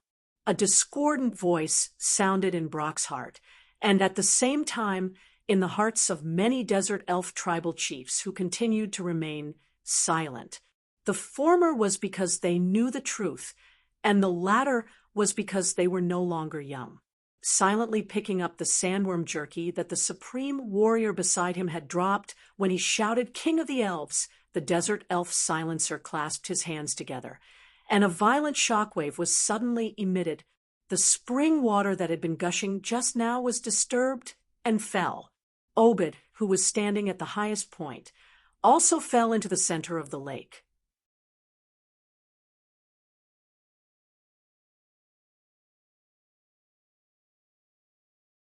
Chapter 180. The mage held the energy extracted from the obsidian magic beads in his palm with a special spellcasting gesture. Feeling the power of the spell slightly stimulating his skin, the mage was very satisfied with the pleasure brought by this little hobby of his. The power surging and fluctuating in his palm was more powerful than his blood, more nourishing than eating meat and drinking water. It made him feel light and calm at the same time. He was very clear that he was not omnipotent, at least for now. Otherwise, he would have gone to confront the Megalosaurus Pasha instead of staying in the small room and waiting for the 2 minions to bring back some news. Being slightly distracted, the magic beads suddenly shattered. The mage angrily stepped on the obsidian fragments that fell to the ground. In the Medici Empire, it was impossible for gray-robed and black-robed mages to develop the habit of spellcasting like him. In the orthodox mage education, using the expensive obsidian magic beads sparingly was the most basic rule of spellcasting. Only a mage of noble birth like him could get more magic beads to squander under the care of the Obsidian Council. That noble boy is wasting precious spell-casting materials again. One Eye, who had just walked in, communicated with his brother Crooked Mouth using hand gestures. We really should go and check the accounts with the elders of the council. That bastard boy must have stolen a lot of obsidian magic beads that should have been our reward. Crooked Mouth seemed to be resentful and disdained to use hand gestures. He opened his mouth and said, "Aren't all nobles always like this?" After saying this, the bandit chuckled in a mocking tone. However, he was still a shrewd person. Except for the sentence just now, the rest of his greetings to the noble mage's family were all expressed in hand gestures. The door in front of One Eye and Crooked Mouth opened automatically, and the two brothers walked in with familiarity. However, when they stepped on the carpet in the middle of the room, something strange happened. The patterned carpet suddenly turned into quicksand and caught their ankles in a split second. Sand in the carpet, a little trick. The noble mage, who was wearing a snow-white shirt and a dark brown robe with hollow silver buttons, bent down. He had no choice but to do so. The One Eye and Crooked Mouth, who had stepped into the quicksand trap in the carpet, were now covered in sand up to their necks. This is just a small punishment. Please remember, it is your honor to serve the Honorable Obsidian Council. Now let's start the report, one after another, sentence after sentence. After the noble mage finished this sentence, the sand in the carpet disappeared without a trace. The two brothers, who were lying on the ground and panting heavily, supported each other to stand up and began to answer some of the questions that the other wanted to know. When they finished describing their findings, the door latch automatically opened again. This was obviously meant to send the guests. The young noble mage was unwilling to share the same roof with the commoners. Carefully bypassing the carpet at the entrance, One Eye and Crooked Mouth walked out of the apartment. "When did you realize that it was an illusion?" Crooked Mouth glanced at the window that was about to leave the room and quickly hid his eyes that were observing the two. "That idiot must have never been buried. Do you remember the time when we were buried up to our chests by our peers? After the sand went up to our chests, we couldn't breathe at all." One Eye snickered and touched the blindfold on his blind eye. "That's right," he replied. "He's an idiot. Come on, brother. You want to get rid of that guy as much as I want to get rid of him. I know what we all hope to get from him, but do you remember how we dealt with our peers who dared to bury us alive? Wait for him to make a mistake again." Crooked Mouth grinned and said with a smile, "Keys began to envy a certain ugly guy. Once in the Acid Fog Canyon, the young blue dragon encountered an opponent who tried to charm him, a very strange-looking giant skull demon. It seemed that the guy's name was Langua. Although the ancient Obilus demons were extremely ugly, they had a unique ability. They had a unique talent in transplanting flesh and blood. Some of the strange-looking demons in the bottomless abyss were their creations. For example, the group of burning sky walkers that Keys destroyed at the entrance of Bardo Fortress. At this time, the young blue dragon admired the technology that created the Zeppelin airship behemoth. After trying dozens of methods, he found that he could not complete the basic design of such a huge flying beast with his limited knowledge of cultivating chimeras. First, the growth cycle of chimeras was much shorter than natural creatures. This was to quickly test whether the chimeras met expectations. However, according to Keys's vision of a chimera that was comparable to the size of an airship, it could not grow in a short time. This meant that their chances of trial and error were very limited.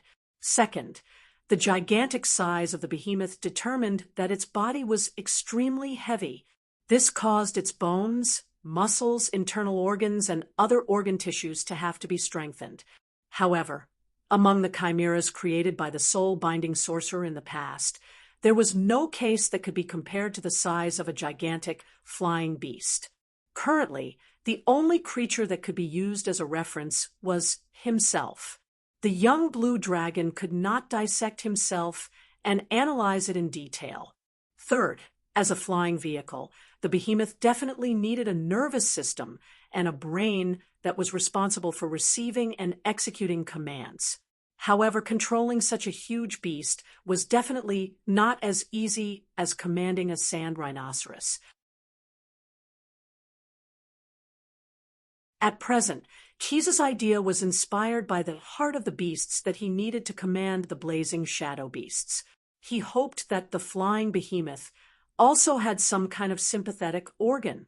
Intelligent creatures that had undergone special training or modification could use these sympathetic organs to control the behemoth's movements. However, it would take a lot of time to realize this idea. And what they lacked most was time. Keyes, the half-lich Snade, the ogre shaman Paru, and the ogre gourmet Blue, the four of them who had relatively high intelligence, did not sleep or rest for a few days, trying to solve the problem in various ways. Paru was the first to gain something. The ogre voodoo doctor recalled that his master, the old troll known as Gru, had used a special method to communicate with other creatures. The ogre tribe that they were in had once encountered a tribe of mushroom men. Gru first collected many special spores that were emitted from the Mushroom Man King's body, then attached them to a rope made of mycelium that floated down from the Mushroom Man. Finally, relying on the regenerative ability of trolls, he implanted one end of the rope into his brain and gave the other end to the person he wanted to communicate with, the Mushroom Man King. Using the Mushroom Man's mycelium and the spores attached to it, Gru communicated with the Mushroom Man King for a long time and successfully established an alliance with the ogre tribe to help each other. The young blue dragon was overjoyed when he found out that such a method of communication existed. He personally went to visit the Mushroom Man King that Paru had mentioned and brought back enough mycelium and communication spores to be used as experimental materials. With these two things, although he could only experiment with the zombies that Snade had awakened, the results of the experiment proved that this method of communication was effective. Now, the only problem was to transplant this thing into a living person's body. However, according to the half-lich's estimation, as long as the person who could control the giant beast in the future did not have any psychological resistance, it would not be a problem for him to create an additional organ that would not cause any rejection and could accommodate this rope into the body. However, while the young blue dragon was still worrying about how to continue the design process of the biological airship, some fellows with ulterior motives were secretly plotting against him.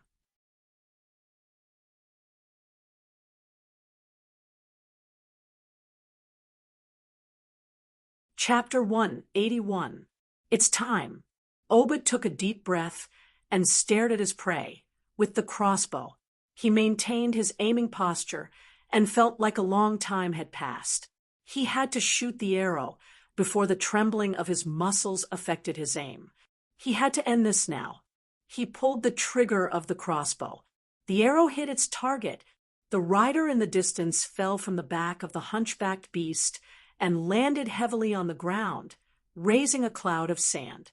Obed knocked another arrow and continued to aim at his opponent. As long as there was any movement, he would not hesitate to shoot another arrow. After carefully observing for a long time, there was no sign of life on his opponent's body. Only then did Obed put down the weapon in his hand and leaned against the edge of the sandpit, gasping for breath. I finally got rid of the Grim Reaper, who was tailing me, he thought with some excitement. 3 days ago, Obed reached the peak of his life in the holy land of Washu. At that moment, almost all the desert elves present believed that he was the golden sword wielder and the king of elves in the prophecy. But good times were always so short. After a loud noise came from nowhere, Obed fell from the peak to the bottom of the lake. He was sure that it must be the work of a sound warlock. But when he wanted to find that person, the other party was nowhere to be found. Not only that, after the tribal chiefs were enlightened, they were only willing to call Obed's performance an interesting performance. Those old and cunning fellows actually used the excuse of saving their compatriots who suffered from the blizzard to ignore him. Anger and shame attacked the heart of the wandering desert elf mercenary group leader at the same time. He wanted to prove himself, but he could not hand the golden sword over to someone else. Obed left the holy land of Washu in anger and went to meet up with his mercenary group. He originally thought that it would only be a short journey of 1 or 2 days. Just like how he predicted that he would succeed in Washu, this was Obed's misjudgment. He and a follower only brought the most basic necessities and traveled at night on a pack beast, using the moonlight and stars to guide the way. During the day, they would let the hunchbacked beast rest and sleep under the dense shade of the nuthatch tree, or in a simple tent to avoid the dangerous blazing sun. On the first evening, when he got up, the blazing sun had not completely set. Aubert narrowed one eye and skillfully scanned the horizon. In the almost invisible distance, there was a slight disturbance in the accumulated heat haze, and a dent appeared on the horizon. There was no doubt that they were being followed. What was worse was that the stalker was obviously an expert. In order to test his theory, Aubert chose to travel in the day under the scorching sun the next day, doing the same thing as the tracker. Even in the evening, the traces in the heat haze were almost identical to the positions of the previous day. Since I can't shake him off, I'll just kill him. Aubert ordered his follower, "Go and challenge him. If you can't beat him, run this way. After I set up an ambush with the crossbow, I will be ready to support you at any time." In the end, after his entourage left, he did not return. As an experienced mercenary leader, Aubert did not suspect that his men had abandoned him and fled alone. The answer was obvious. The men he sent out had been killed by the tracker. The desert elf stayed in the sandpit dug for an ambush for the whole night, waiting for the enemy to appear at any time. He could not help but analyze who the tracker was. It's probably a supreme warrior sent by an elf tribe, Aubert secretly guessed. But why didn't he come the whole night? Instead, he came to die when the sun had just risen. But this was no longer important. He climbed out of the sandpit and relaxed his muscles and bones. With the reloaded crossbow in his left hand and the unsheathed golden sword in his right hand, Aubert walked towards his prey. However, when the mercenary leader recognized his entourage, who had a crossbow arrow stuck in his body, was bound by beast, tendon ropes, and had a piece of cloth stuffed in his mouth, and was lying on the sand that was starting to get hot, Aubert instantly broke out in cold sweat. "I think we can talk."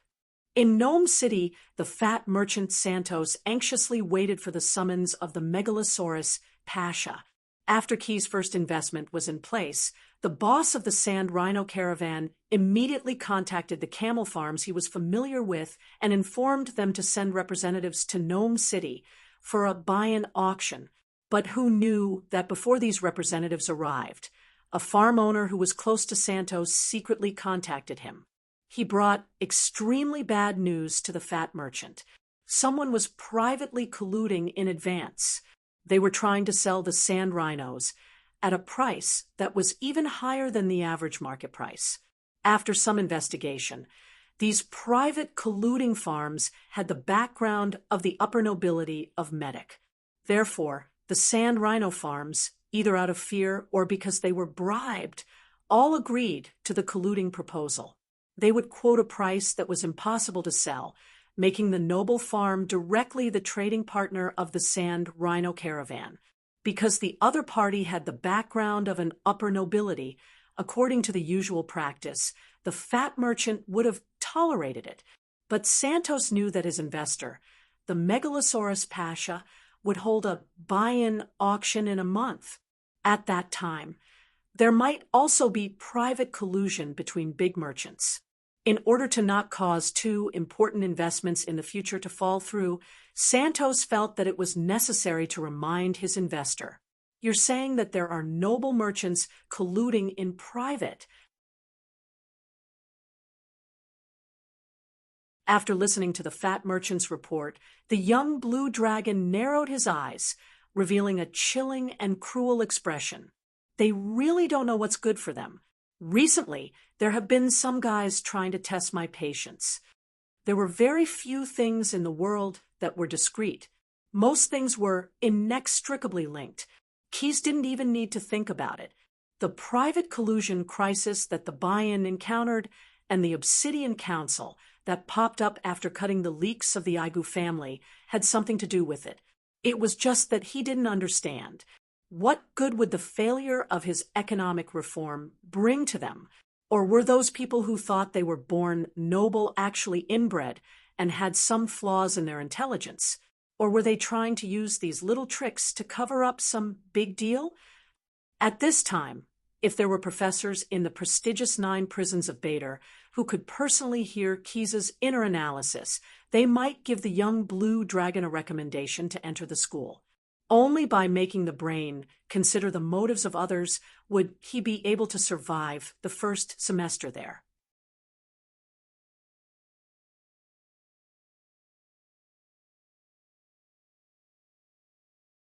Chapter 182. Just like those who worked in the darkness but served the light, they might be paladins, but they might also be electricians. Vice versa, those who were engaged in the dirty animal breeding business, apart from ordinary merchants, might also be quasi-aristocrats. In Medica, not all nobles could afford to build a fortress in Bite City that stood out from the rest. The fortress had a complicated shape, with spear point-like towers or tall arches. Only those who could afford to maintain these fortresses and maintain a decent life could be regarded as a higher race, high-ranking aristocrat. The higher races were all very rich. Some of them had rich lands, and they were able to earn a decent living with stable taxes. Some of them had industries like iron and steel, and the rich dividends they received were the security of their families. Some of them were like the Aigu family, who had been robbed of their crops. They had monopolized the resources of the entire city. Compared to the higher races, the ordinary nobles of Medica paled in comparison. After the empire abolished the widespread slavery system, even some nobles could not afford the commission of hiring servants. Naturally, their standard of living declined a lot. In order to maintain the most basic dignity, these nobles began to exchange wealth by giving away their noble bloodline. Rich merchants could pursue the young ladies of noble families or marry their daughters to noble sons. The premise was that they had to prepare some presentable gifts. Generally speaking, suitable betrothal gifts or dowries were industries that could continue to bring in income. In this way, merchants rose to the level of quasi-aristocrats. They were slightly inferior to nobles, but much nobler than commoners. Kamat, who ran the 3rd largest camel breeding farm in Medica, was such a quasi-aristocrat. He obtained the status of quasi-aristocrat by marrying into a noble family as a son-in-law. This made him pay a large amount of profits every year to pay for the various expenses of a noble family. However, his efforts always paid off. Relying on his identity as a quasi-aristocrat, he expanded his business 20 times in 10 years and became one of the top merchants in the camel breeding industry in Medici. Shrewd merchants knew very well that people should not betray their class. Therefore, when the Obsidian Council gave him an order to join forces and boycott the public purchase of the Sand Rhino caravan, Kamat chose to obey immediately, of course, according to his estimation. Doing so would also bring him more income. The purchase of hundreds of sand rhinos was a big business worth close to 100,000 silver cats. In order to not make any mistakes, the merchant did not send a representative. Instead, he chose to go to Nome personally to sign the purchase agreement. Surrounded by many bodyguards, Kamat walked into the city that had just experienced the flames of war.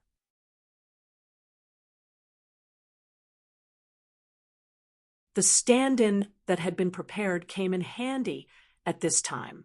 He followed the group to the hotel to stay.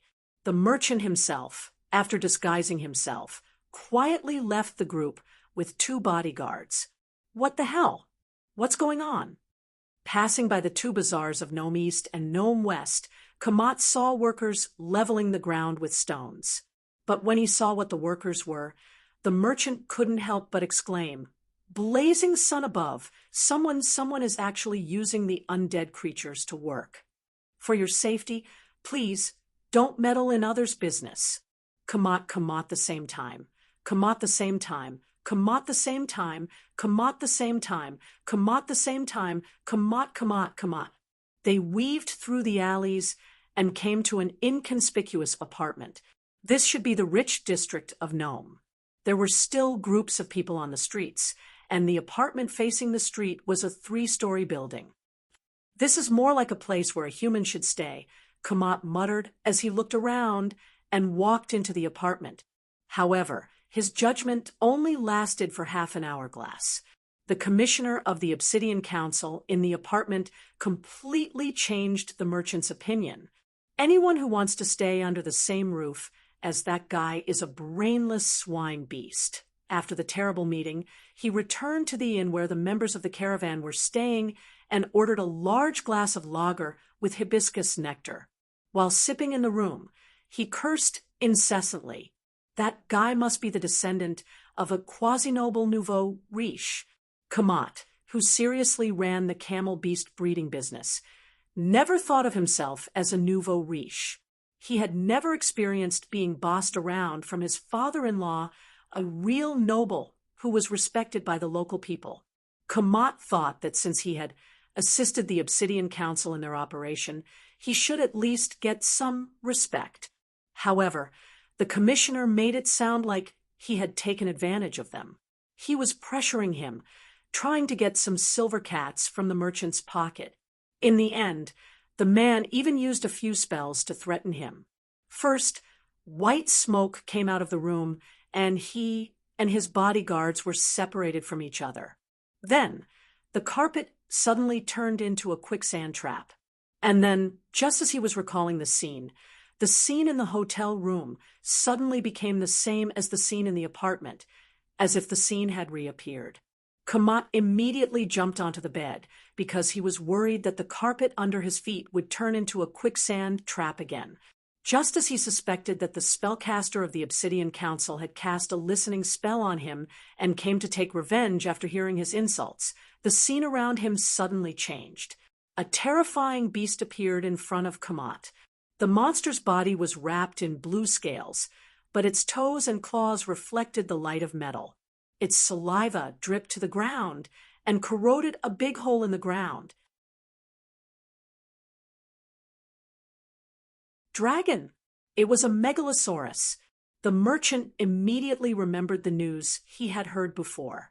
The boss of the Sand Rhino caravan was actually managing the business for the megalosaurus Pasha. His plan to purchase sand rhinos at a low price had undoubtedly affected the interests of the megalosaurus. "Mr. Kamat," the megalosaurus asked as it moved its head closer. "Excuse me, what's the matter?" The merchant forced himself to calm down. "There's a trivial matter that I have to tell you. If I run over you, do you know how much damage my claws will suffer?" The megalosaurus took a step forward maliciously. Kamat seemed to hear the sound of the floor breaking. He involuntarily screamed, but other than making the megalosaurus look more ferocious, the scream did not help much. How much?" the merchant asked in a trembling voice. "Not a little bit." The megalosaurus smiled and stomped around Kamat's bed.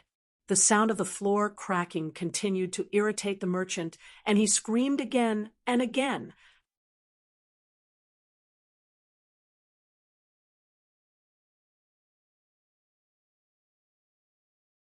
Chapter 183. Your aim is pretty good. To think that I was worried that my saliva would fall askew and drip onto the merchant. Crooked Mouth was full of praise for the illusion of the megalosaurus that One Eye had just conjured. Even though he was blind in one eye, he still had to find the right place to hold his cup when drinking. Yet he was able to create such a realistic illusion. You did pretty well too, kid. You imitated the sound of the wooden planks cracking very well. Hee hee. One Eye also approved of the dubbing effect created by Crooked Mouth. He had a big crooked mouth, and when he spoke, the air would leak out. Yet he was able to imitate the voice to perfection. After Kamat met with the commissioner of the Obsidian Council, the two of them followed the merchant and his bodyguard to the inn where the Chamber of Commerce was temporarily staying. That was how the show came to be. That's right, everything was an illusion trick created by One Eye and Crooked Mouth. After investigating and learning what this quasi-noble who farmed and sold camel beasts wanted to do, the two of them immediately realized that this was a good opportunity.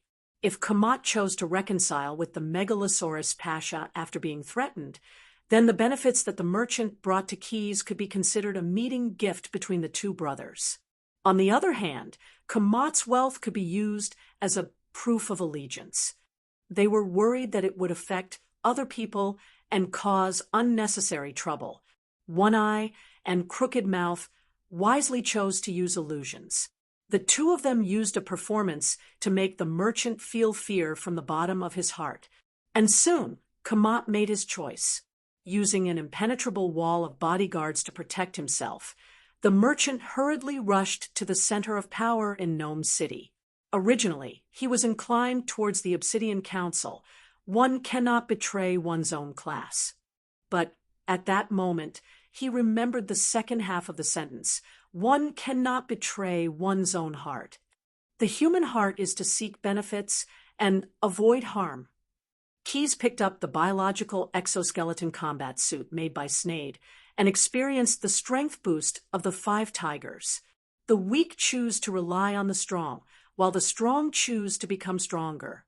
According to what you've said, the motivation to become stronger, or rather, humans have this kind of motivation because of some kind of fear. The steampunk Demolik said in a sentence that only philosophers would use, the fear of the unknown. He's experimented a little and threw a punch. There was no other problem except for a broken biomass muscle on the exoskeleton combat suit. The young blue dragon nodded in satisfaction. It's not all fear of the unknown. Human fear is always mixed with some traces of inherent knowledge.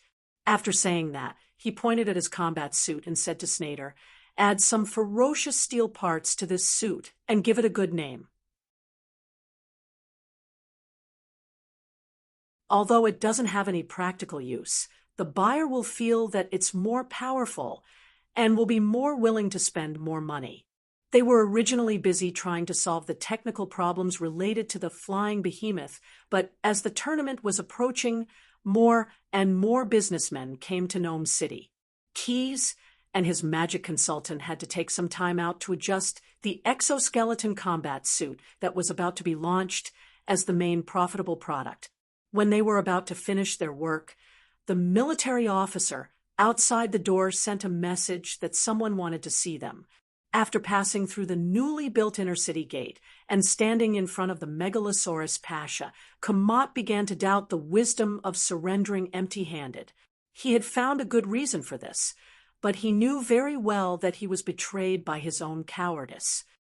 The king of the dragons, the interceptor of the Japanese, the great Pasha who controls the earth, the sky, and all the Métis living here, the honest merchant, the son-in-law of a noble, and the heir of Shek, Kamat greets you. Using a set of etiquette that he had practiced for a long time, the merchant first greeted Keys, the Megalosaurus Pasha, to show his respect. Then he said the real purpose of his visit. "I hope that your excellency can give me a chance to turn over a new leaf. Although the people of the Obsidian Council came to force me to collude with a few of my peers in advance to raise the purchase price of the Sand Rhino Caravan, they didn't succeed. So that's what happened. Previously, when Santos reported that a camel beast breeder with a noble background tried to control the transaction price, Keyes guessed that this matter had something to do with the Obsidian Council. But he didn't expect that the merchant would come personally to surrender. And this merchant named Kamat was very afraid of him.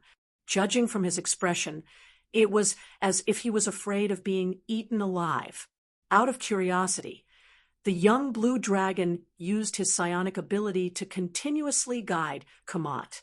It was only until the merchant explained the conflict between him and the Obsidian Council Commissioner, and then the encounter with the Megalosaurus that Keyes used the suggestion spell to make the merchant feel that his flattery had won the Pasha's favor, and he left at ease. It seems like someone is helping us. The steampunk half-lich, who had been staying behind the pillar, walked out and communicated with the young blue dragon. It's also possible that they aren't helping us, but are deliberately trying to frame the Obsidian Council. This undead creature born as a drow had a high racial talent in identifying conspiracies. But to Keyes, it didn't matter even if it was a conspiracy. Anyway, he was just the knife in the borrowed knife to kill with a borrowed knife. He could use this opportunity to probe why the Obsidian Council was deliberately targeting him. Could it really be because he had taken the leak from the Igu family? Seeing the skeleton laborers who were originally working at the Super Bazaar suddenly gather together and walk toward the street in unison, the two brothers immediately realized that the Pasha had received their big gift. The two bandits immediately organized their equipment and pretended to be panic-stricken. They ran to the commissioner's apartment and knocked on the door. After a while, the young mage of the Obsidian Council let the visitors into the room. "Master, I have to remind you." After One Eye entered the door, he carefully avoided the carpet in front of the door. This action made the young mage sneered slightly. "I see those skeletons are surrounding this street. That evil Megalosaurus and his men must have nailed us. We have to leave immediately." The young mage took out a small pinch of silver powder and some spores from the inner pocket of his dark brown coat. He immediately drew energy from the obsidian magic bead he carried with him and activated the detection spell he had set up in the nearby house in advance. Hiss! The noble mage couldn't help but suck in a breath of cold air when he saw the numerous skeleton laborers carrying all kinds of tools and transforming into undead warriors as they slowly walked towards his residence. "We can't hesitate. We have to evacuate immediately," One Eye said eloquently to the commissioner. In the commissioner's opinion, there was even a risk that his remaining eye would suddenly burst out. "We can't ride the flying carpet. That thing can't outrun the Megalosaurus. Now, we can only escape from the encirclement and think about other things later. I've already asked Crooked Mouth to make preparations upstairs." One Eye had to admit that One Eye's considerations were very meticulous.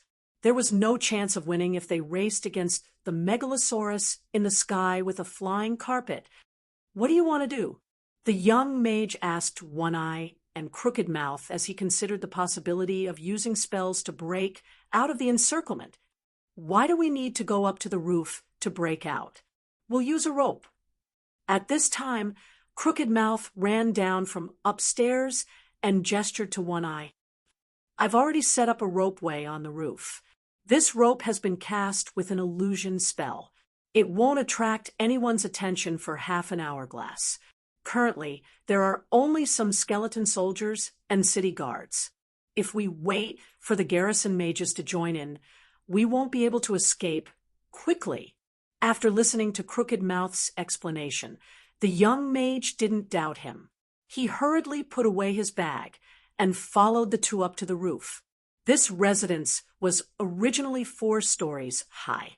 Crooked Mouth had just come up and inserted a long pole into the soil of the roof and firmly tied it to the roof decoration. The rope that was used to set up the rope was tied to the top of the pole. "Is this sturdy?" Looking at the height between the roof and the ground, the young mage frowned and couldn't help but ask. Crooked Mouth seemed to be a little emotional. This bandit illusion, Mage took off his robe and revealed the bulging muscles on his arms.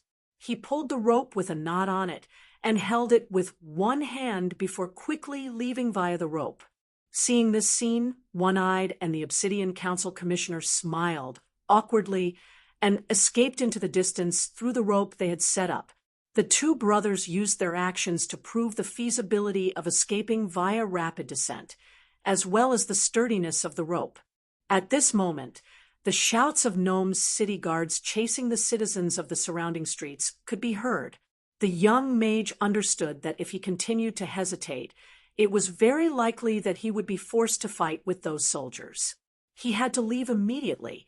He placed the last piece of rope that One-Eye and Crooked Mouth had left behind on the rope and used the dangling rope to wrap around his frail arms a few times. This was to prevent his hands from slipping or from losing his grip and falling down. After doing all this, he leapt out from the roof and slid down the rope. However, what he didn't know was that not only was his rope not tied with a knot to slow him down, it was even lubricated with tung oil. Thus, after the young mage hung his entire body on the rope, he continued to slide down faster and faster under the influence of his own gravity. Fortunately, just as he was about to land, he found a small patch of sand beneath his feet. However, his hands were still bound tightly by the rope, and he couldn't move at all. He wanted to chant a few spells to solve the problem, but in a moment of desperation, he actually bit his tongue. This commissioner of the Obsidian Council could only try to curl up his body to protect himself at the last moment. It seemed that luck was on his side again, and the hard landing shouldn't have caused too much damage. He propped himself up and felt the pain from the extra bruises all over his body. "Quick, help me up." The young mage asked for help in a rare instance. "I'm afraid that won't do, sir." One-Eye's unique tone appeared once more. "There's really quicksand beneath your feet now."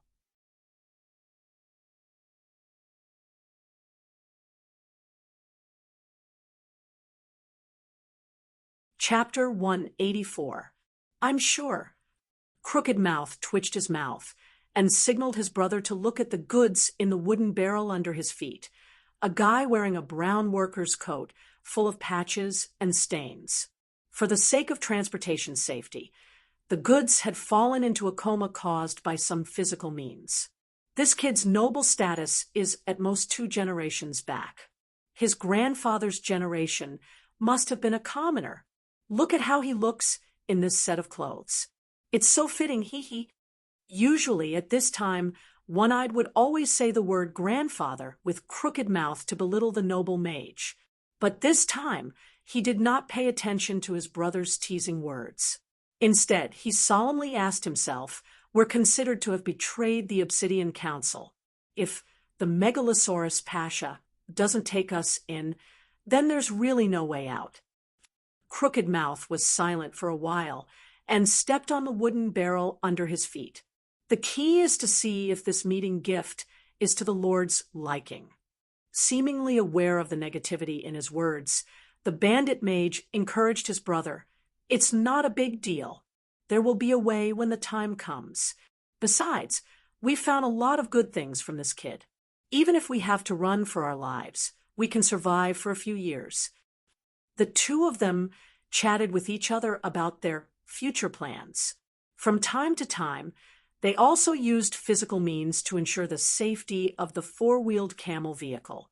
In short, One-Eyed and Crooked Mouth successfully brought the noble mage belonging to the Obsidian Council to Keys. You seem to be a little afraid. That's good. Please maintain this.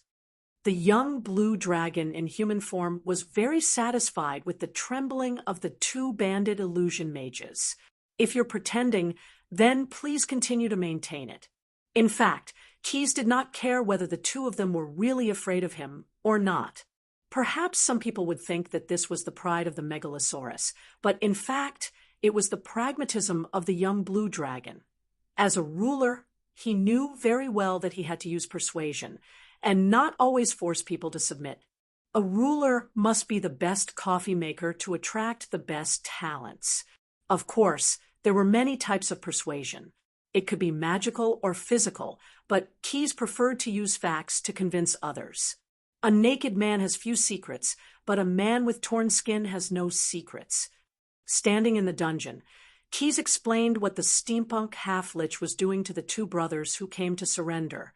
Upon hearing Keyes's words, Sneyd controlled the artificial body and shook his index finger at his employer, which meant not only that.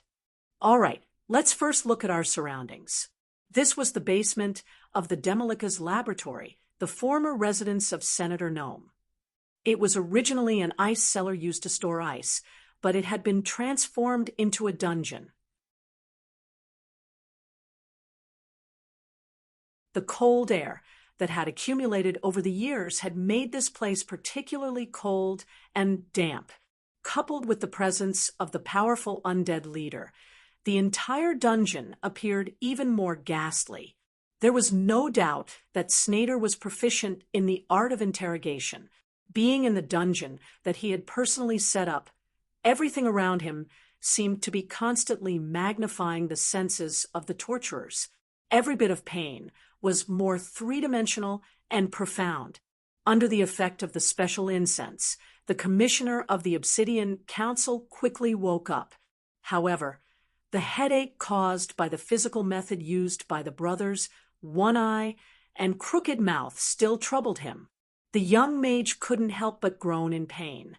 After taking 2 deep breaths, he was about to open his eyes when another type of incense triggered another reaction. His eyelids were affected by his subconscious and closed again. He fell into a state of wandering consciousness. Try to concentrate, expand the arteries, eliminate all distracting thoughts, only the part of consciousness that he had chosen. His blood became abundant and quickly flowed to the overloaded area. This was a meditation method that all mages would learn. It could help human mages transcend the senses of beasts and touch on a deeper level of perceptual experience. In the process of learning spells, it was often very effective to consolidate the memory of spells in a meditative state because human senses were more sensitive at this time. The Demolic didn't even let the gargoyle's servant use too much force. The whip only left a shallow bloodstain on the young mage who had been stripped naked. The mage couldn't help but groan in pain. Due to the limitation of the meditative state, the pain caused by the wound was magnified several times, constantly tormenting the torturer. In the knowledge of ordinary people, the process of punishment was usually interspersed with interrogation. However, the young mage wasn't questioned at all. The interrogation of the drows was to ensure that the torturer would be willing to tell everything that had happened since he was born after destroying every bit of resistance. There was no doubt that the commissioner of the Obsidian Council was far from a tough guy, no matter how one looked at it.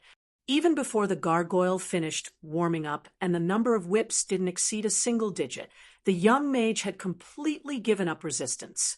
As the enchanted torture device that bound him changed from red to dark green, which symbolized obedience, the interrogation entered a one-sided questioning process. After being splashed with a mixture of ice and water, the torturer slowly woke up while trembling. "Hurry up and tell us the truth." The gargoyle executioner tightened his grip on the whip, making a loud crack. "If you dare to hide anything, don't think about getting out of here alive. Hurry up and tell us. Just ask." The young mage wanted to cry, but had no tears. After a round of interrogation, Keyes basically figured out the reason why the Obsidian Council was targeting him. First, it was indeed related to the leaks that he had taken from the Igu family. The young blue dragon's quick and decisive decision to overthrow a noble family was unexpected. Some even suspected whether it was Pharaoh or the Great Vader's instructions behind it. Second, after forcing the Wusang to sign the agreement of defeat, the Great Vader stopped all official activities. Some suspected that the strongest mage of Medic was seriously injured and needed to rest. Therefore, the Obsidian Council chose this time to start attacking the forces related to the Great Vader. The young blue dragon couldn't help but secretly gnash his teeth as he thought, "It's just sitting at home, but trouble comes from the sky, again," including the Wusong people and the green-legged dragon snakes sent by them. This was already the third time he had been targeted by the Great Vader. If it weren't for the title of Pasha on top of his head, it would be of great benefit to his future plans. Keyes even thought of flying above the Great Vader's mansion in Bite City and shooting him with a super electromagnetic gun. But now was not the right time. He had to wait until the flying behemoth was created, or at least until the trading fair in Gnome City was successfully held. Otherwise, all his previous efforts would be in vain. Keyes kept reminding himself. In an apartment in Gnome City, the two brothers, One Eye and Crooked Mouth, were nervously busy. It was not the worst situation they had imagined.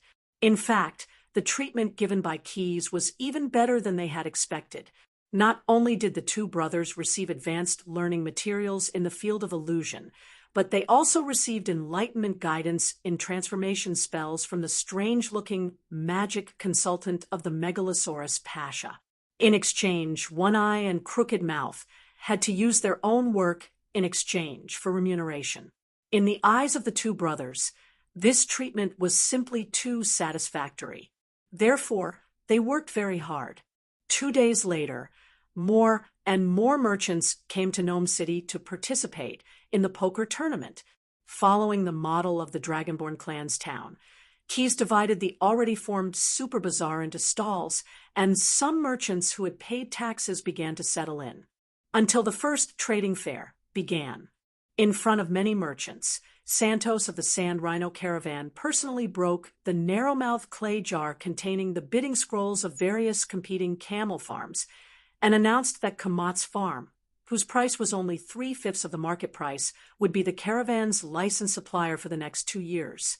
The atmosphere of this business fair began to boil. The merchants could not help but feel their blood boil, especially when they saw the Sand Rhino Caravan pay half of the deposit in front of everyone, a total of 15,000 silver cars, which shone with a soul-stirring light under the blazing sun. This was just the beginning. Large quantities of goods purchased by the Megalosaurus Pasha, such as steel, minerals, food, stone, weapons, and armor, would cause a commotion among the merchants every time the money was handed over. Fortunately, there was a large group of elite warriors transferred from the Dragonborn clan to maintain order in Gnome City's Super Bazaar, so there was no unnecessary trouble. After the agreement was reached, merchants like Kamat did not leave immediately. They gathered their peers, held a banquet to celebrate, and at the same time discussed small-scale trading fair business. In fact, before the agreement was made, the shrewd merchants had calculated the scale of their own business. For Kamat's farm, he did not have the ability to deliver more than 100 sand rhinos in one go.